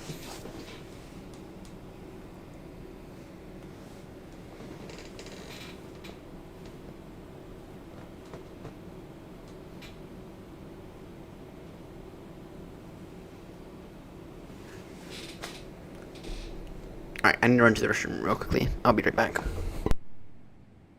For right now, enjoy this view. Wrong button.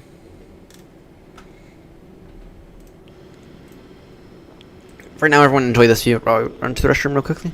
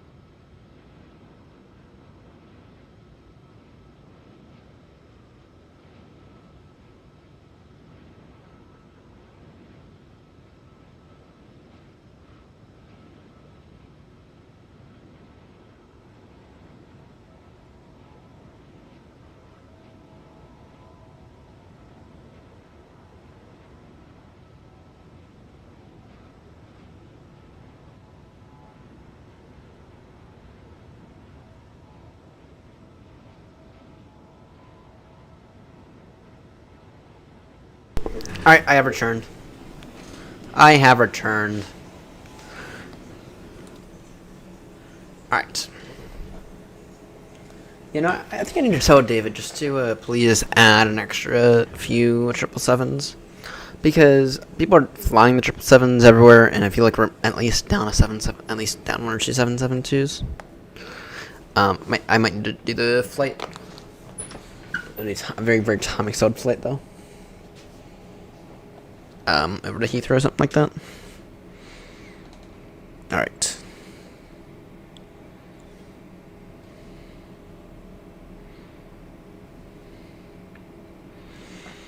So I do have a beer. I don't really want to touch it. I'll save it for another day. I am peckish. I have to go upstairs and grab maybe a mug cake or something because I am peckish. Let's see.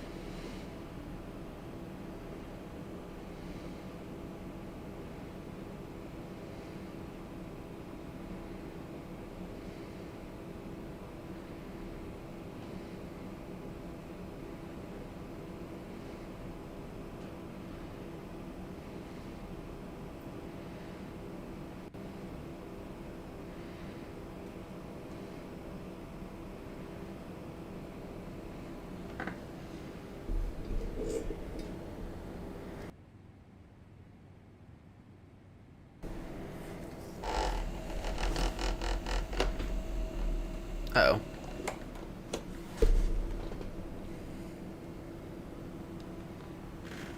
I'm out of ideas, guys. I'm out of ideas because I don't know what it is.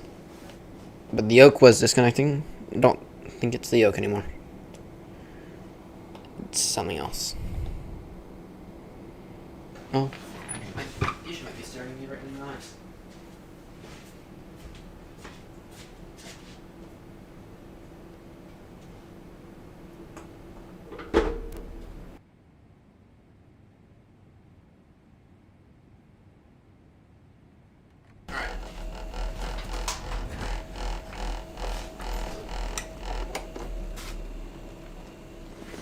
Alright,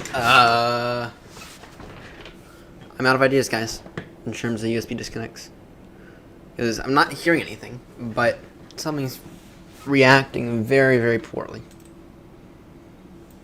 Right. Because it's causing the gear to... It's causing the speed brake to come up. Let me try something else. Maybe let me try moving... Oh, I don't have a good monitor, though. For... Oh.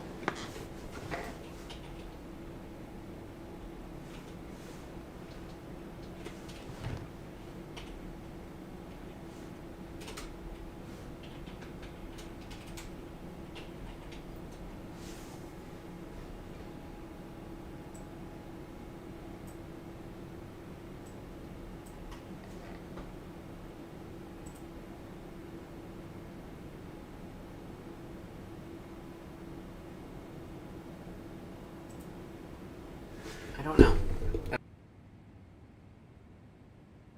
There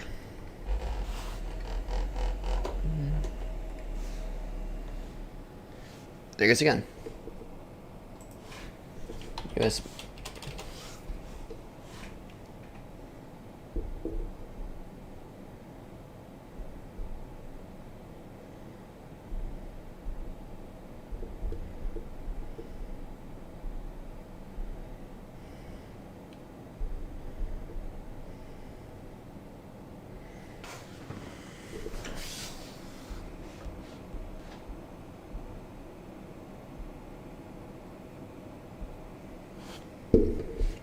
The microphone keeps disconnecting. Alright. What do you mean? Because... What do you mean? Because the sign that I'm getting that something has disconnected is... Right, the sign that I get that something disconnects is the speed brake goes to full, right?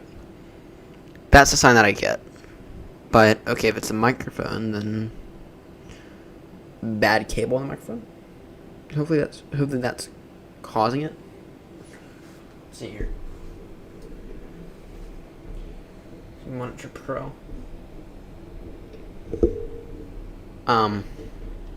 Yeah, help me out. Help me out here because yeah, that's on the in the bus. The reversers will go full. Right, that won't happen in the Boeing. But yeah, all right. Hopefully it'll begin. Hopefully it'll happen in a moment, and we can tell if it's the microphone or if it's something else.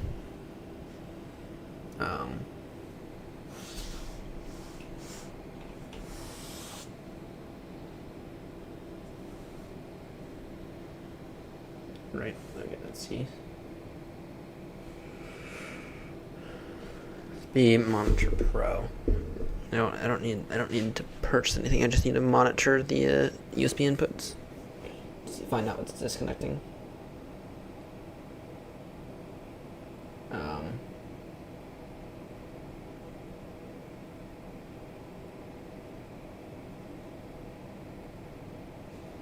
Yeah. Just help me out here. Because I just went back there and reconnected the microphone to a different port. I think the next thing that I have to do is I think I have to make the sacrifice of the Stream Deck, unfortunately, which kind of sucks. But that's a relatively high bandwidth device, right? But I think I have to make the sacrifice of the Stream Deck, unfortunately, which is going to suck. I'm planning on, just to be crystal clear, I'm planning all these USB issues in maybe 3 or 4 weeks. Maybe like 3 or 4 weeks, and they'll all be fixed. Because what I'm going to do is I'm going to buy a dedicated streaming PC, right? Whether it be a Raspberry Pi or something, it'll run Linux, right? It'll go right there. Give me 2 or 3 weeks, and maybe all these issues will be done, right? I need my next paycheck to hit my bank account, which hopefully it's reasonably sized. But anyway, yeah, give me a few weeks, and hopefully I can figure everything out and stream via a dedicated streaming PC. But outside of that, that's all I can think of. That's all I can think of. Right. That hasn't done it in a moment. Hasn't done it in a moment. Done a fair amount, but maybe it's just a bad microphone connection. Maybe. I really don't know. Capturing USB traffic. Wireshark. Welcome to this video on capturing USB data with Wireshark. In this video, I'll quick explain. Before I explain. Going on mute just so I can watch this video on Wireshark.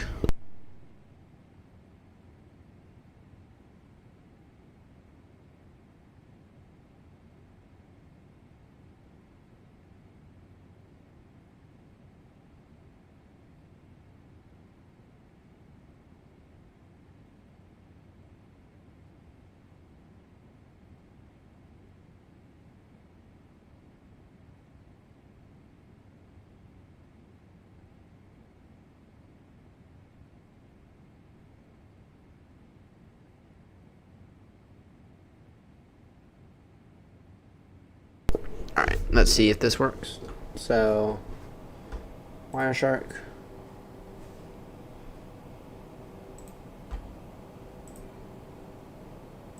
Show hidden interfaces.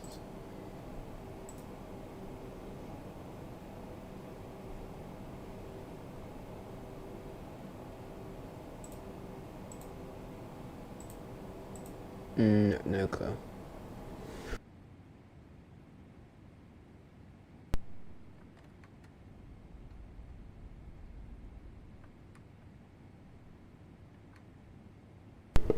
Well, that was definitely the microphone.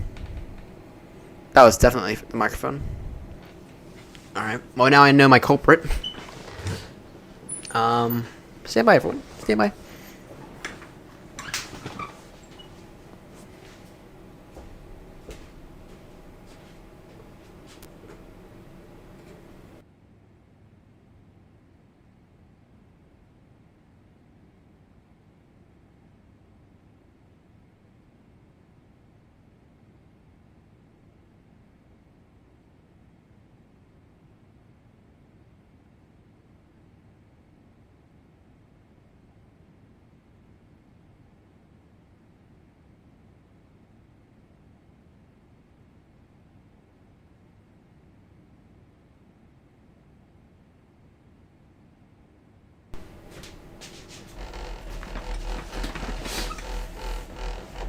Alright. We'll see if what I just did will fix anything. Let's see if what I just did will fix anything. Because what I just did was I just removed the microphone entirely from the USB hub. Keep an eye on it. But to be honest, I don't think it's just one device. I think it's probably a few devices. And I think the microphone's just getting the sad luxury of being the device that gets dumped, you know? I really don't know what it is, though. But we'll see if that fixes the issue. So what I just did is I just disconnected the printer. And I just disconnected the printer entirely, and so the microphone's now connected, I think, to the front of my PC on a USB 2 controller. Which, to be honest, that might not be a bad idea. Having everything go to a USB 2 controller, not a USB 3. Or having some stuff. But I don't know. If this doesn't fix the issue, then I'm sorry, I'm out of the loss of words. Outside of new extra streaming PC, which I'm kind of already considering anyway, but I mean, we will see. And the reason that I'm considering a potential streaming PC is just an extra little PC that I can that can handle the brute force of the streaming data, as opposed to another solution. But we will see. We will see. Will this work a little bit better? Having the microphone go to a USB controller, or going to a USB 2 controller. We'll find out. I wish I had some crisps. I really wish I had some crisps with me. I don't. I'm out of crisps. I'm out of yeah. So far, everything's remaining stable, though. Keyword being so far.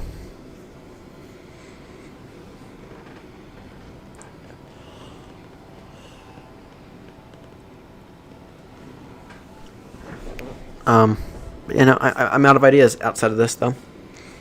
Disconnect the camera, maybe. But I don't really want to do that.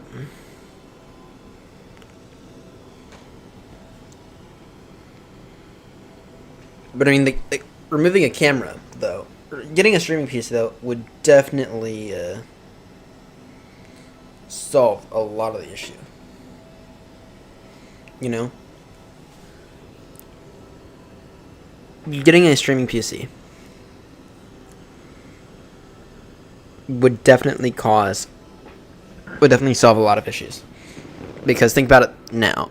If I were to get a streaming PC, that is 1, 2, 3, 4, 5 devices at minimum, completely 100% off the desktop, or off this PC, right? And 4 out of 5 of those devices are high bandwidth. You know? So maybe that might solve it. But that said, though, it's been... I don't want to jinx it, but ever since I disconnected the printer, it's been a little bit more stable. And to just be crystal clear, a streaming PC would be a cheapo little Dell that with the only purpose of streaming. So, and it'd be running Linux, not Windows, because Windows 10 is apparently. Uh-oh.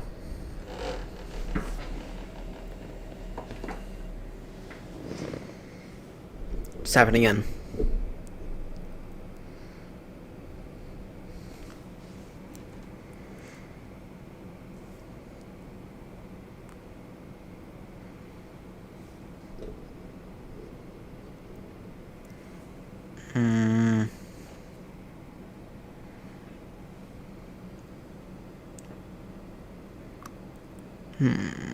I'm just trying to think here.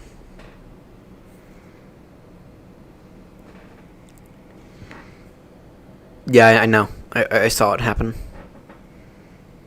Except I don't think it's the microphone. But I mean, you know, I can try a different cable for the microphone. Yeah, let me try that before I try anything else.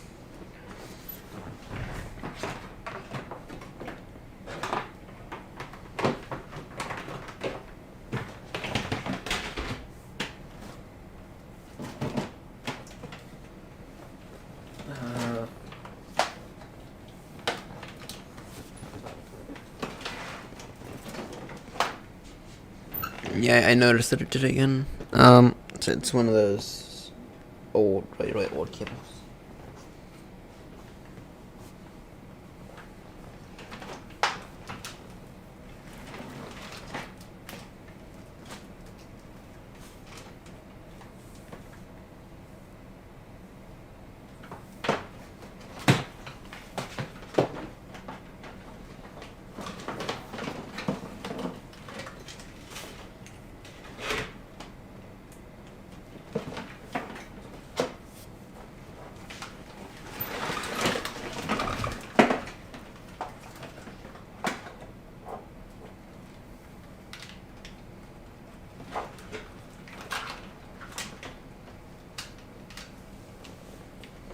You know, I think the issue. I don't think the issue is cable related. I think it's bandwidth related, actually.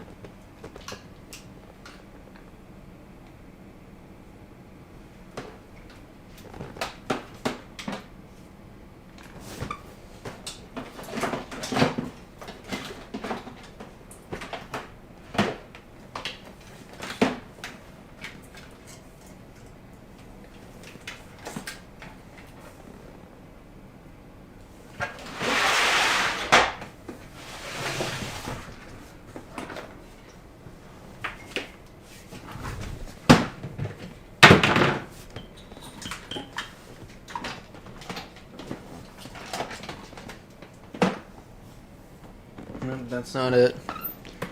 No.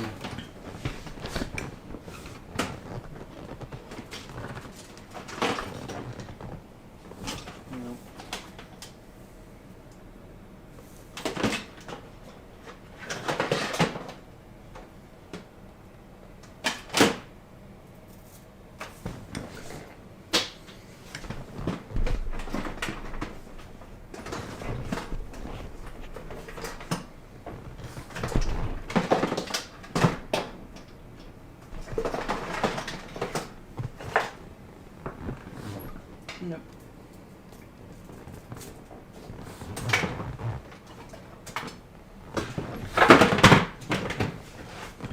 Oh, okay. I'm gonna have to go digging in this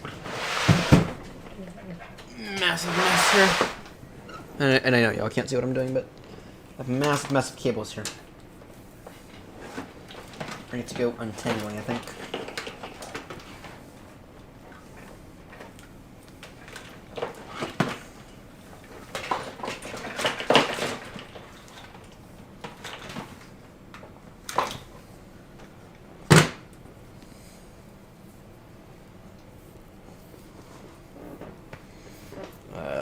Do I have any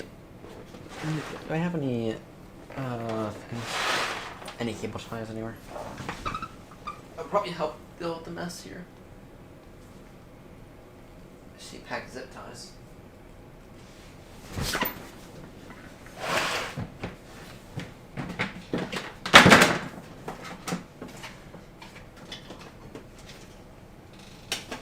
I don't, unfortunately. So it's right over there. USB A to USB A, that's useless.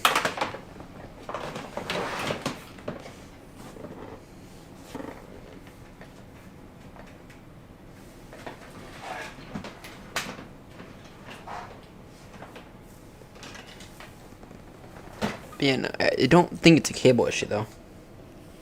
But I mean, I'll try that. I'll test. I will test it.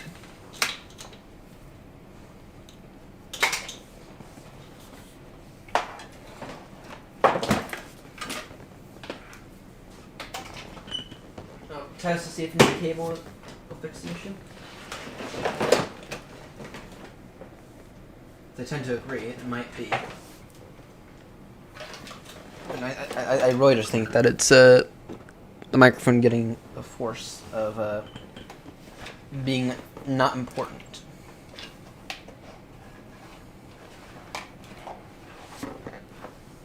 But I don't know.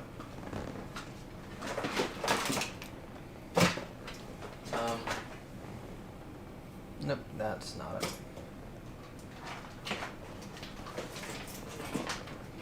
I'm looking for is a cable that I know I have, but it's a cable that take a minute to look for.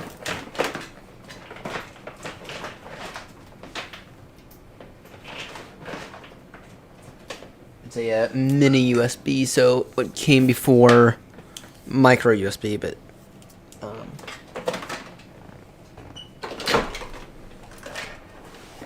I actually kind of wish that they would bring back mini USB.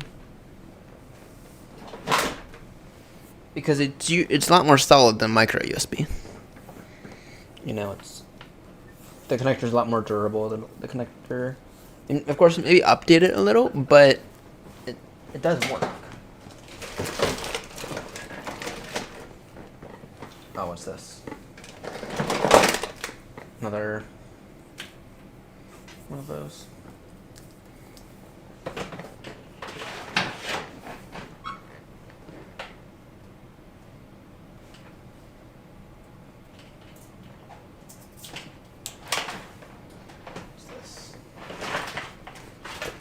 I'm gonna grab this antenna in a bit.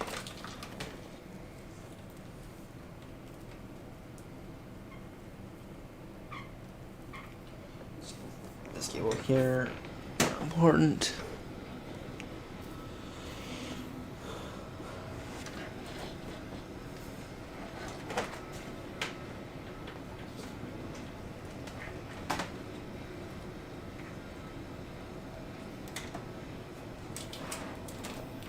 You know, I did notice how the microphone would sometimes disconnect. So, right, this, I don't know why I kept these, but these are earbuds from BA.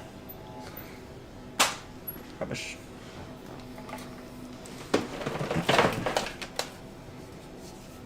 Yaha. Can't get it fixed yet.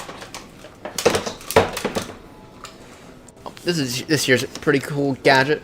It's an endoscope. Basically, you have a little screen right there. It's not a great one. You have a little screen, you got a little camera on this end, and it's a nice stiff cable so you can maneuver it and look into areas. This actually needs to go over there. Not there. Alright. Good morning to you, whoever's tuning in.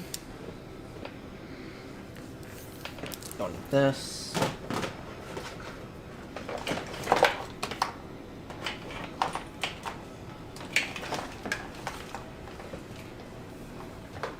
Now we're getting to the rat stuff.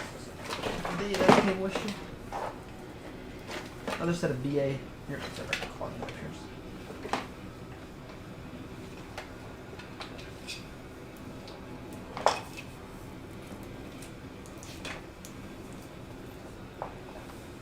Another set of fucking BA earbuds. Which I foolishly decided to keep. You know, if I'm not going to keep these, maybe what I'll do is cut them. Oh wait, shit. Just go.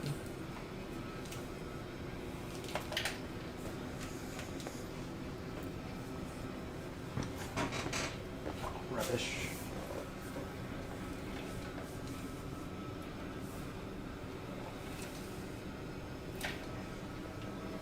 Rubbish. What's this cable here? This here's the wrong cable. Alright.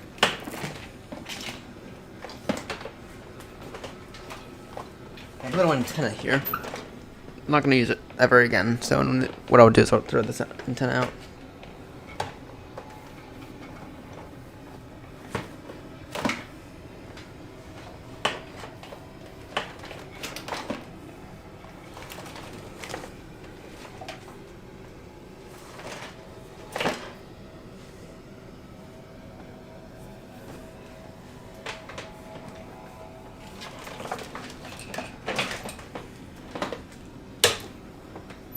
And this here, as I know this cable here is broken, so don't know why I'm keeping junk that I know is broken.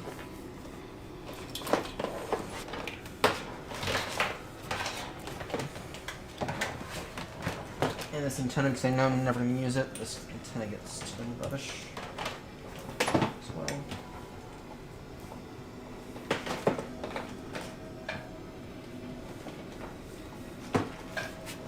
What I'll do is I'll swap out the cable for the microphone.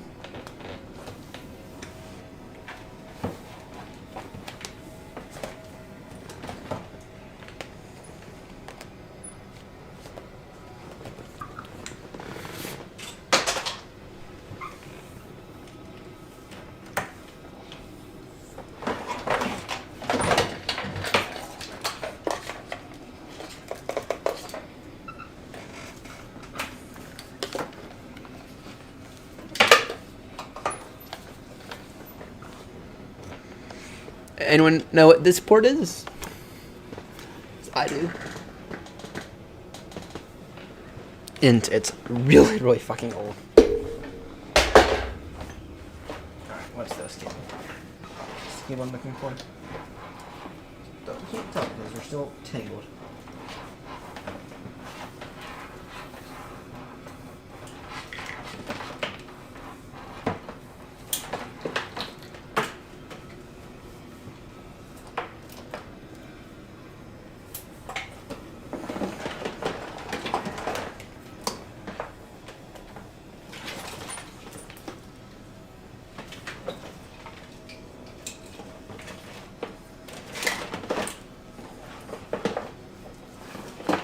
Alright.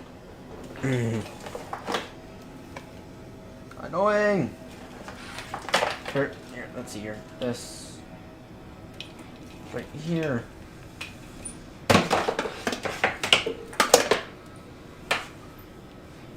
Old microphone, for those who remember back then when I did not like the microphone I had.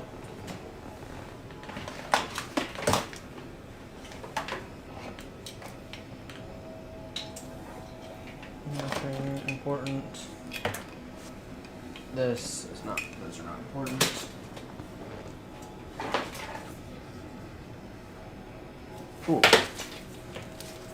No, these might be, these I want to keep out in case I need them.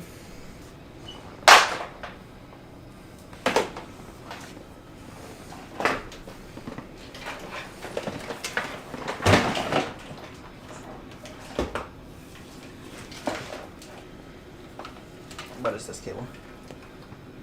Yaha! Here's one. Here's one. Alright, I'll try out this cable, but I don't think I'm gonna have any luck, unfortunately. But I'll give it a go. And actually want to throw that cable over there onto the bed. Alright. So I found a cable. I'll give it a go. So I'm gonna warn everyone, not much fun's gonna happen. But yeah, we're gonna give it a go.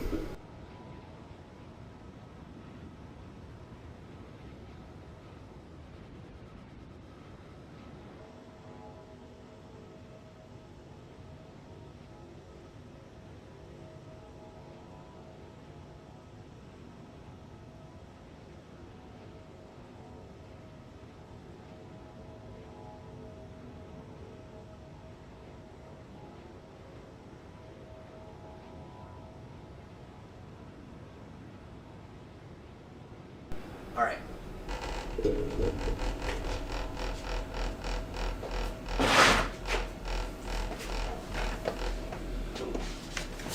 Alright, we will see if that will work.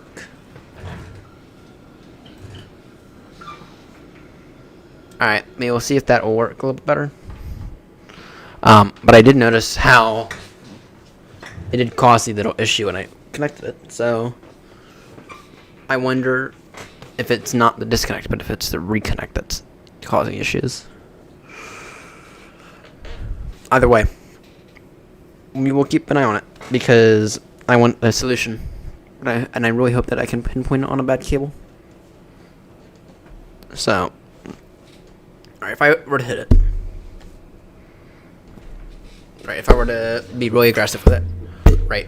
Y'all can hear that, and it's probably annoying the shit out of you, out of everyone, right? But we will see if it continues to do it. But I can already tell it's a bit more sturdy, so I don't know if it's going to. I don't know if it's. I don't know if it's going to, but we will get to see. It is a different cable. So anyway, let's find out. We'll find out by testing. We will find out by testing. The way we should find out all of life's problems. So either way, there is a bug though with. I don't know. I don't know if I want to put it on CMAP Pro or if I want to put it on. Maybe I want to put it on Windows. Right, but there is a definite bug where it causes issues when you have a USB reconnect. I'm not going to say it has an issue when you get a USB disconnect. I'm going to say it's a reconnect. So, how long till touchdown? Well, you could probably start doing the math yourself. ETA for Baltimore 8:38 Zulu, currently 5:46. So actually under 3 hours now.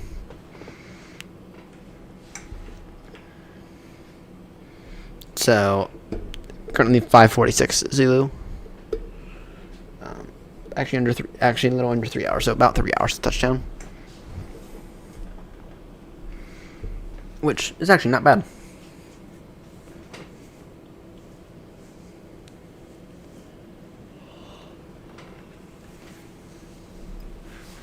Alright, fuel temp minus 10. Ooh, that's getting a little colder. Current fuel on board 36.4. Gross weight is 222.1. We are currently about 15 tons over our maximum landing weight. Are we going to be under our maximum landing weight before we land?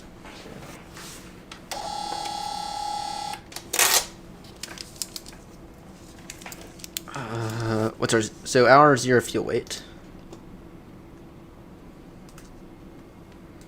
I'll show everyone what I'm doing.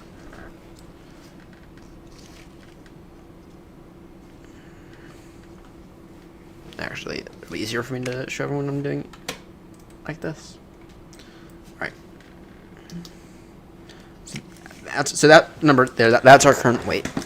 Right, our current weight is, we are currently 222 tons. Now, let's go into thrust limit. Sorry, no, let's go, if we hit init ref, go into index, performance, our zero fuel weight is right there. So our current zero fuel weight is 185.6. So what that number is passengers on board plus the luggage plus weight of the aircraft. Okay, so when the plane is empty on fuel, that is our weight. Hence zero fuel weight, right? When the aircraft has everything on it, all the pilots are in, all the flight attendants are in, all the passengers are in, right? All the luggage is in, all the catering stuff is in. Our zero fuel weight is 185.6 tons. Now we're going to go into VNAV, and we're estimating 19 tons of fuel when we get to Baltimore. So plus 19. Okay. Now we're just going to add the math. Now we're just going to do the math, right? So 4, get the 1. So our estimated landing weight right now is 204.6 tons, which is just below our maximum landing weight. Our maximum landing weight in this aircraft is 208 tons, in accordance with a little note I have up here on the screen of all my maximum landing weights. Okay. 204.6 tons,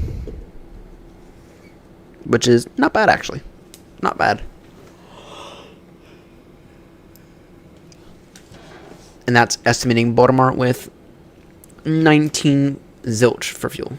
So that gives us enough time for a pretty significantly long diversion. That's not bad right there. It's actually quite good. 204.8. Right, I don't think Grumpy would be alive yet, but he might be.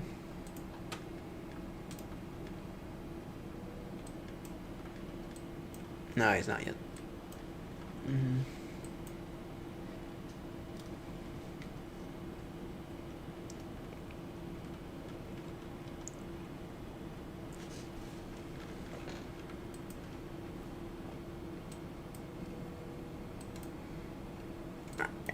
So we are approaching waypoint Nico. Once we are past Nico, we are now officially, or once we are past Nico, we have officially crossed the pond. Okay. Once past Nico, we are officially done with Oceanic. We are done with the first half of the flight. Okay.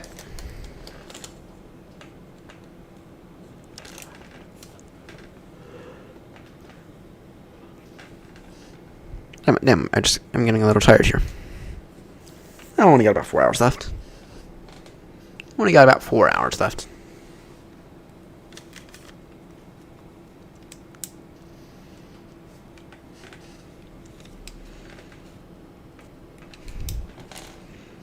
We are,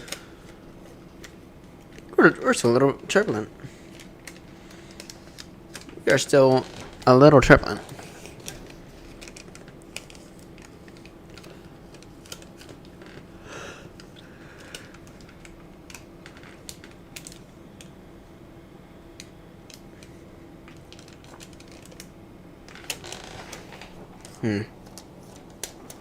What do you want to do? I don't want to re-enable my profile because I think I'm convinced that caused a sim crash earlier.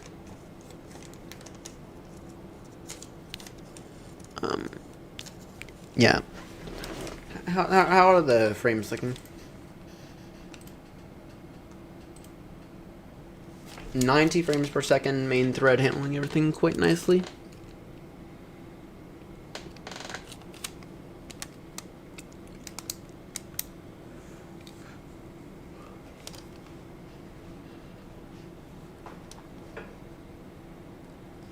Yeah, the main thread's handling everything quite nicely.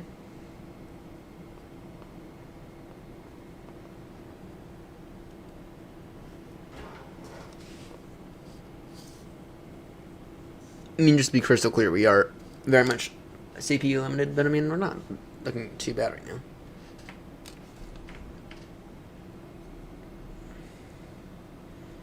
We're just flying through a little bit of turbulence.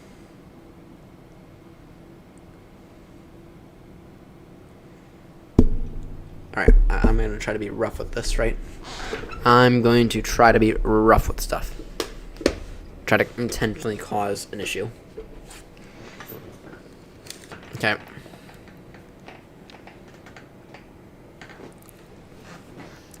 I'm going to try to be rough with stuff, try to intentionally cause an issue here.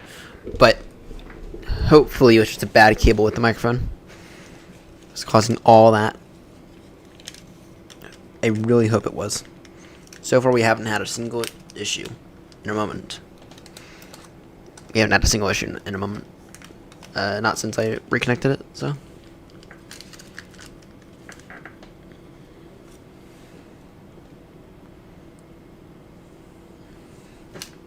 Try to be rough with everything. Right. Boom.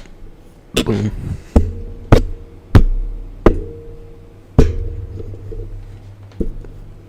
Because apparently hitting the microphone might have caused it.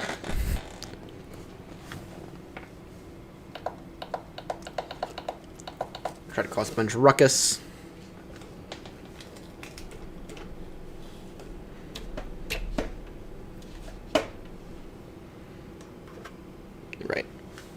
not see anything so far.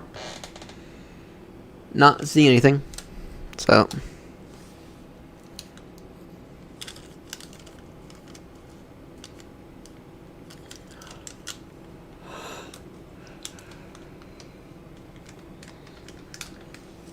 Yeah, so far I'm not seeing anything, but I say that, but then things gonna happen.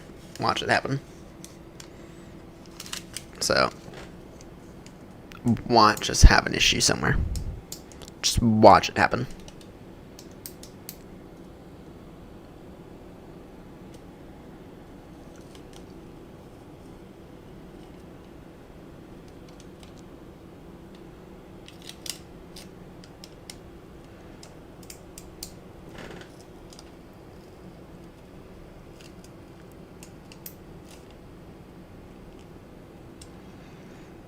Alright. Grumpy, let's see what... Grumpy's probably gonna hop on here soon. If I had to guess. Okay, I think he said he's gonna be getting some kind of tour somewhere.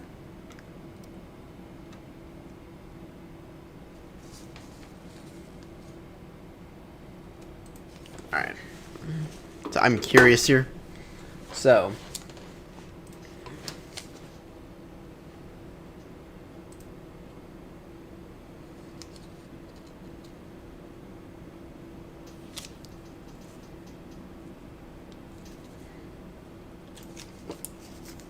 Let's see, AirNott. Operations. Or sorry, awards. Let's see, hard. Great African Airway, hard. Okay. Easy, easy, easy. Challenging runways. Again, there's only a few of them that are hard.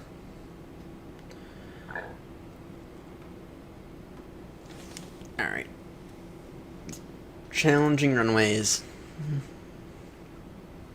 That takes us Heathrow to Innsbruck. Innsbruck to Tivat. Tivat to Milos. Milos to Malta. Malta to Gibraltar. Gibraltar to Madeira, and then Madeira off to London City. Ooh, you might do that one of these days.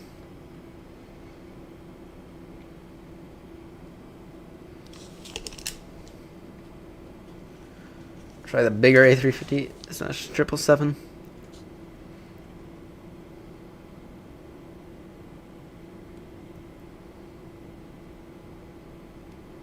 Yeah, minimum new sky score 9.5. Watch. Try to use as many of these runways are shorter than short. 9.50. Ooh. Now that is a challenge. Now that is a challenge.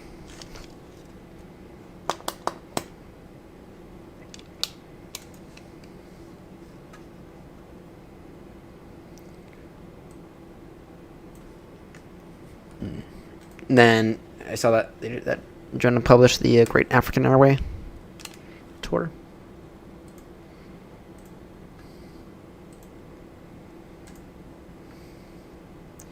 Book truck, 50 state U.S. tour. Let's see here. 50 state U.S. cargo hauling, easy. Yeah, what is this cargo hauling? It's actually a little bit of an interesting tour. First, it's Istanbul to. Ooh, that might be a tour we do.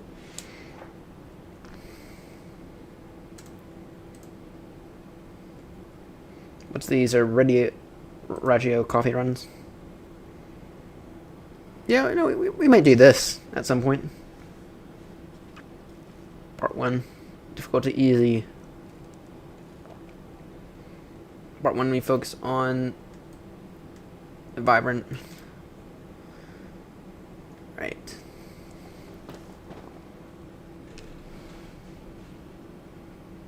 Yeah, we might try. We might get after this tour at some point here soon. Actually, all the Raggio coffee runs.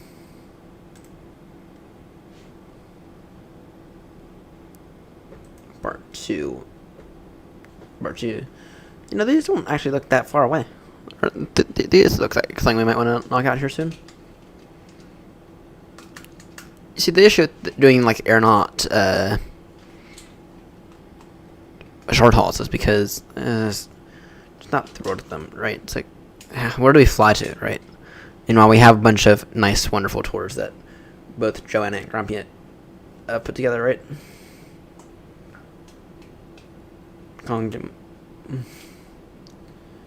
That, ooh, looks interesting. One thing is that I'm not the biggest fan of like these 1,000 nautical mile legs, you know. So,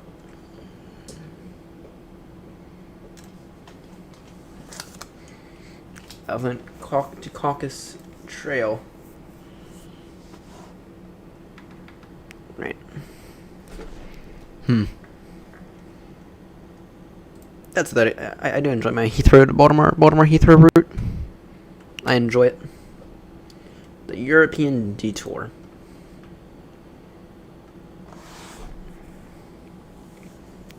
Oh, poor no. Latvia's just no Ukraine, no Belarus. So we might do this. Give it in time. In time, we might do this.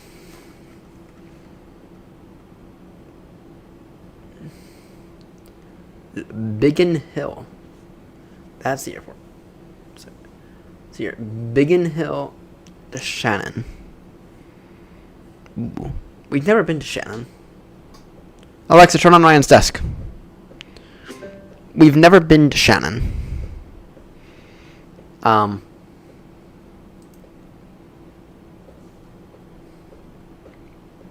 Shannon would be interesting.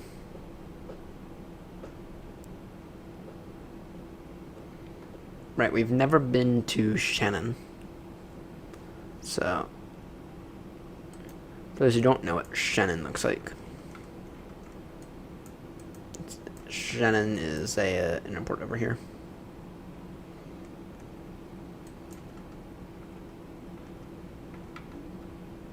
Here, maybe it would be better for me to show you all on Novgraph. For those who don't have no clue what Shannon Airport looks like. I've never been there in real life, but it's an airport meant for, I consider it more like a relief airport, right? So it does do international flights, right? But I consider it to be a bit more of like a relief airport from the sense of, okay, it's one of those airports that it's one of those airports where, okay, now you have an airport you can land at if you have an engine failure, like right here, right? If you have an issue, right, like right here, or if you have like an issue, like over here, right? Okay, now you have an airport where you can go and land at and get the plane on the ground ASAP if you need to. Right, if you're unable to continue to like a major hub, right? Shannon's one of those Shannon can be one of those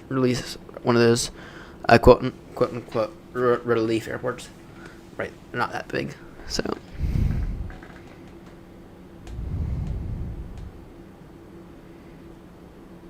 Yeah, it's yeah, I think it is Shannon. I think it was Shannon. So. Shannon's always. I don't think I've ever been to Shannon, but supposedly Shannon's actually one of those U.S. pre-clearance airports. Though I think Trump's trying to get rid of those, which is stupid. So I've never done U.S. pre-clearance, but supposedly it is one of those. Fry, I have good news. I have good news, Fry. We have not had a USB disconnect in like 15 minutes. Ever since I swapped out the cable. So I think maybe it was a bad cable for the microphone that's been causing all my issues. Imagine that. A bad cable. Something that's nearly impossible to detect. Right. But I don't want to jinx it, but that might solve all the issues. Just a bad cable. Once again, I don't want to jinx it. Do not want to jinx it. You know? But imagine that.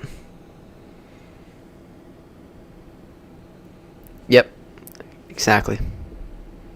Exactly. Don't want to jinx it, but it's looking pretty likely it was a bad cable. I'm gonna be so pissed. I'm gonna be so pissed because I've been trying to figure out these issues for ages, and I mean, some of the issues have certainly been PCI Express, or some of the issues have certainly been USB related, right? Some of them have certainly been USB, true, like USB controller is getting overloaded issues, right? But imagine all like the small issues that I've had over the past who knows how long that I've been trying to figure out what they've been caused by. Imagine if they were all caused by a single bad cable. Imagine that. I don't know. I'm just saying it looks pretty likely that I've been able to pinpoint the issue. So, with that said, though, we also haven't done anything extreme yet. So,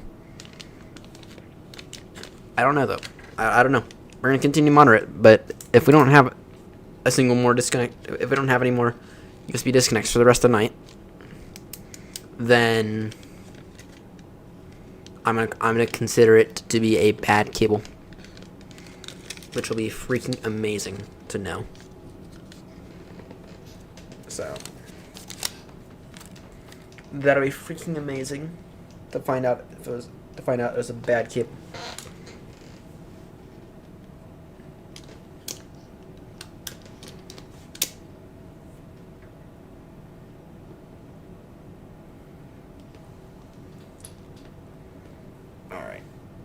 See here, we got 2.5 hours left. 2.5 hours left. What shall we do?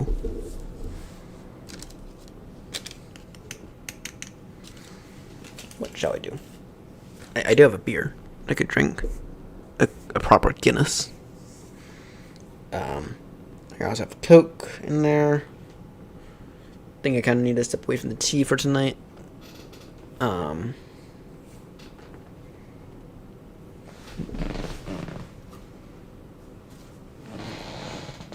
I also have one more of the Beck's.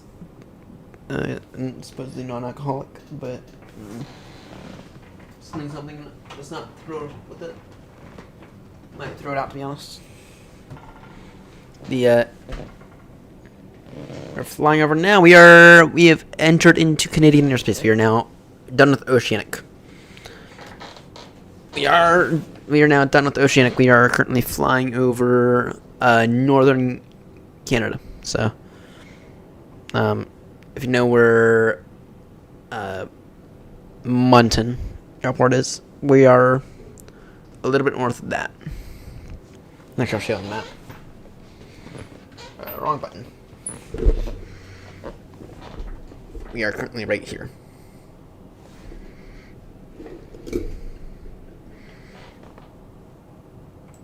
Right, we are currently direct to Mills. And Mills is kind of like our morning. Right. Once we get to Mills, we are in U.S. airspace. And then once we get to Kayak, we can probably begin our descent briefing. What's the METAR looking like for Baltimore? 290 degrees 6. Damn, look at those temperatures. Y'all can't see the temperatures.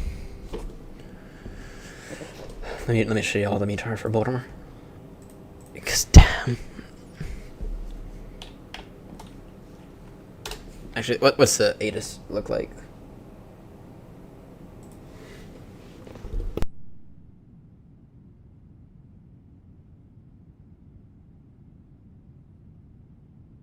If anyone says that was a microphone disconnect, no, that was me intentionally doing it. 1 hour. Oh, 1 hour old. Information. Foxtrot. 1 hour. As of an hour ago. Let's see. Baltimore information. Foxtrot. This is over an hour old. Probably in the process of reissuing it. Surface wind 290 degrees 6 knots, 10 static miles. Visibility Temperature -11, dew point -17, altimeter 3012, remarks. Okay, runway 2 IST closed. Okay, departing runways 28, arrival aircraft expected visual approach 33 left. No airman. Okay, bird activity Oh, come on. There's no birds around. There's no fucking birds around. Advise you have Foxtrot. There's no fucking birds around now. Where do you think all the birds are? That's a bullshit statement they're putting in there to cover their arses. I've never seen more bullshit than that. There are no fucking birds around. It is a long flight. It is a long flight. This is what's known as the long haul. So, yeah, bird activity vicinity airport. What a bullshit statement right there. I have not seen a bird in like 3 months. What a bullshit fucking statement. You know, bullshit fucking statement in the Baltimore ATIS. Wow. Wow.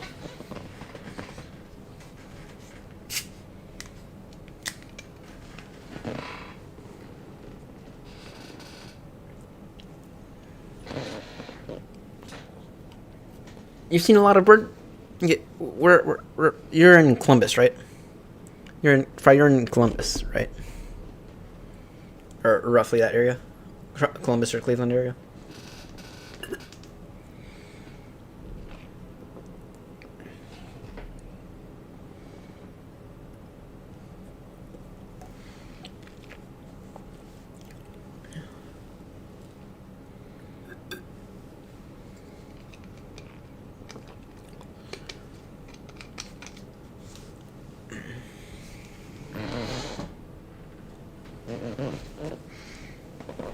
Is Grumpy online yet? Grumps. Not yet. Don't think he is yet.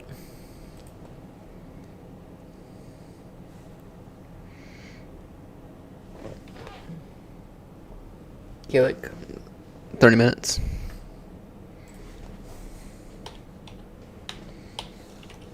Yeah, Columbus area, so. Yeah. Damn, that's surprising. Any updated proper METAR? I don't need the...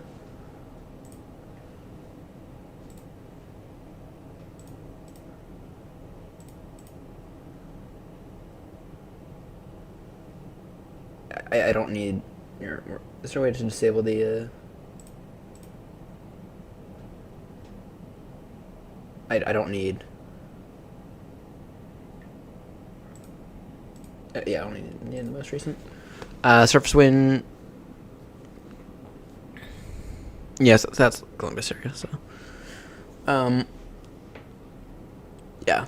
So, most recent METAR, that was 554 Zulu, that was fairly recent. 290 degrees, 6 knots, 10 statute miles, visibility... temperature -10, dew point -17, altimeter 3012, and I don't know all the bullshit at the end. So I think that's mainly ATC related. I don't know all the bullshit at the end.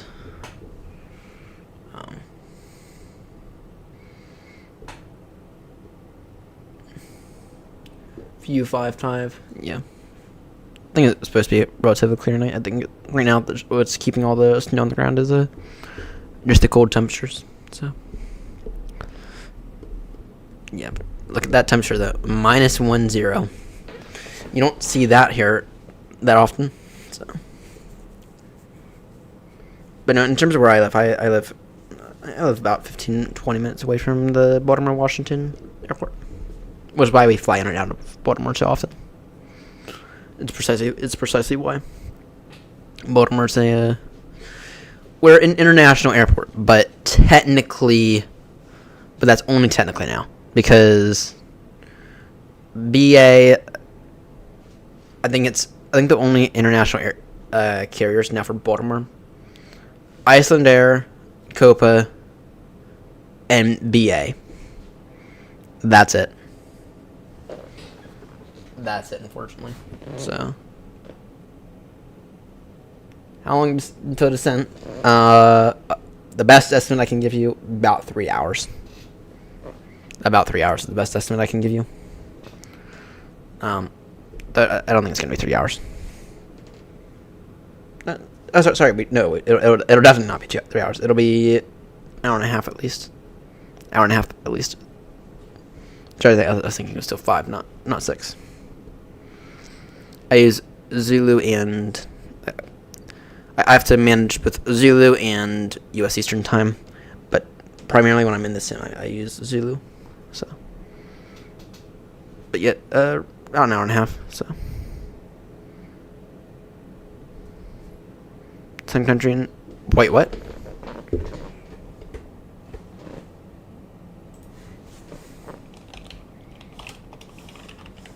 I thought I heard that. Potential. It's potential.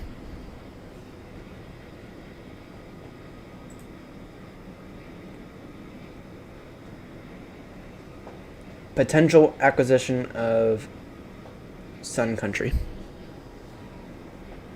To be honest, I'm okay with them merging. I don't see any issue with them merging. I also don't see any issue with JetBlue and Spirit merging. So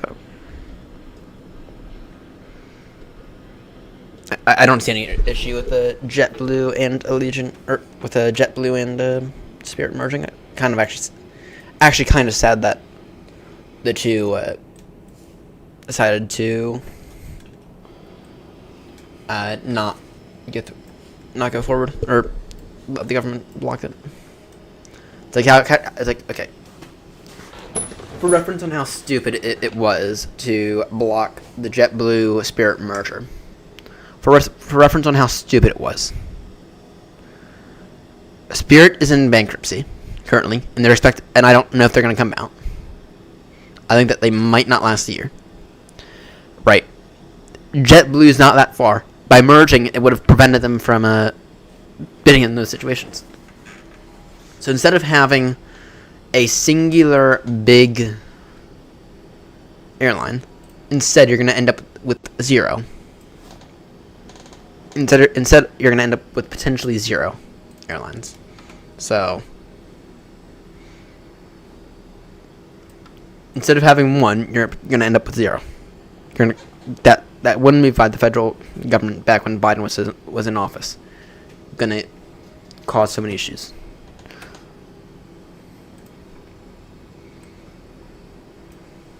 You know, bad move by the Biden admin. So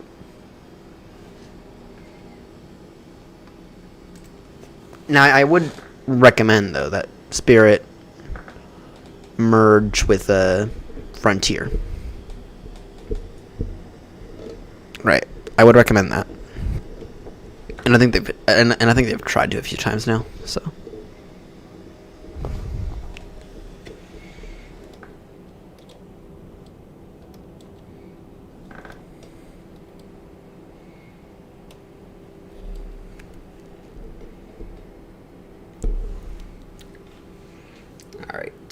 Optimum 370, our fuel temp -12, recommended flight level 380, optimum 37, max 403, current speed Mach decimal 85, minor turbulence, up ahead if that. Alright, gears all up and everything is looking normal.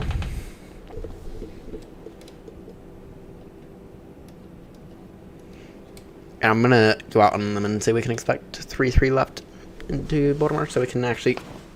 I'm going to throw that in the FMC now. Trish 4 from Noogie. We'll throw in ILS. Or no, throw in the RNAV. Zulu for 3-3 left. Or no, it's RNAV X-ray from Cools. right?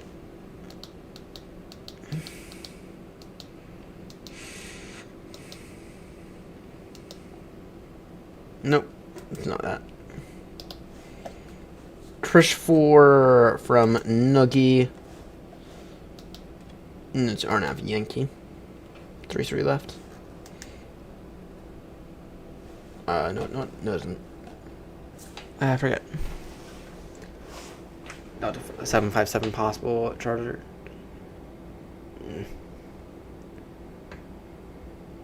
Part at.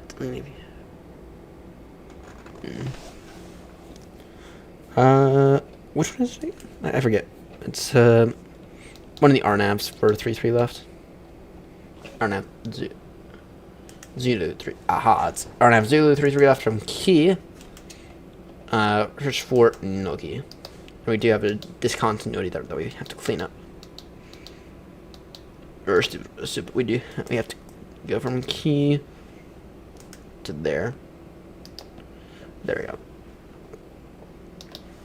And that gives us, that pinpoints our ETA for Baltimore now 8:42 Zulu. So, which is just over 2 and a bit hours. Just over 2 and a bit hours. So, and the reason that I went into RNAV is because the RNAV is fun.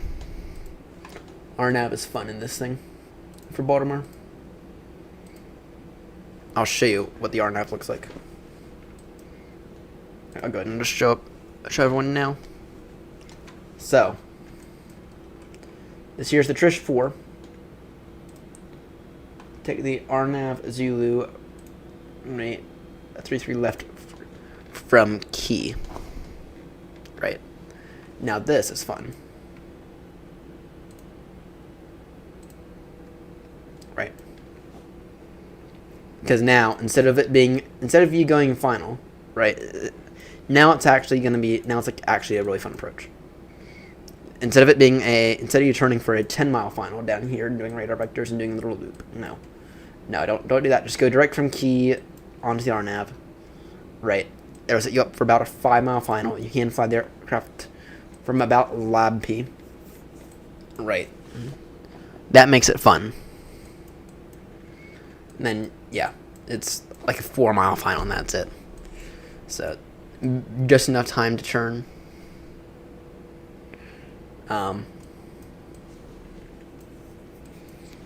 We'll take that from Key, assuming that the visibility remains fine. And we'll land 3-3 left, which is a Cat 3 capable runway in case we need it. And yeah, taxi pop it, and Bravo to the ramp. So we'll be parking. Where is the other one? I think we'll be parking Echo 1 today. I think we'll be parking Echo 1.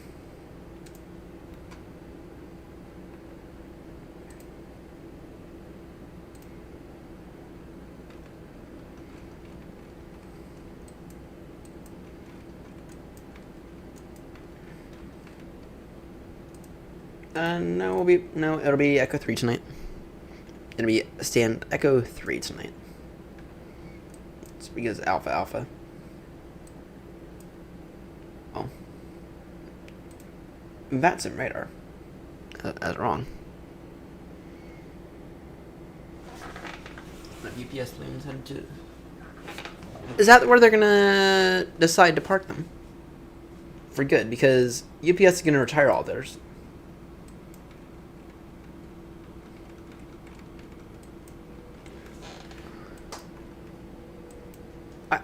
You see, it's interesting that we say that it's interesting that we're saying that FedEx is gonna retire theirs, because earlier today they weren't. You know, earlier today they weren't. So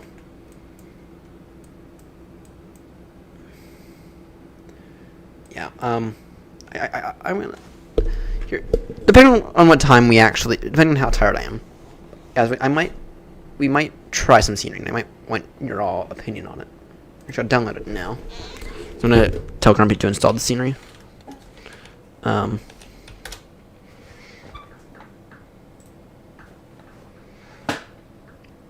gonna take a look at the scenery. Here, right? We're gonna take a look at it. This stuff here is a bit more basic than the other stuff, but I mean, I think it is better. Yeah, so here's the international ramp. No, it's basic. Yeah, no, it's definitely a lot more basic than the other stuff, but I mean, it has what you need. You know.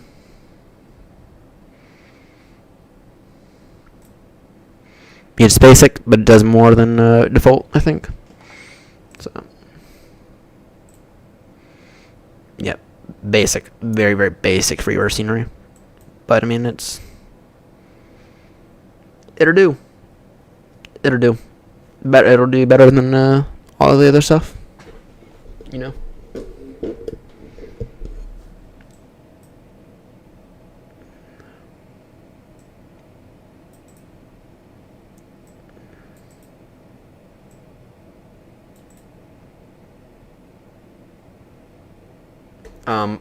In terms of the scenery that I have for Baltimore. Ooh, what's this? No, that's not it. I have the Latin VFR scenery, which Latin VFR scenery, I don't know. I don't know about it. I think it's still on like the first version, and I don't think it's been updated in a very long time, despite them renaming some taxiways. Right. So that's right. So here's your. That's not the international ramp. No, that's not it. I've been there a few times in person. Actually, I've been there several times in person. Show me the bloody international ramp. Baltimore is not small. This is not a small airport. So. You use the freeware. Sorry, I wasn't paying attention to the chat. You guys use the freeware. It's not. It does the job. So. Yeah, no. I use the Latin VFR scenery, and I mean it's $8. So. It's $8. I mean it's not great. But it needs an update, though. That's the issue. It really needs an update. And the reason that it needs an update is here, let's go in here, right? This taxiway here is no longer Alpha. If you look in here in Novograph, and this has been changed for a while. It's Charlie Juliet and then Juliet, right? But it's not Alpha anymore. And it's been that way for a minute now. It's been that way for a minute.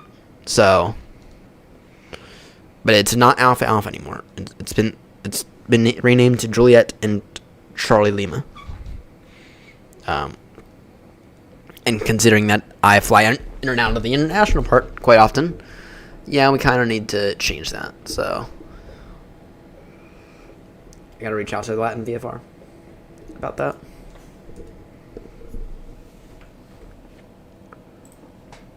I wonder if Google Earth has been updated. I wonder if Google Earth has a new scenery or whatever. Has the updated photos for the new taxiways.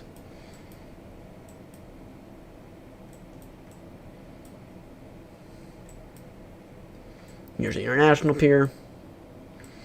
Right, okay, that's still Alpha. But if we were to look at the date of all this,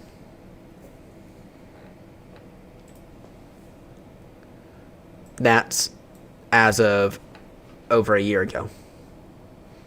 Right. Oh, wait, no. Yeah, you see, this here, it's now Juliet, and then, yeah, it's now Juliet. Right. To USA. US airport. Oh dear. Oh, Fry, did you by chance see the NTSB, what they said about what caused the crash? About what they caused the GCA crash? Did you by chance see what they had to say? because I saw parts of it. There are two things that stood out, right? The first is that the Black Hawk had the fucking plane in sight. There's no excuse for the Black Hawk not to have had the plane in sight, but the plane didn't have the Black Hawk in sight, right? And it was because it was blended in kind of with the background, right?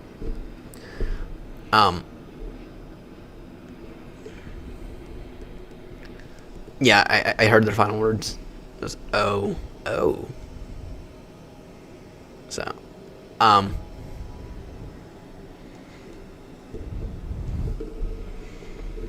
but they said that it was they put the blame on the FAA, on the bloody FAA, for they said that what caused the accident was the FAA allowing aircrafts to fly so close to Reagan Airport. That's what they said caused the accident. Right.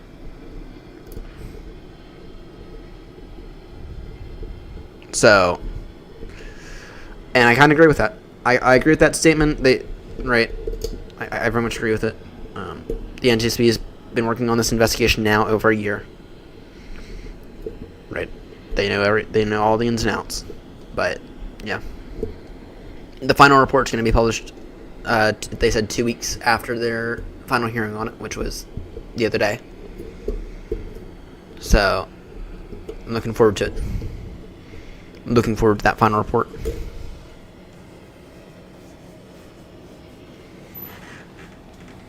Looking C-40 from Dallas, headed landing for Miami. Landing at Andrews. Nice.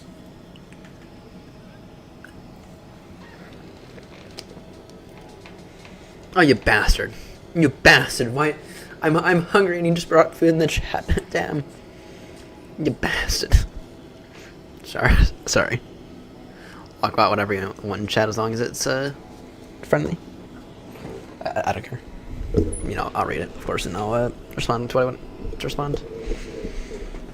Damn.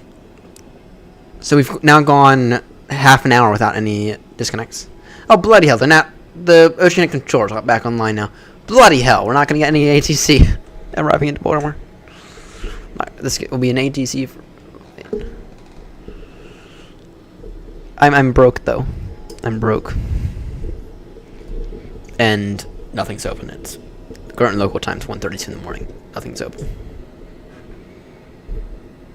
So yeah, I have DoorDash stuff this late before, and not great financially, but yeah. Don't really have any food in the house either. You get to run to the. We get to go to the store tomorrow. Or being my mom gets to go to the store, and I get to go to work. I get to bike to work. So. I'm broken. Yeah, nothing's open now. So I mean, McDonald's might be open, but I think that's about it.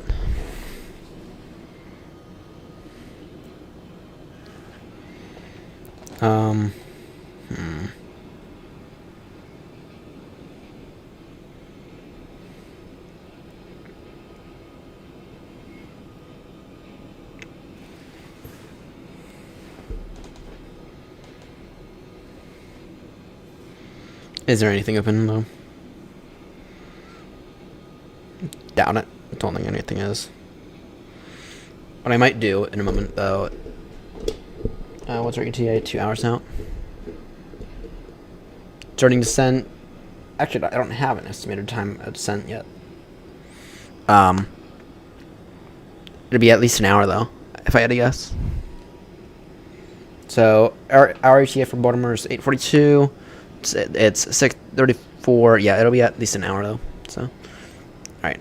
I think I'm gonna go upstairs, see if I have anything that I could eat. Maybe if it's even just some potatoes.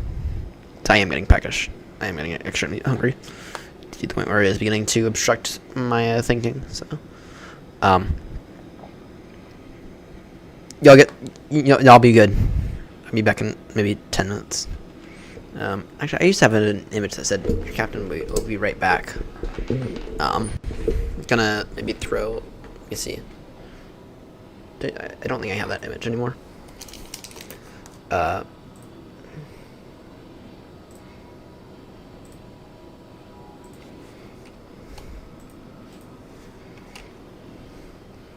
Let me see if I can't try to re-download it. Your captain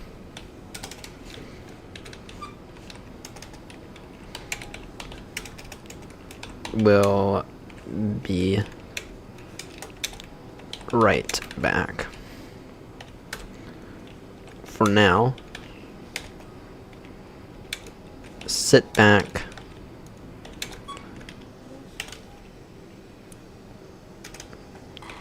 relax, and enjoy the flight. Here, let me just try to do this. No, I'll go upstairs in a moment.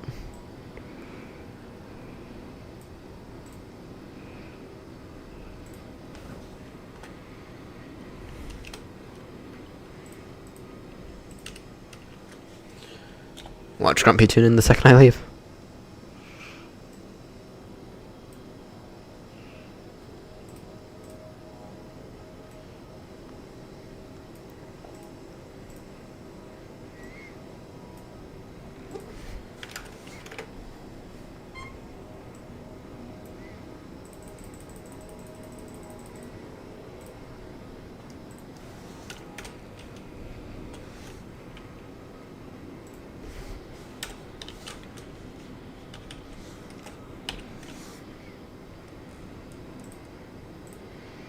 Alright, let me just download this and then I'll go upstairs.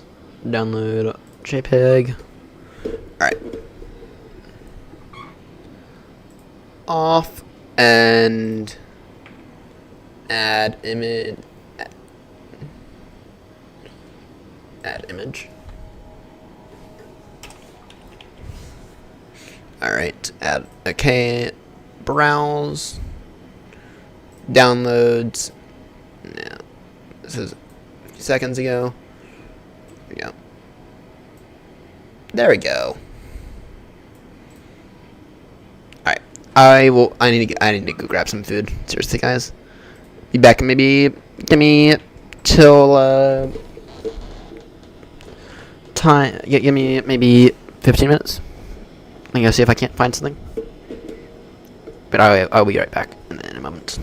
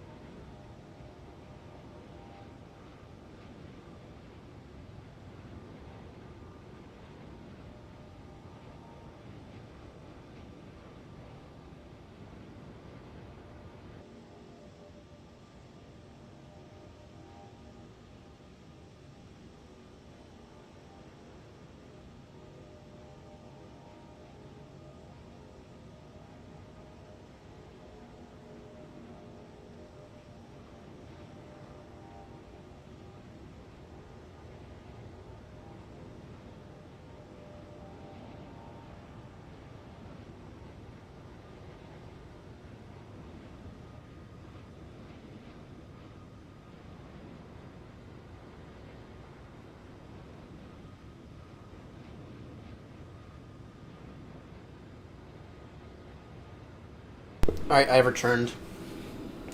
I have returned. Alright. I'm off to bed. I have to get up in 3 hours. Wait. Oh, thanks, Fry. Thanks, Fry. Thanks for tuning in, Matt. Thanks for tuning in. I found some sausages.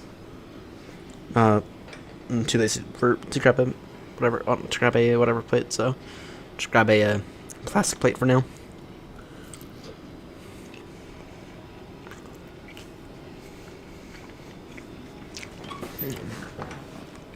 Not great.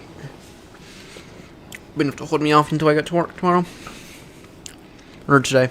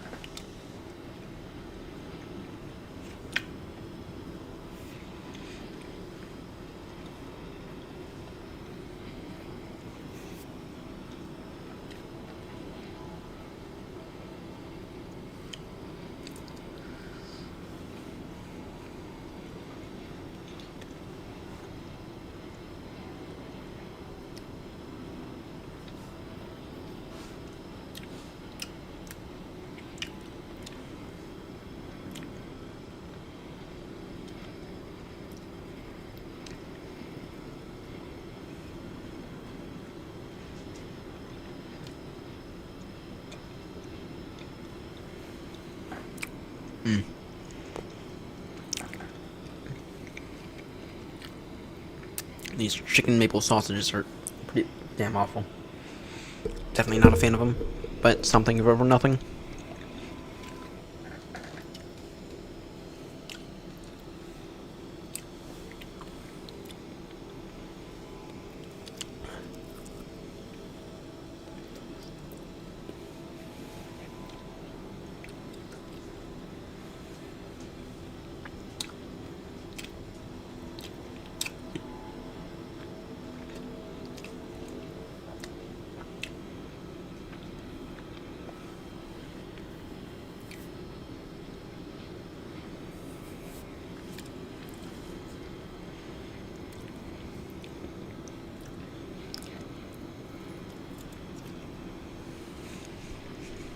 Oh dear.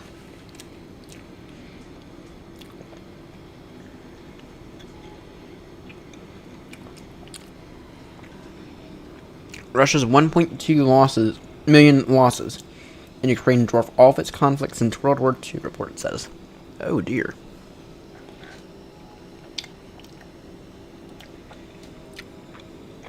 Well, good job, Russia. Great job. Is Grumpy alive yet?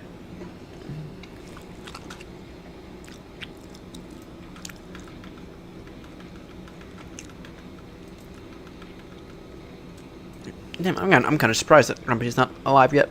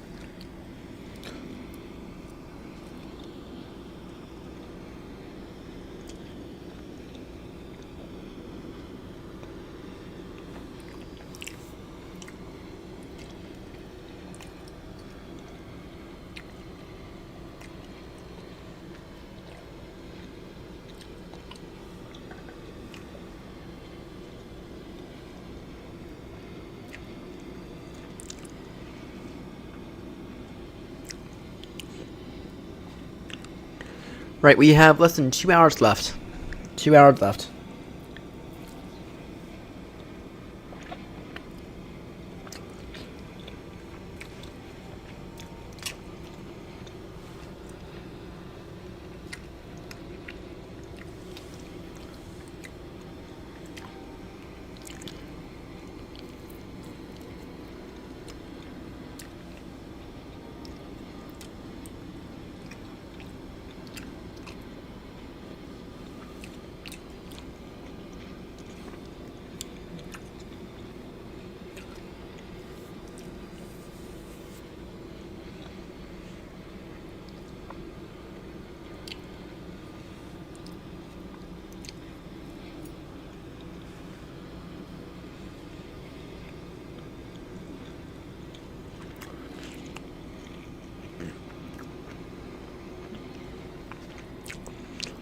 Alright, this will hold me over for right now.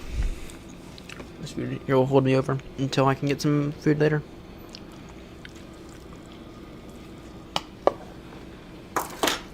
Oh. Now that's a view.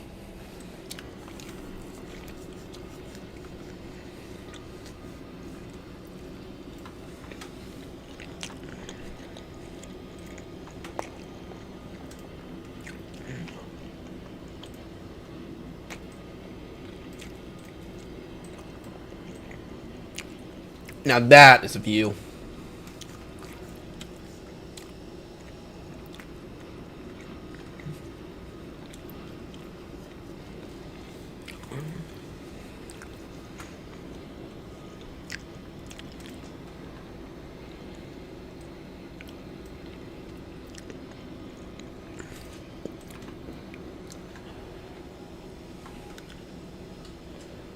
Right, now that's a view if ever I've seen one.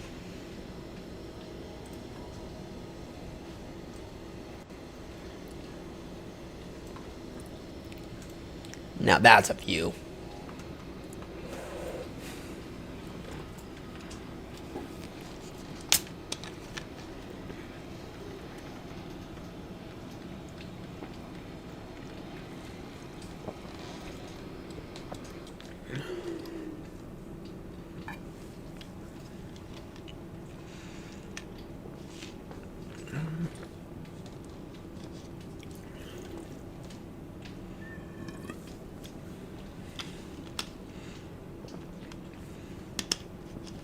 Now that's a view if ever I've seen one. All the lights down the coast. You can't always see it that well from that side. Do a bit of a mid-flight check-in.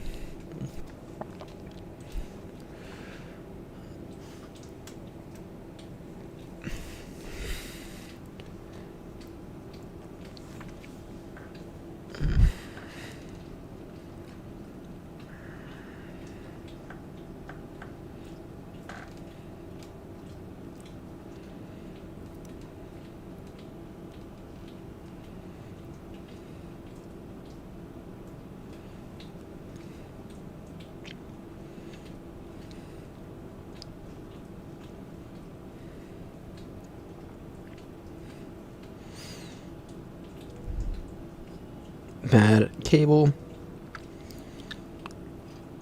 between mic and PC.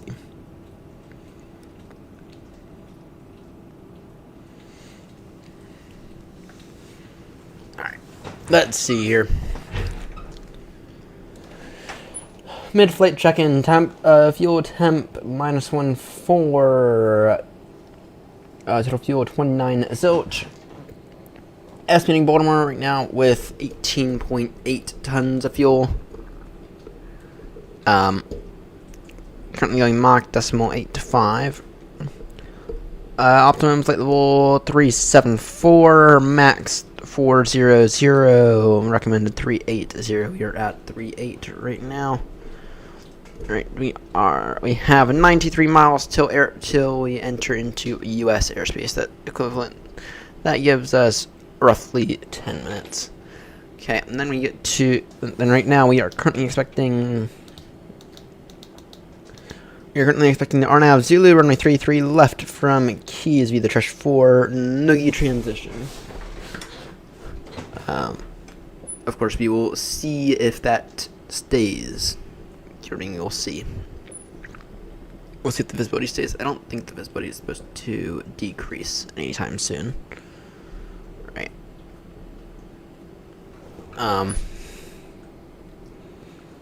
So yeah.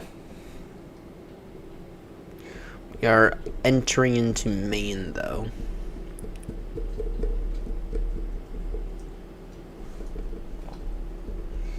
We are entering Maine.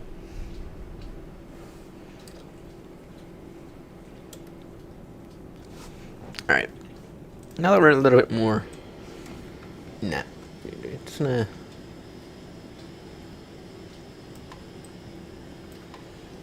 Try maybe get a good screenshot there.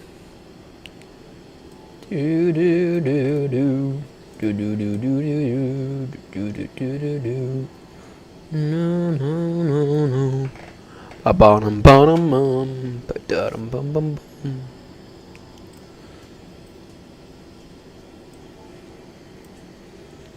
All right. What a view right there. What a fucking view.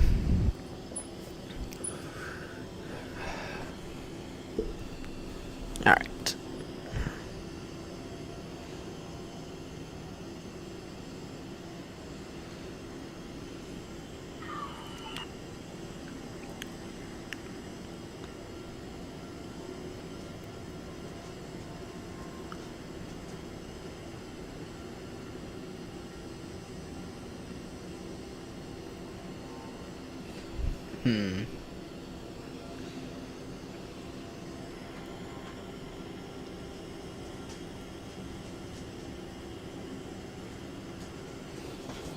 Hey, do you want hugs? Come here. Come here. Oh, you want the plate, don't you? You want the plate. Yeah, I know you. I know you. You enjoyed the bath you had earlier? How's your stomach? You got a little sick earlier. How's that stomach of yours? Yeah, I know you want attention. You want loads of attention. Yeah, you want loads and loads of attention, don't you? Yeah, you're giving me lots of excuses because you want to,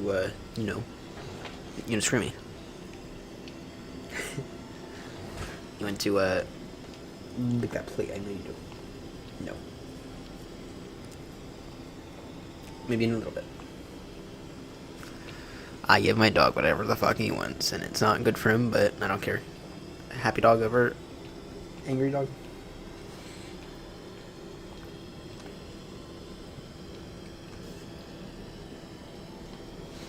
How you doing? Yeah, you're first a little fluffy now. Nice and fluffy. And you don't smell like a dog vomit anymore.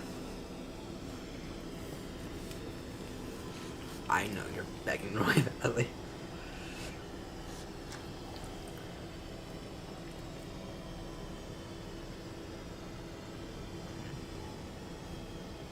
I love you too.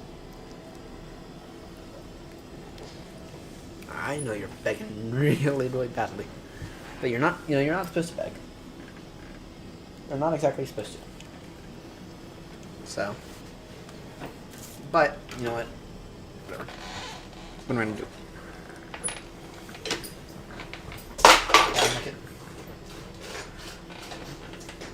Screw it, Not supposed to do it, but whatever.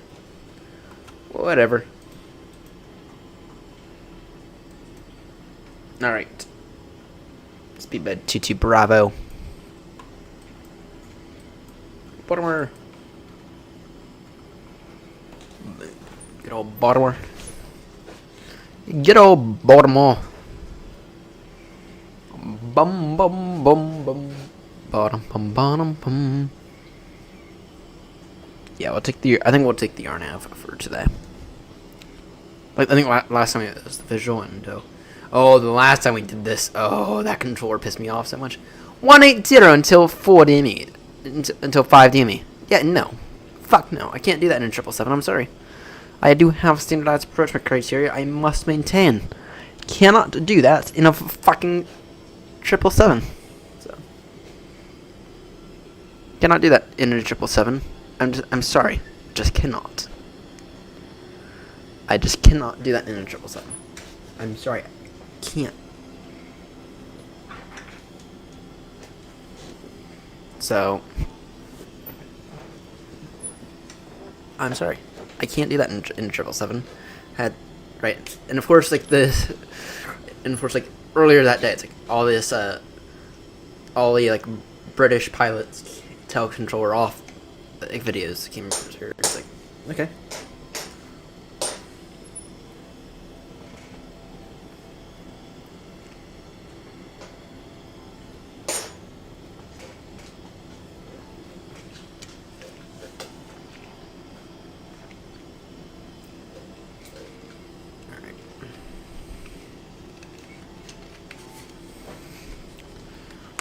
What I think I will do right now is I'm gonna work on Google Workspace here.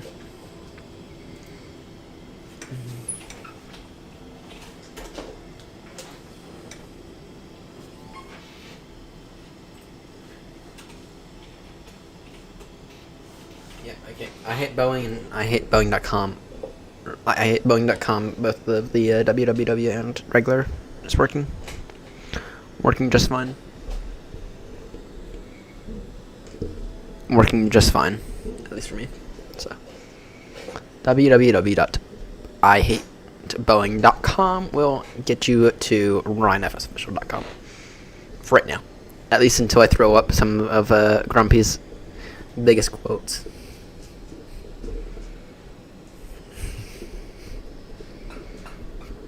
On it, so yeah, I might do that actually. Oh, that'd be hilarious. Oh, that would be hilarious. Don't mind me just doing a little bit of web development. So.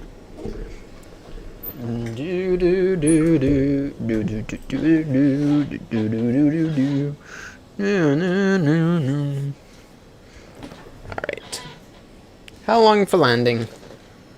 Time for 1 hour and 41 minutes. Sorry, hour and 40 minutes, roughly.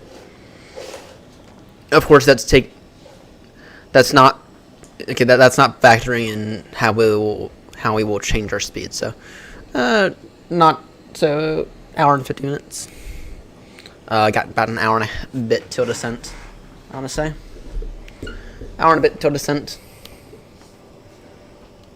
Let's see here.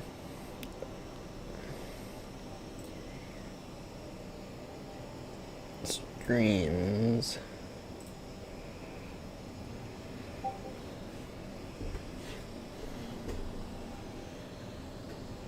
Stream schedule.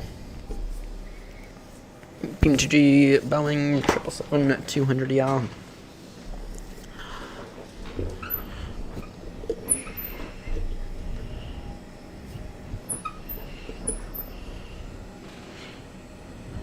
Alright.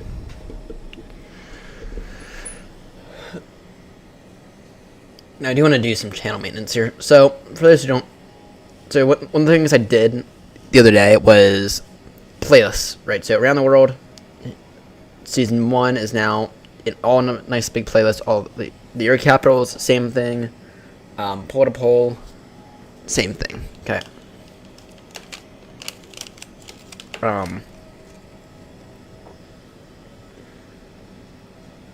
Trying to do more.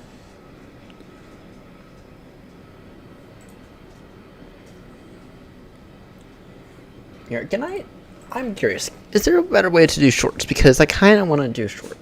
Here, let's see here. I don't think I can do a short here though. I think I need to do it on my phone, which is fucking annoying. It's fucking annoying because I feel like I can do a better job when I'm on my. Right, it's fucking annoying that I can't do that. I want to do a short through my computer, not for my phone. So, all right. Let me just quickly send. Oh, now I'll do it through here. Is it?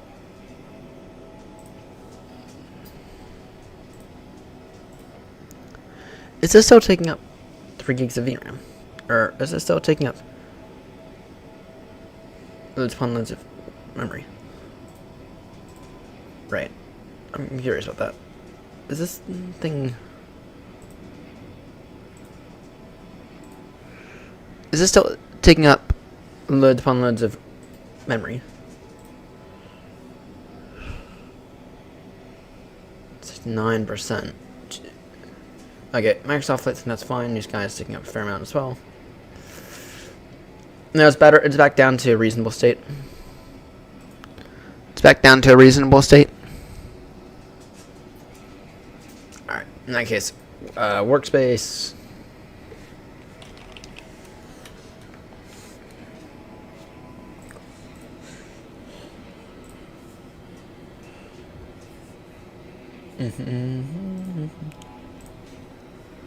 Boom, boom, boom, boom.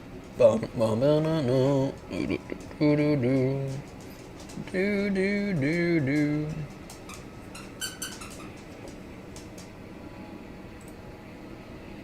Alright.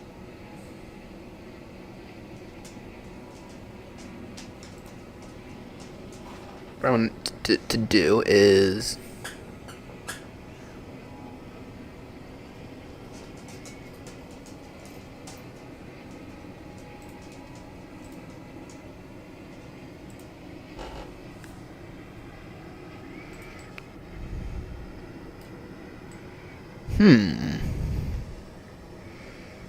Do. Yeah.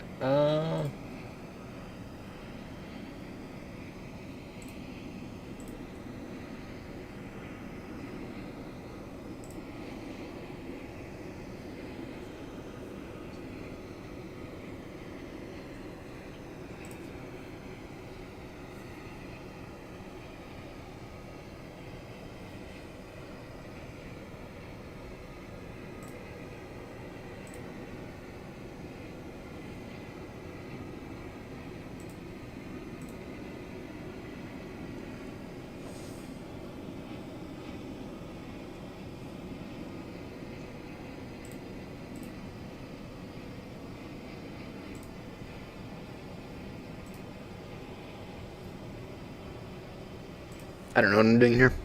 Just looking at everything that Workspace has to offer.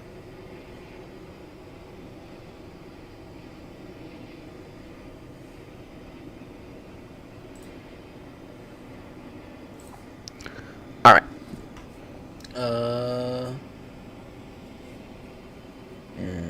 Let's see. Alright. So this is our updated thing here. Gallery. Let's see here.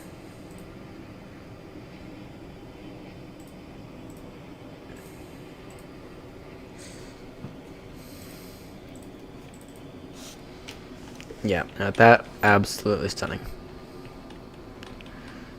Absolutely stunning. So 307 30007. That I would like to add up here.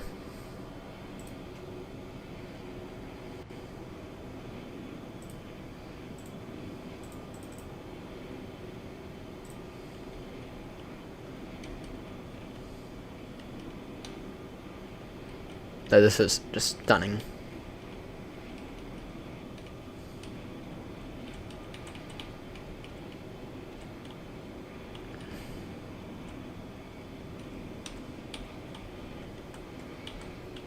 Yeah, no, this was stunning.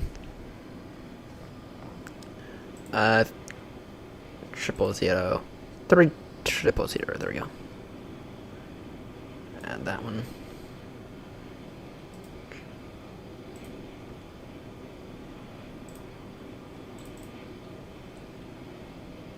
I'll add this one as well.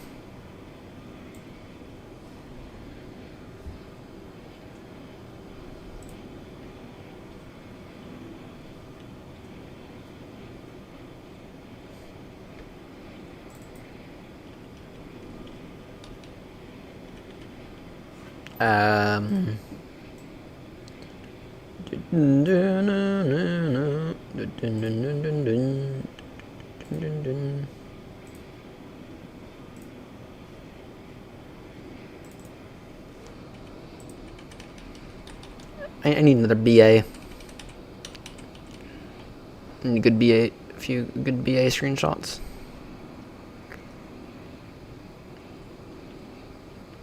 Bum bum bum bum bum bum bum bum bum bum bum. I need some more good BA screenshots, I think. So I'm kinda lacking them. Alright, this was 03. Ending in 03. Ending in 03. Let's see.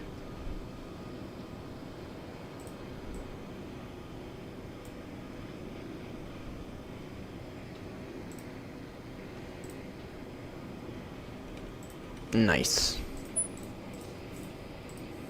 Some of these are like really, really crisp as well. Some of these are like really, really crisp. Right, not that one. But like that one. That one. Really, really, really crisp. So. Alright. Surprised that Grumpy's not online yet. He's probably waiting for David's stream later. Heathrow to, or I think David's going to Innsbruck. Speaking of, we are now officially in U.S. airspace.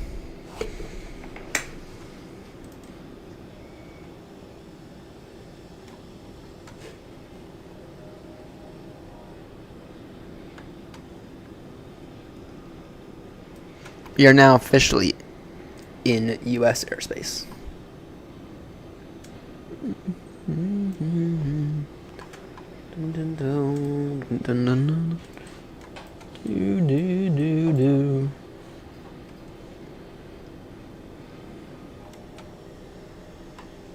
Alright. Look at them lights. Them lights are so crisp today. So crisp. Screens are looking absolutely amazing. I actually might have think I might actually think that whatchamacallit does that frame generation does a good job. So it actually makes everything sharper in a way. In a very, very, very weird way.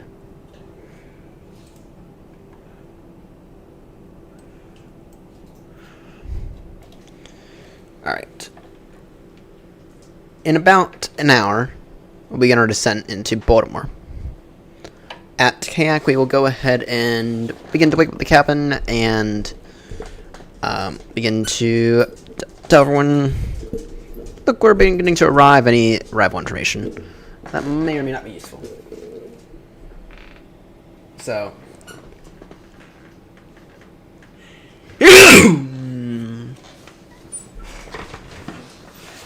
Anyway, that'll be the plan, though.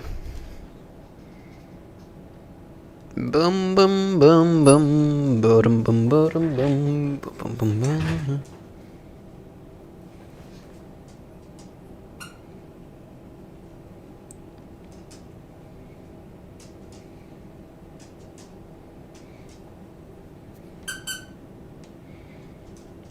All right.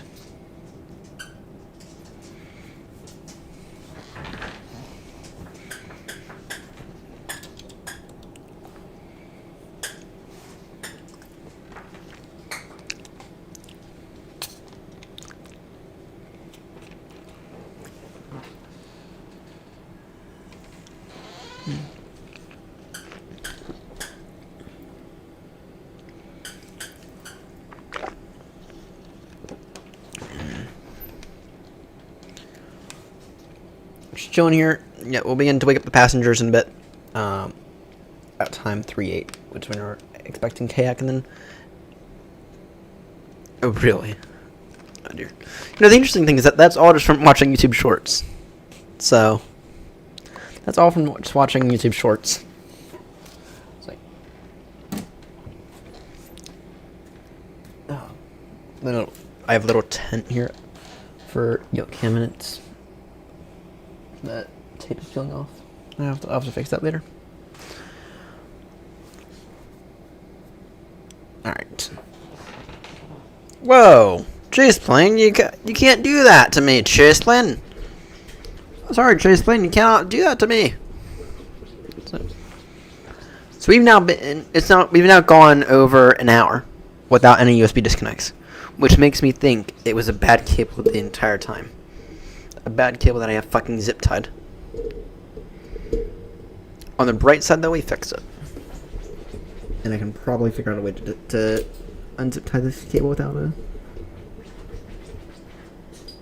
I think I can figure out a way to unzip tie the cable without cutting it.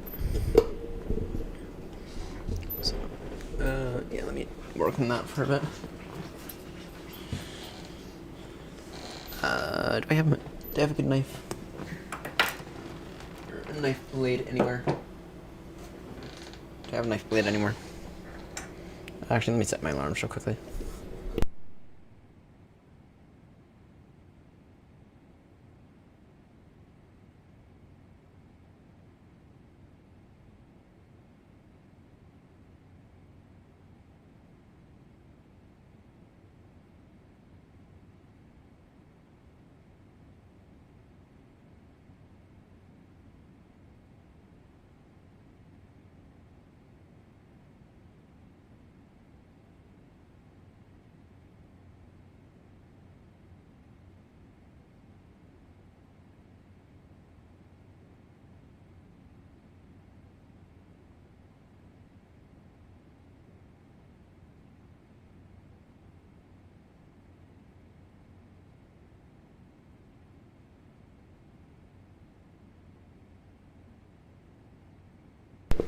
Alright, sorry, I didn't wanna disturb you all with the noise of saying the magical words of the Echo Dots respond to.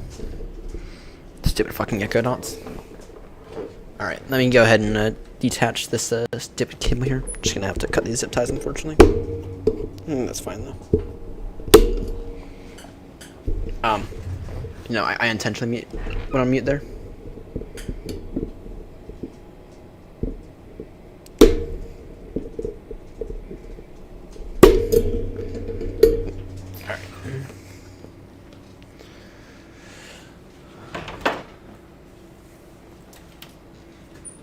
Tell a choke. You're putting me on the spot again. Give me 5 seconds. I'm telling.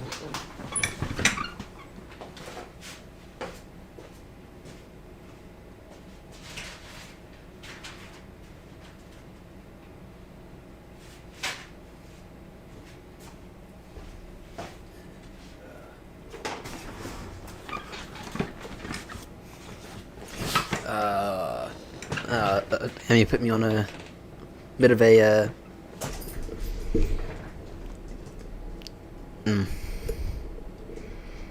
Damn, you put me on the spot again. I can't give out jokes like just on the spot, right? It's like someone asking, tell me a joke. It's like, that's where I struggle. I can't do that. I really cannot do that. I really suck at it badly. But then it's like then I'm happy to make up jokes in the situation, right? Something funny happens. I'm happy to make up a joke then, right? I really, yeah. That's like someone says tell me a joke. I can't. I kind of suck at that. No, kind of suck at that.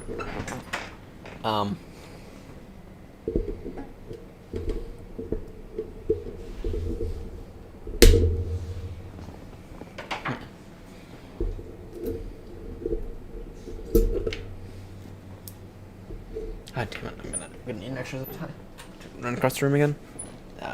Another time, I think. Damn, you put me on the spot again. I can't think of any good ones.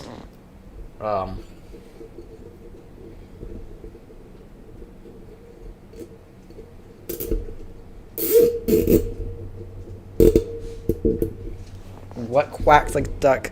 Oh, sorry, no. What screams like a duck? What quacks like a duck? And acts like a duck.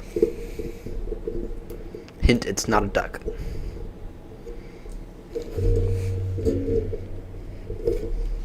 This is the best I'm gonna come up with.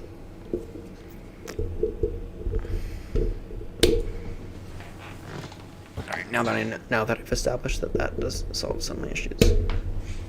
Trim some of these zip ties off. Been trying my best to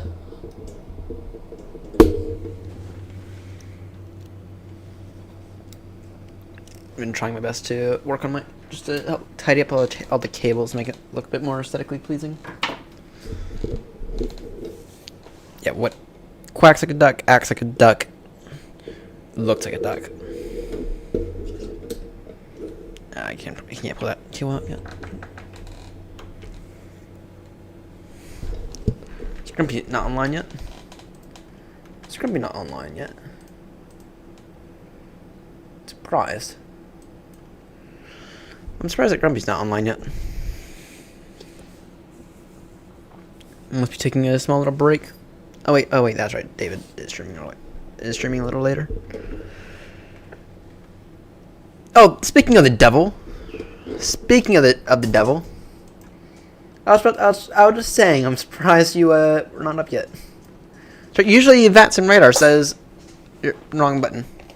Usually VATSIM Radar has like a little box up here that says whoever's online, but morning, Grumps. We are in the 777, of course, on our way to Baltimore, and I think I finally figured out my USB issue. If you looked, I think I put a message in the Discord as well. A fucking bad cable. So one of the patterns that Fry in the chat earlier noticed is that every single time I had a disconnect, the microphone would go bad. And the microphone would essentially be weird. Can I get up here? And yeah. And I didn't think it was the cable, but ever since I swapped out the cable, which has been over 2 hours now, not a single disconnect. Not a single disconnect. Which is rare. So I think I finally figured it out.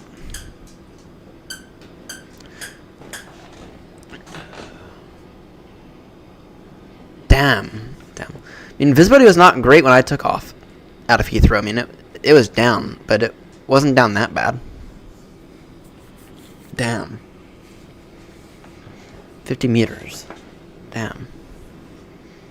That's basically nothing.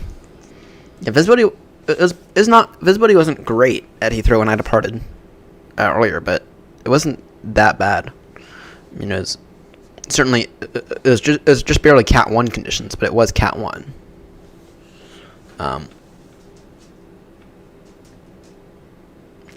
Yeah, I'm not surprised that Heathrow is foggy.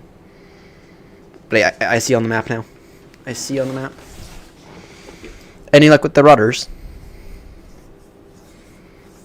And any luck with the rudders? I'm gonna get up here. Oh, no, you're gonna say this.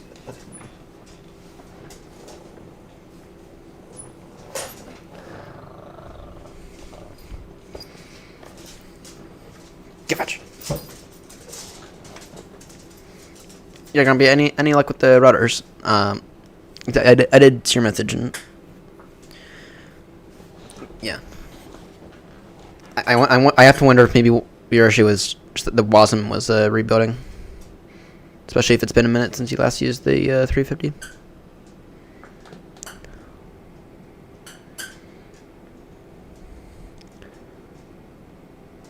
Yeah, I got that same bug last time I used it as well. Oh, not the last time, but the time before. I was on approach into Heathrow. So. Oh, good.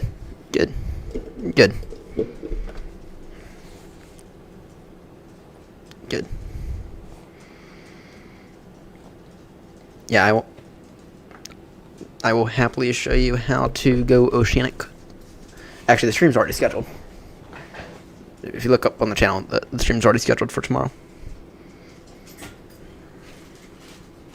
Alright, we are approaching Kayak. At Kayak, we will wake up all the passengers and essentially give them a bit of a briefing. Currently, I'm going to assume it's going to be the RNAV Zulu for runway 33 left. Because last I checked, which was about an hour ago, the visibility was fine. What's the updated METAR?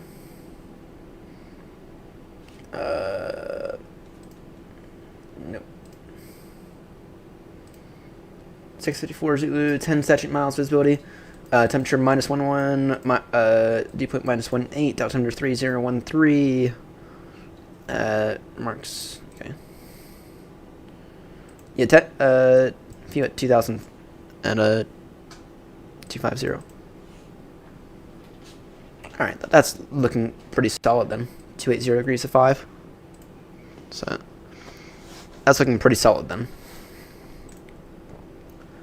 Now, I know that this flight's not going to be a 10. No, we're not. No, we're going to save that for tomorrow. We are going to save that for tomorrow.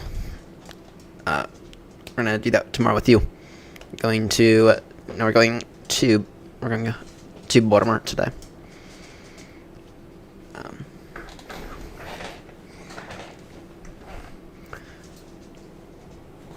Yeah, we get to go to Baltimore today because someone brought my favorite 777 back from LAX. Speaking of, I might need to do a positioning flight. We have a spare 772 at Singapore that hasn't been flown yet. That'll be a very, very annoying positioning flight to do, but I might have to do it. So, there is not. No, there's 777, but there's an A350 at Heathrow though.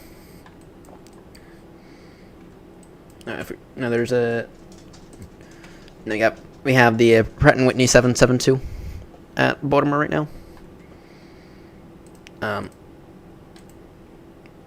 But if you are interested,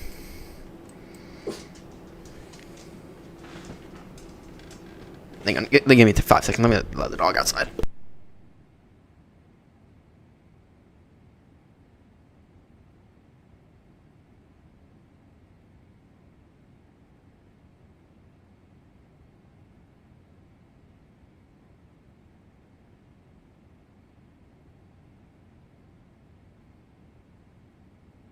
Oh, you have the power. Ah, so fair enough. One condition though, you move the spare 772 that we have sitting on the ground at Singapore that no one's flown. And yeah.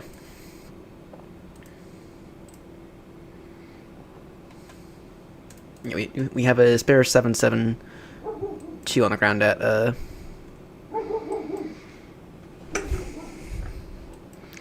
it's at Singapore. Yeah. Actually, to be honest, you might want to move all 3 of these. I can't say this, damn it. Yeah, to be honest, you might want to move all 3 of these. You have an A350, an A350-900, and a 772. All at Singapore. All have not been flown. And actually, I was thinking, people are really flying the 777s. People are loving the 777s right now, and we're kind of limited on them. So I was thinking maybe if you want to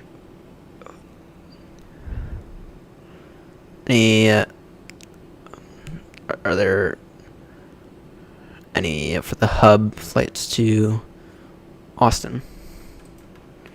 Or are there any for the hub flights? What do you mean? It's right now at Heathrow. I'll show you what's going on at Heathrow. see. You're taking the A350 that we had on the ground. There, the one that I brought back. There's an A340. There's a 78. There's a 78710. Here, let me just show you. Right. Heathrow is looking very, very dry right now. Heathrow is looking very, very dry.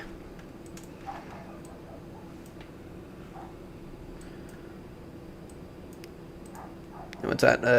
Dublin. Dublin's got a, yeah. Good offer. If you want to install the freeware scenery, which I've not tested, but I've been told it's not bad, you can do that. And then when it comes to fuel, I think I put this in a message to you. When it comes to fuel, put extra. Put plenty of extra fuel because your ETA is going to change like 5 times, right? Yeah, your ETA will change. Just as winds change over the Atlantic, unpredictable changes, right? Your ETA will change, and we'll be arriving in Heathrow roughly 10 o'clock. Roughly 3 o'clock local. No, roads for prepping for VATSIM. No, not necessarily. There will be stuff you have to do during the flight, right? So, I'll introduce you to the NatTrack website now. You'll need to get an oceanic clearance, and I always file for one. Even if oceanic control is not online, right? nattrack.vatsim.net. Sign in with VATSIM.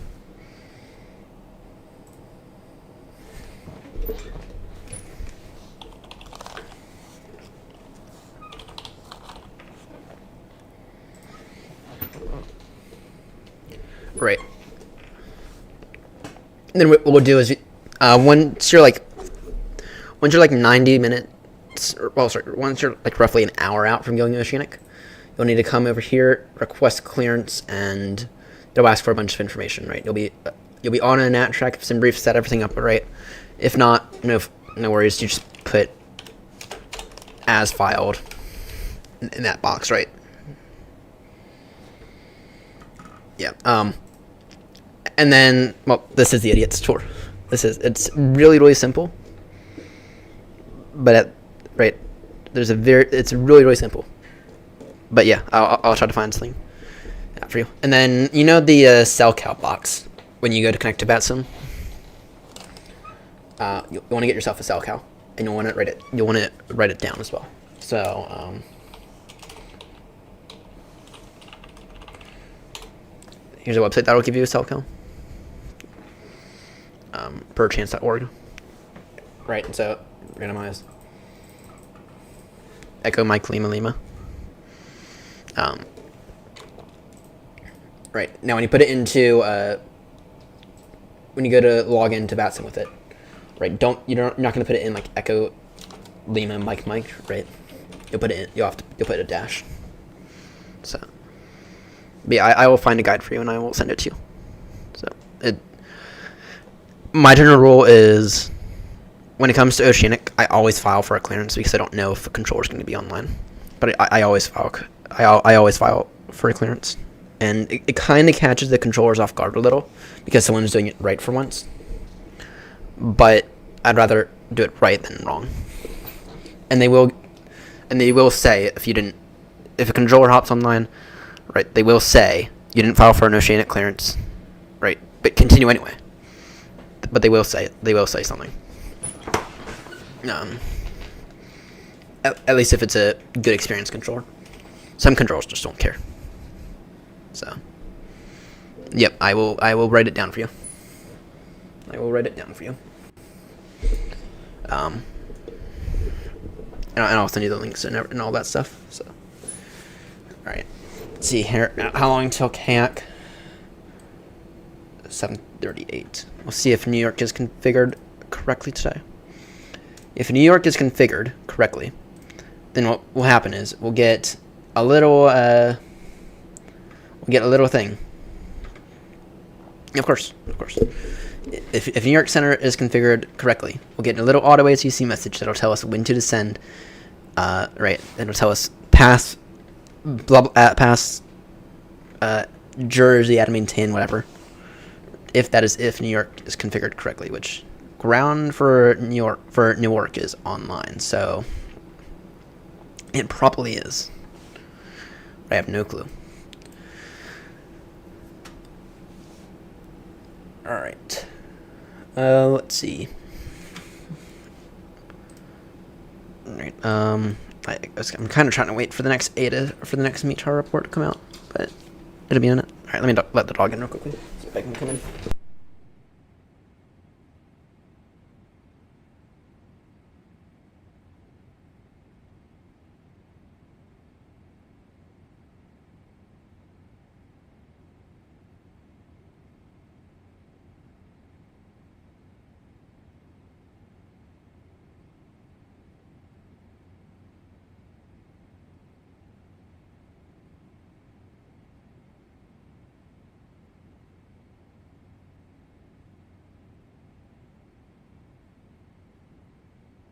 I am. There we go. Alright. 25 miles till Kayak. You have roughly an hour to go.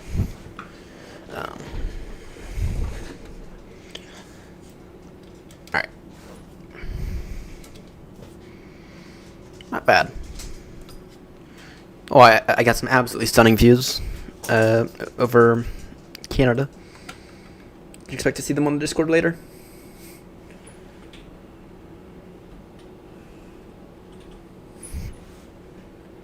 Yep, got some absolutely stunning views earlier. We're flying in a lovely BA today. So.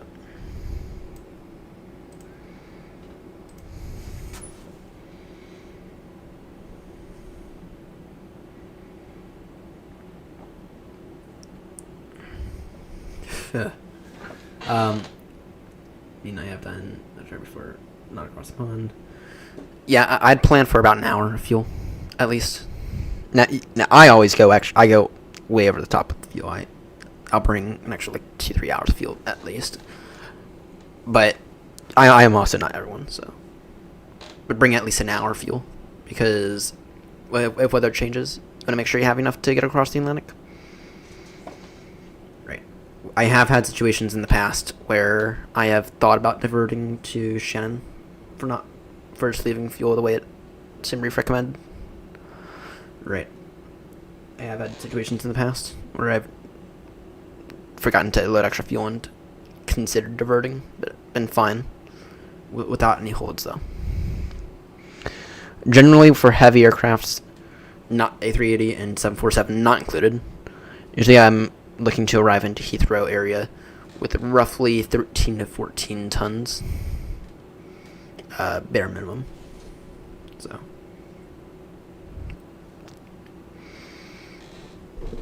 Alright. So we are expecting, assuming that the visibility does not change, which, time 5-4. Yeah, it's surprising, but it was a single bad cable. With the microphone. And it was this cable right here, because I haven't finished disconnecting the old cable, but I'm not. It's been over 2.5 hours now since we last had a USB disconnect, and so far, nothing. And I mean, I've been aggressive with it, right? But I think what we found was, I asked chat if any. I asked Fry mainly if he had any ideas, and he noticed that every single time I had a USB reconnect, the microphone would go off for 5 seconds or so. And I mean, I didn't think it was I didn't think it was a bad cable because just naturally I didn't go there. I thought it was a bandwidth issue with me just having so many USB devices, but I think it was a bad cable causing all that. So All right. Kylaw, you're now past kayak. All right. Let's go ahead and begin to brief the cabin. Current temperature in Baltimore is very, very frosty. And I get to bike to work later. I get to bike to work later. Which is going to be fun in minus 10 degree weather. I've done it before, though. That'll be fun. Alright, roster. Or, sorry. Looking at the wrong thing.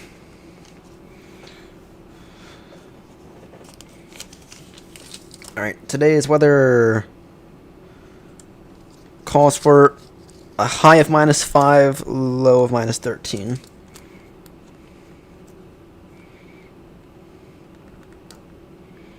Okay. Let's see.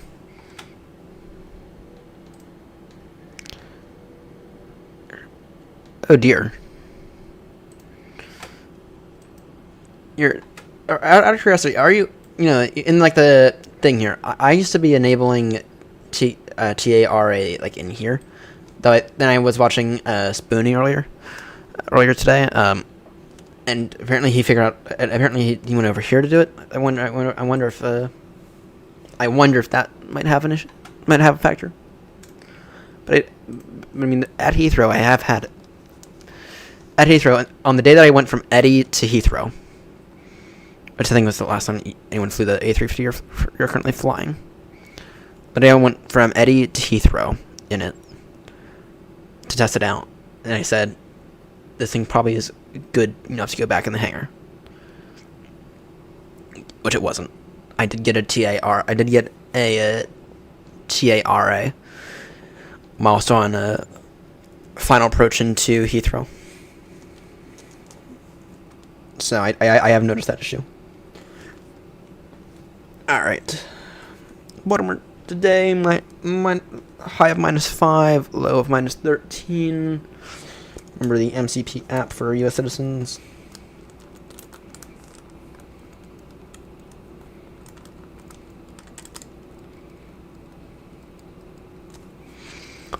Alright. And no. Also keep in mind maybe GPS jamming in the A350. Keep that in mind as well. It could be GPS jamming. Because remember, AnyBuilds does simulate that stuff. Even though you're over, I don't know why on earth you'd be getting GPS jamming over Germany, but keep it in mind. It could be GPS jamming, being buggy. All right, relatively smooth arrival is expected into Baltimore.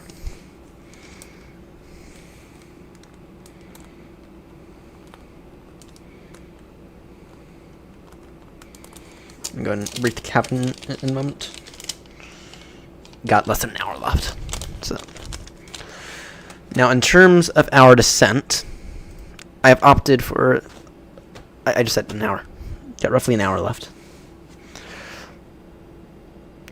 That's weird then. Any shit? Any equal shit? I mean, you have the 340, but I know you said that the 340 was in the hangar. Alright. So in terms of the arrival, we are going to take the Trish 4, or take the RNAV Zulu from Key for 33 left. Which will set us up. That's the reason that I love this arrival. Right. You go to Lab P, then it's, in a way, it's kind of like a circle to land. It sets you up on a nice 4-mile final. Right. It sets you up for a nice 4-mile final. Take it over around Lab P. Right. I already programmed that into the FMC. Then in terms of the arrival, let's see, you're 12 level Troy's, then at or above a 9, then at or below 9 at Trish, then Woody, I'll aim for 5,000 there, well maybe 6 there, then Finn's, then a Key, then, right, and we'll take it from Key, and then at Lab P we'll go down to 3,200, and then down to 1500 level giraffe, and then we'll join the glide slope and path. So overall, looks like a relatively smooth arrival. We can throw the minimums in now. The minimums are 496. I'm surprised I don't have it memorized.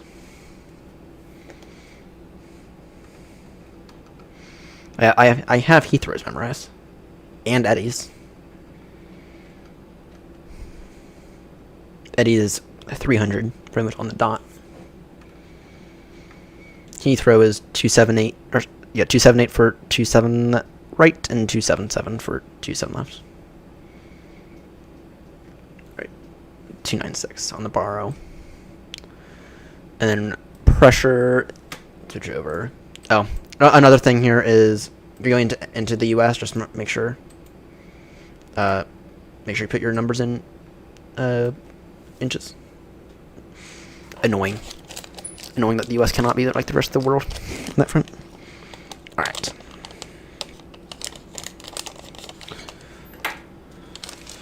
Go ahead and begin to wake up the cabin in about 5 seconds. If in your... Alright. Ladies and gentlemen, this is your captain speaking. In a few moments, we will begin our descent into the Baltimore, Washington, Thurgood Marshall International Airport. This time, I kindly ask everyone to begin to just wake up a little, get ready for the arrival. The temperature for Baltimore today is quite chilly. Actually, it's below freezing. Current high for today is going to be minus 5 degrees centigrade, roughly about 26 degrees Fahrenheit, with a low of minus 13, so right around the 5 degree temperature range, unfortunately. For any citizens, we do highly advise that you install the MCP app, which allows you to bypass the paperwork at customs and allows you just to go straight past. Right, do all your paperwork. Anything you have to declare, you do that online. In terms of arrival today, we are expecting a relatively smooth arrival into Baltimore. There's no significant wind. We might have a slight crosswind on landing, but nothing too significant. Nothing that this aircraft is not designed to handle with ease. At this time, I kindly ask everyone to please begin to wake up a little and enjoy the arrival. In a few moments, cabin crew will be handing around biscuits just to help nourish everyone and help feed your tummies. Anyway, thank you all so much for flying with British Airways tonight, and I'll be talking to y'all in a few moments when we begin our descent. Thank you. Not the best cut announcement ever, but something decent. Not my worst. I've told everyone in the past. We might crash. That's what I've told everyone in the past. So. All right. Is New York Center configured correctly for today? I don't think it is. But it might be.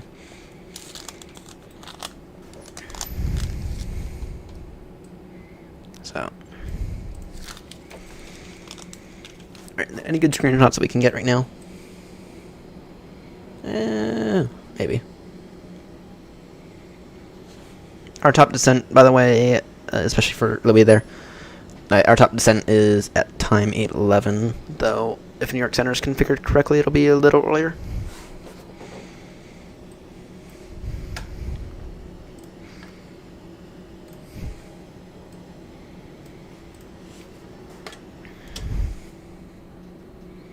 Alright. When it comes... Grab another piece of paper here. Known bug.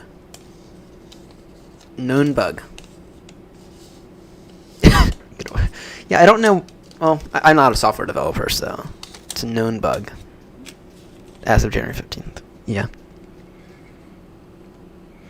Is it, guys, can you please test your software before you release it? Like, it's for AnyBuilds and Microsoft, please. Can you guys please thoroughly test your software like PMDG does? I will say that PMDG recently has been pissing a lot of people off. Right. But they do test their software. And the 777 is by far the most reliable aircraft in my entire hangar. So, and when I say that, I mean I actually mean it. So, alright. In terms of our arrival, we want to make sure anti-ice equipment is on for this arrival. Not on auto, but on. So gotta keep that in mind. Alright. What is the altimeter? It's not QNH. It is an altimeter. Altimeter 3013. Go ahead and set that now. Transition level always flight 180 in the US.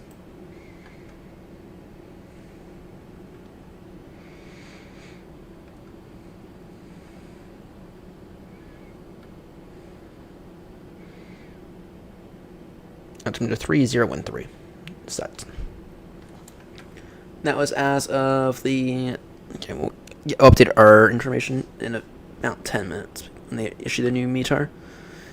Alright, in the real life ATIS, I'm going to close out Chrome and I'll reopen it in a moment. In the real life ATIS, does it provide the runway conditions? It does not, which means they're probably fine. What on earth? We're getting ground. We're getting Baltimore ground for once. Holy. That is... Okay, Baltimore ground is never online. Okay, Baltimore ground is never, ever, ever online. Okay? Never.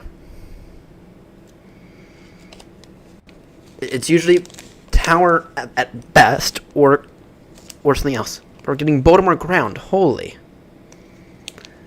My word, that is rare. That never happens. That never happens. It's usually Potomac approach, or it's Baltimore Tower or Washington Center. It's never ground. Holy. Okay, in that case, we might want to check to see what kind of stuff's coming out of Baltimore then, if they put ground online. Nothing.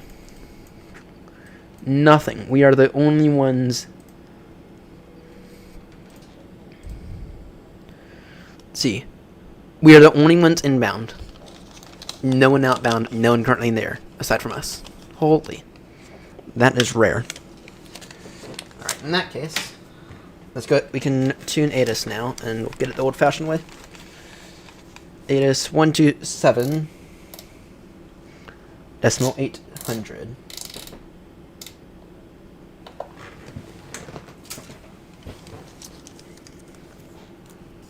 Is it working?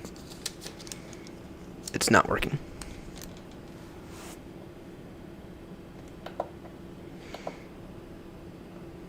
Nope. And they've been online for 15 minutes now, so... Alright, ATIS not working. So, okay, I'll just have to read it out then. Or, no, we'll get it the good old-fashioned way. We'll get it the good way. Flight information, ATIS request...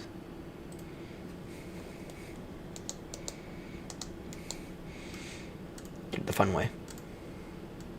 Now, if we need to get updated after this. Alright, they would have given me... Oh, maybe. Surprised they haven't given us a descent yet. But New York Center might not be configured correctly today. Well, kind of approaching the point where they might get something. Keeping out for the ding. There it is. Baltimore information. Hotel is current. Surface wind 280 degrees 5. Okay, arrival aircraft expect ILS approach runway 33 left, 33 right.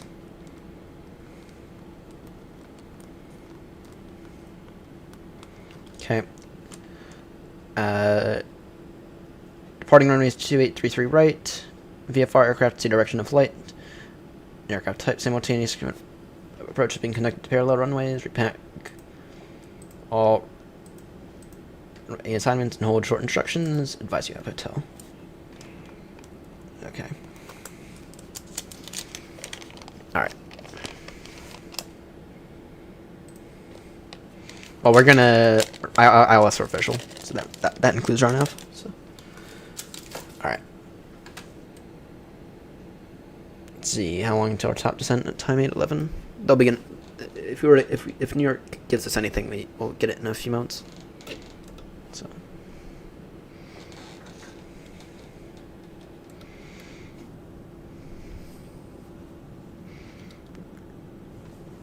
In terms of aircrafts around us,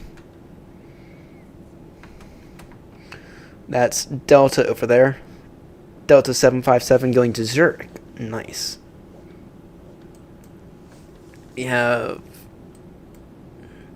There's a Spirit Wings going from New York to Boston. And that's basically all the traffic between us and Baltimore. Oh, there's a United 772 going from Dulles to Rome. So, all right.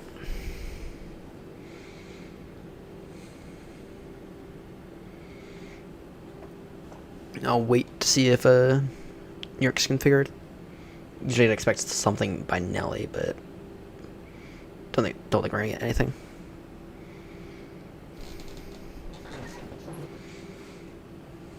Alright, in terms of braking action, what does SimReef say? Usually I go auto brake 2 or 3 for Baltimore, not auto brake 1. And auto brake 4 is unnecessary. Actually we need to do our calculation real quickly. So I can tell SimReef our estimated landing rate. Alright. Oh, we are okay. Our gross weight right now is 2079. Right. Performance. Our zero fuel weight is 1856.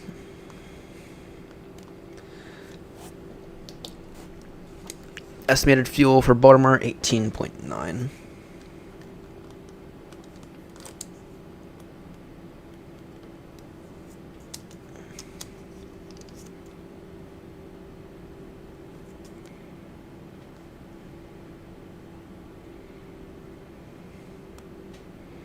Why is my brain not braining?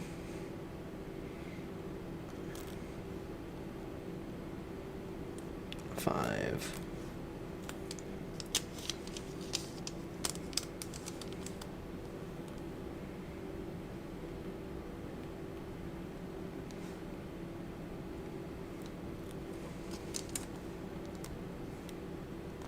All right.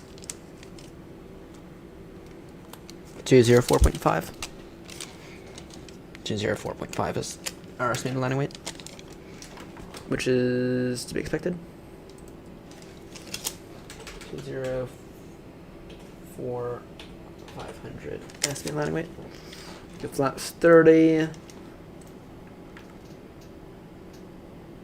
Auto brake 3 is fine. Yep, we'll go auto brake 3. Yeah, usually into Baltimore I go auto brake 3. It's only 9,500 for the runway. So if we float it a little. Alright.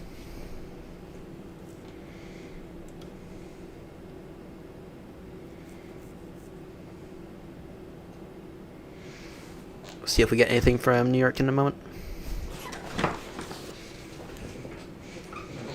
99 miles to top descent. Damn, I'm still surprised that we, I'm still surprised that we're getting Baltimore ground. I'm still surprised we're getting that. So.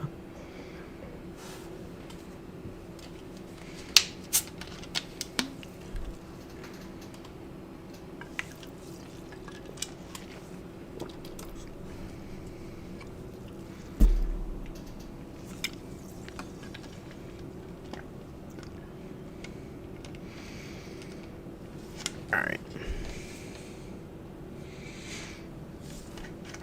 Let me just go ahead and open up my lava graph on my little tablet here. Or EFB, or technically it's a 2-in-1. Technically it's a 2-in-1, but don't tell me when that. Approaches RNAV Yankee. or no, see the 33 left.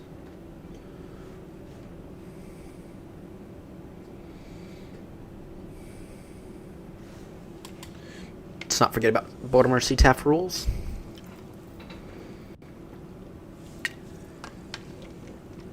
Now our next frequency is going to be 119 decimal 400.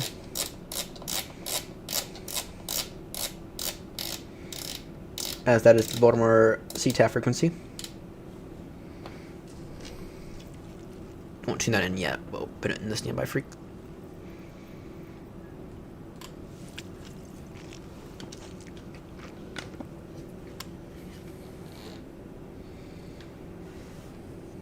Alright.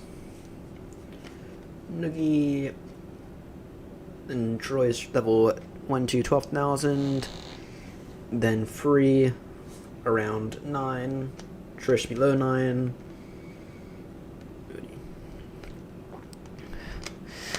Because the U.S. does have a lot of airports that are really close to each other, so take LaGuardia, Newark, or sorry, take LaGuardia, Kennedy, and Newark, right?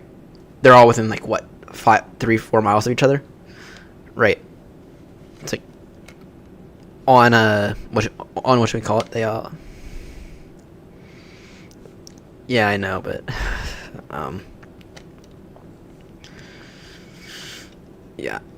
The good thing is that we don't have any other arrivals, so it's just us. It'll be just us. So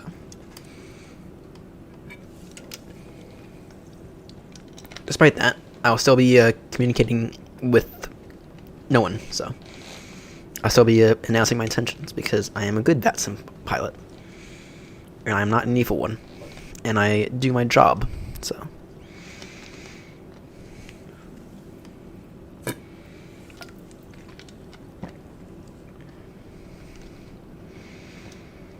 Yeah, I'm very much in favor of CTAF for at least Gatwick. I'm very much in favor of CTAF. Everyone who goes to Gatwick, or most people who go to Gatwick, are smart. We're a lot smarter than the Heathrow idiots. Gatwick seems like a much smarter airport in terms of all the idiots. So, and Baltimore has had idiots, but it's been a while since any one of them were idiots. And since I was once an idiot at Baltimore.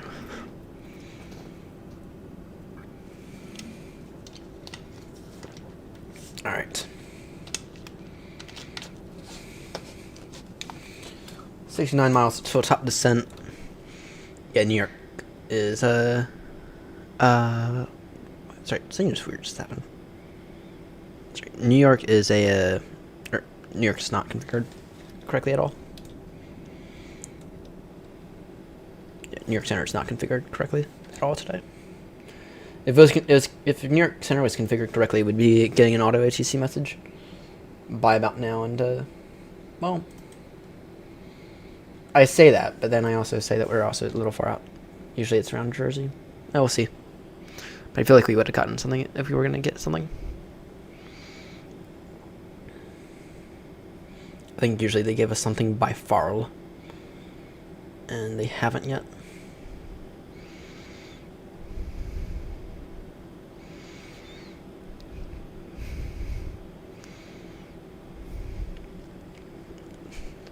That is a good way of putting it.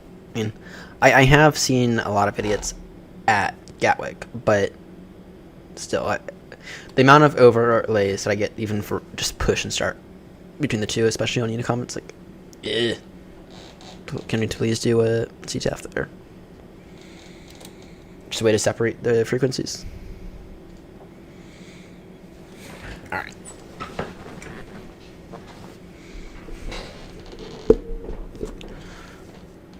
Yeah, we'll see, but we usually get something by far when it comes to all this.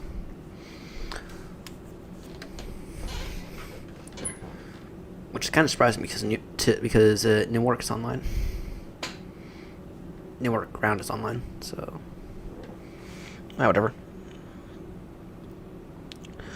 Stop descent is in 5 minutes. Well, technically it's supposed to be 5 minutes. We're going to begin it in 2. Or once we pass Kennedy.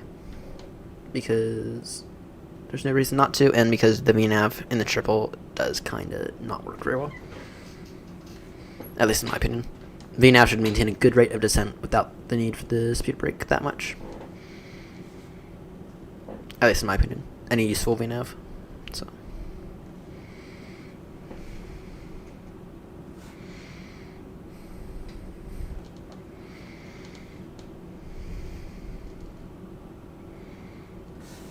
Alright, we'll get past Kennedy. We'll get a nice screenshot of Kennedy, and then we will descend. And Kennedy is coming right up.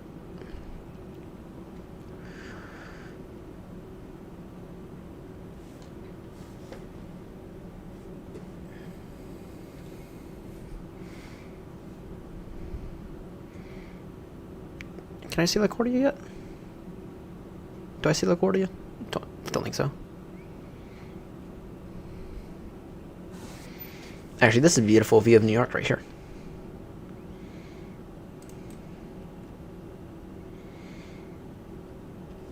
See David. See what David's missing out on. This is a really good view of New York right here. Let's see. Oh, what is going on there? I find that weird.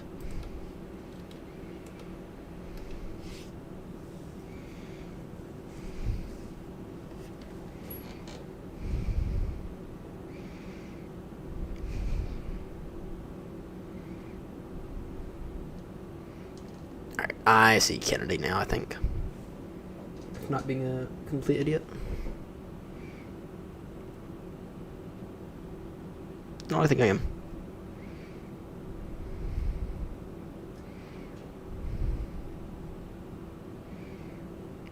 Alright, once we pass Kennedy, we'll begin our descent. Maintain a good rate of descent as well.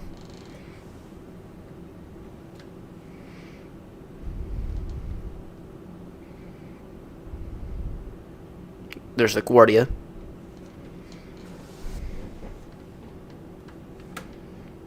Gonna get snipping tool up because I'm an idiot with the Windows and I still do not know how to do proper screenshots that do not save to fucking OneDrive. Because fuck OneDrive. And I meant every letter of that cuss right there.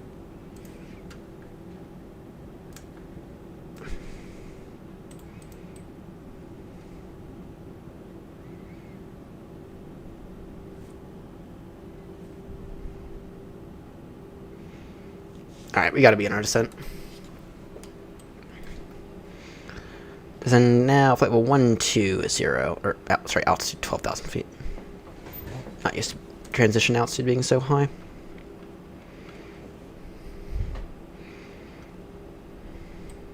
Baltimore traffic, speedbird 22, Bravo, heavy.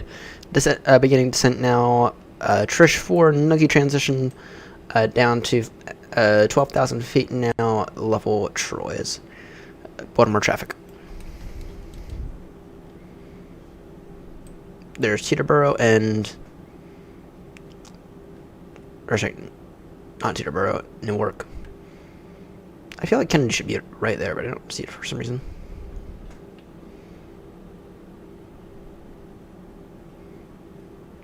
I mean, no, it should be over there, I think. I don't know. I've never been to New York. Somehow I've never been to New York. I've wanted to go to New York plenty of times. Maybe I'll get there this summer, especially if for financial reasons I can't get to the UK.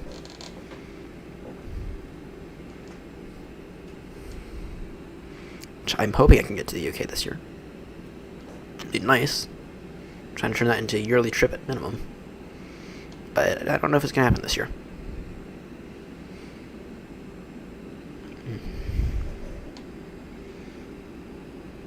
Maintain good speed on this descent.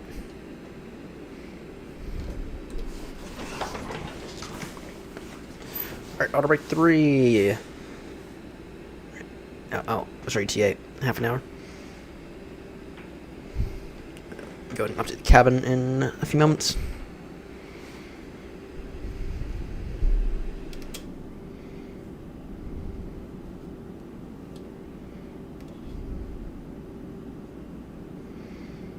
We'll pass Philly here in a moment.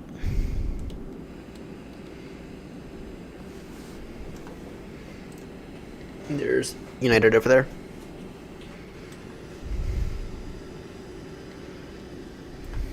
What about this for a good screenshot? We have begun our descent. We have begun our descent.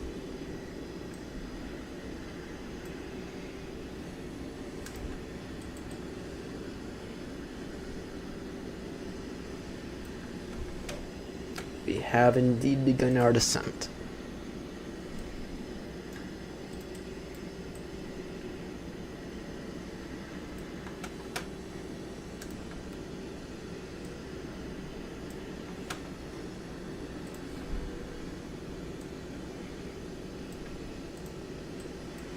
Yeah, some days I get really bored of night flying, but other days it's incredible. Other days like today, it is incredible.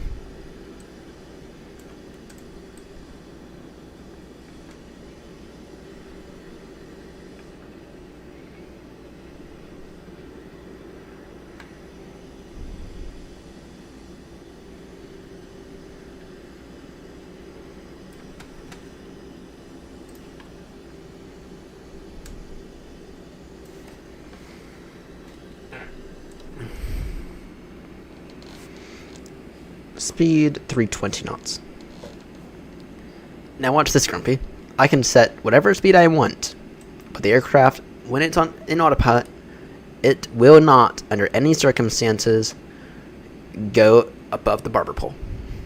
Never ever will it do that. Never. Rather, the Airbus. I feel like the Airbus would. I actually think it's happened to the Airbus before. But the Boeing, it'll never do that. Even in a go-around, it'll never go above the barber pole.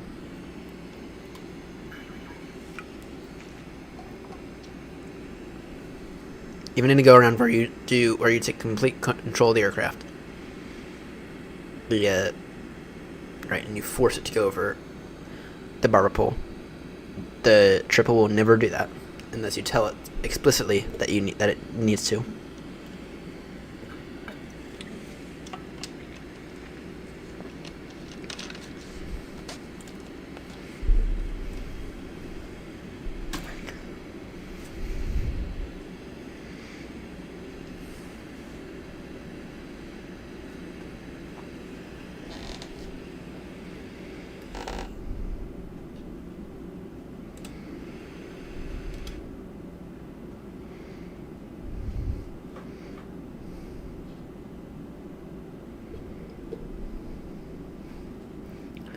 Yeah, I know it is. It's actually a really nice brown. Okay, no, okay. If the 777 could be gray, that'd be better. It would be a little bit better if the triple would be gray.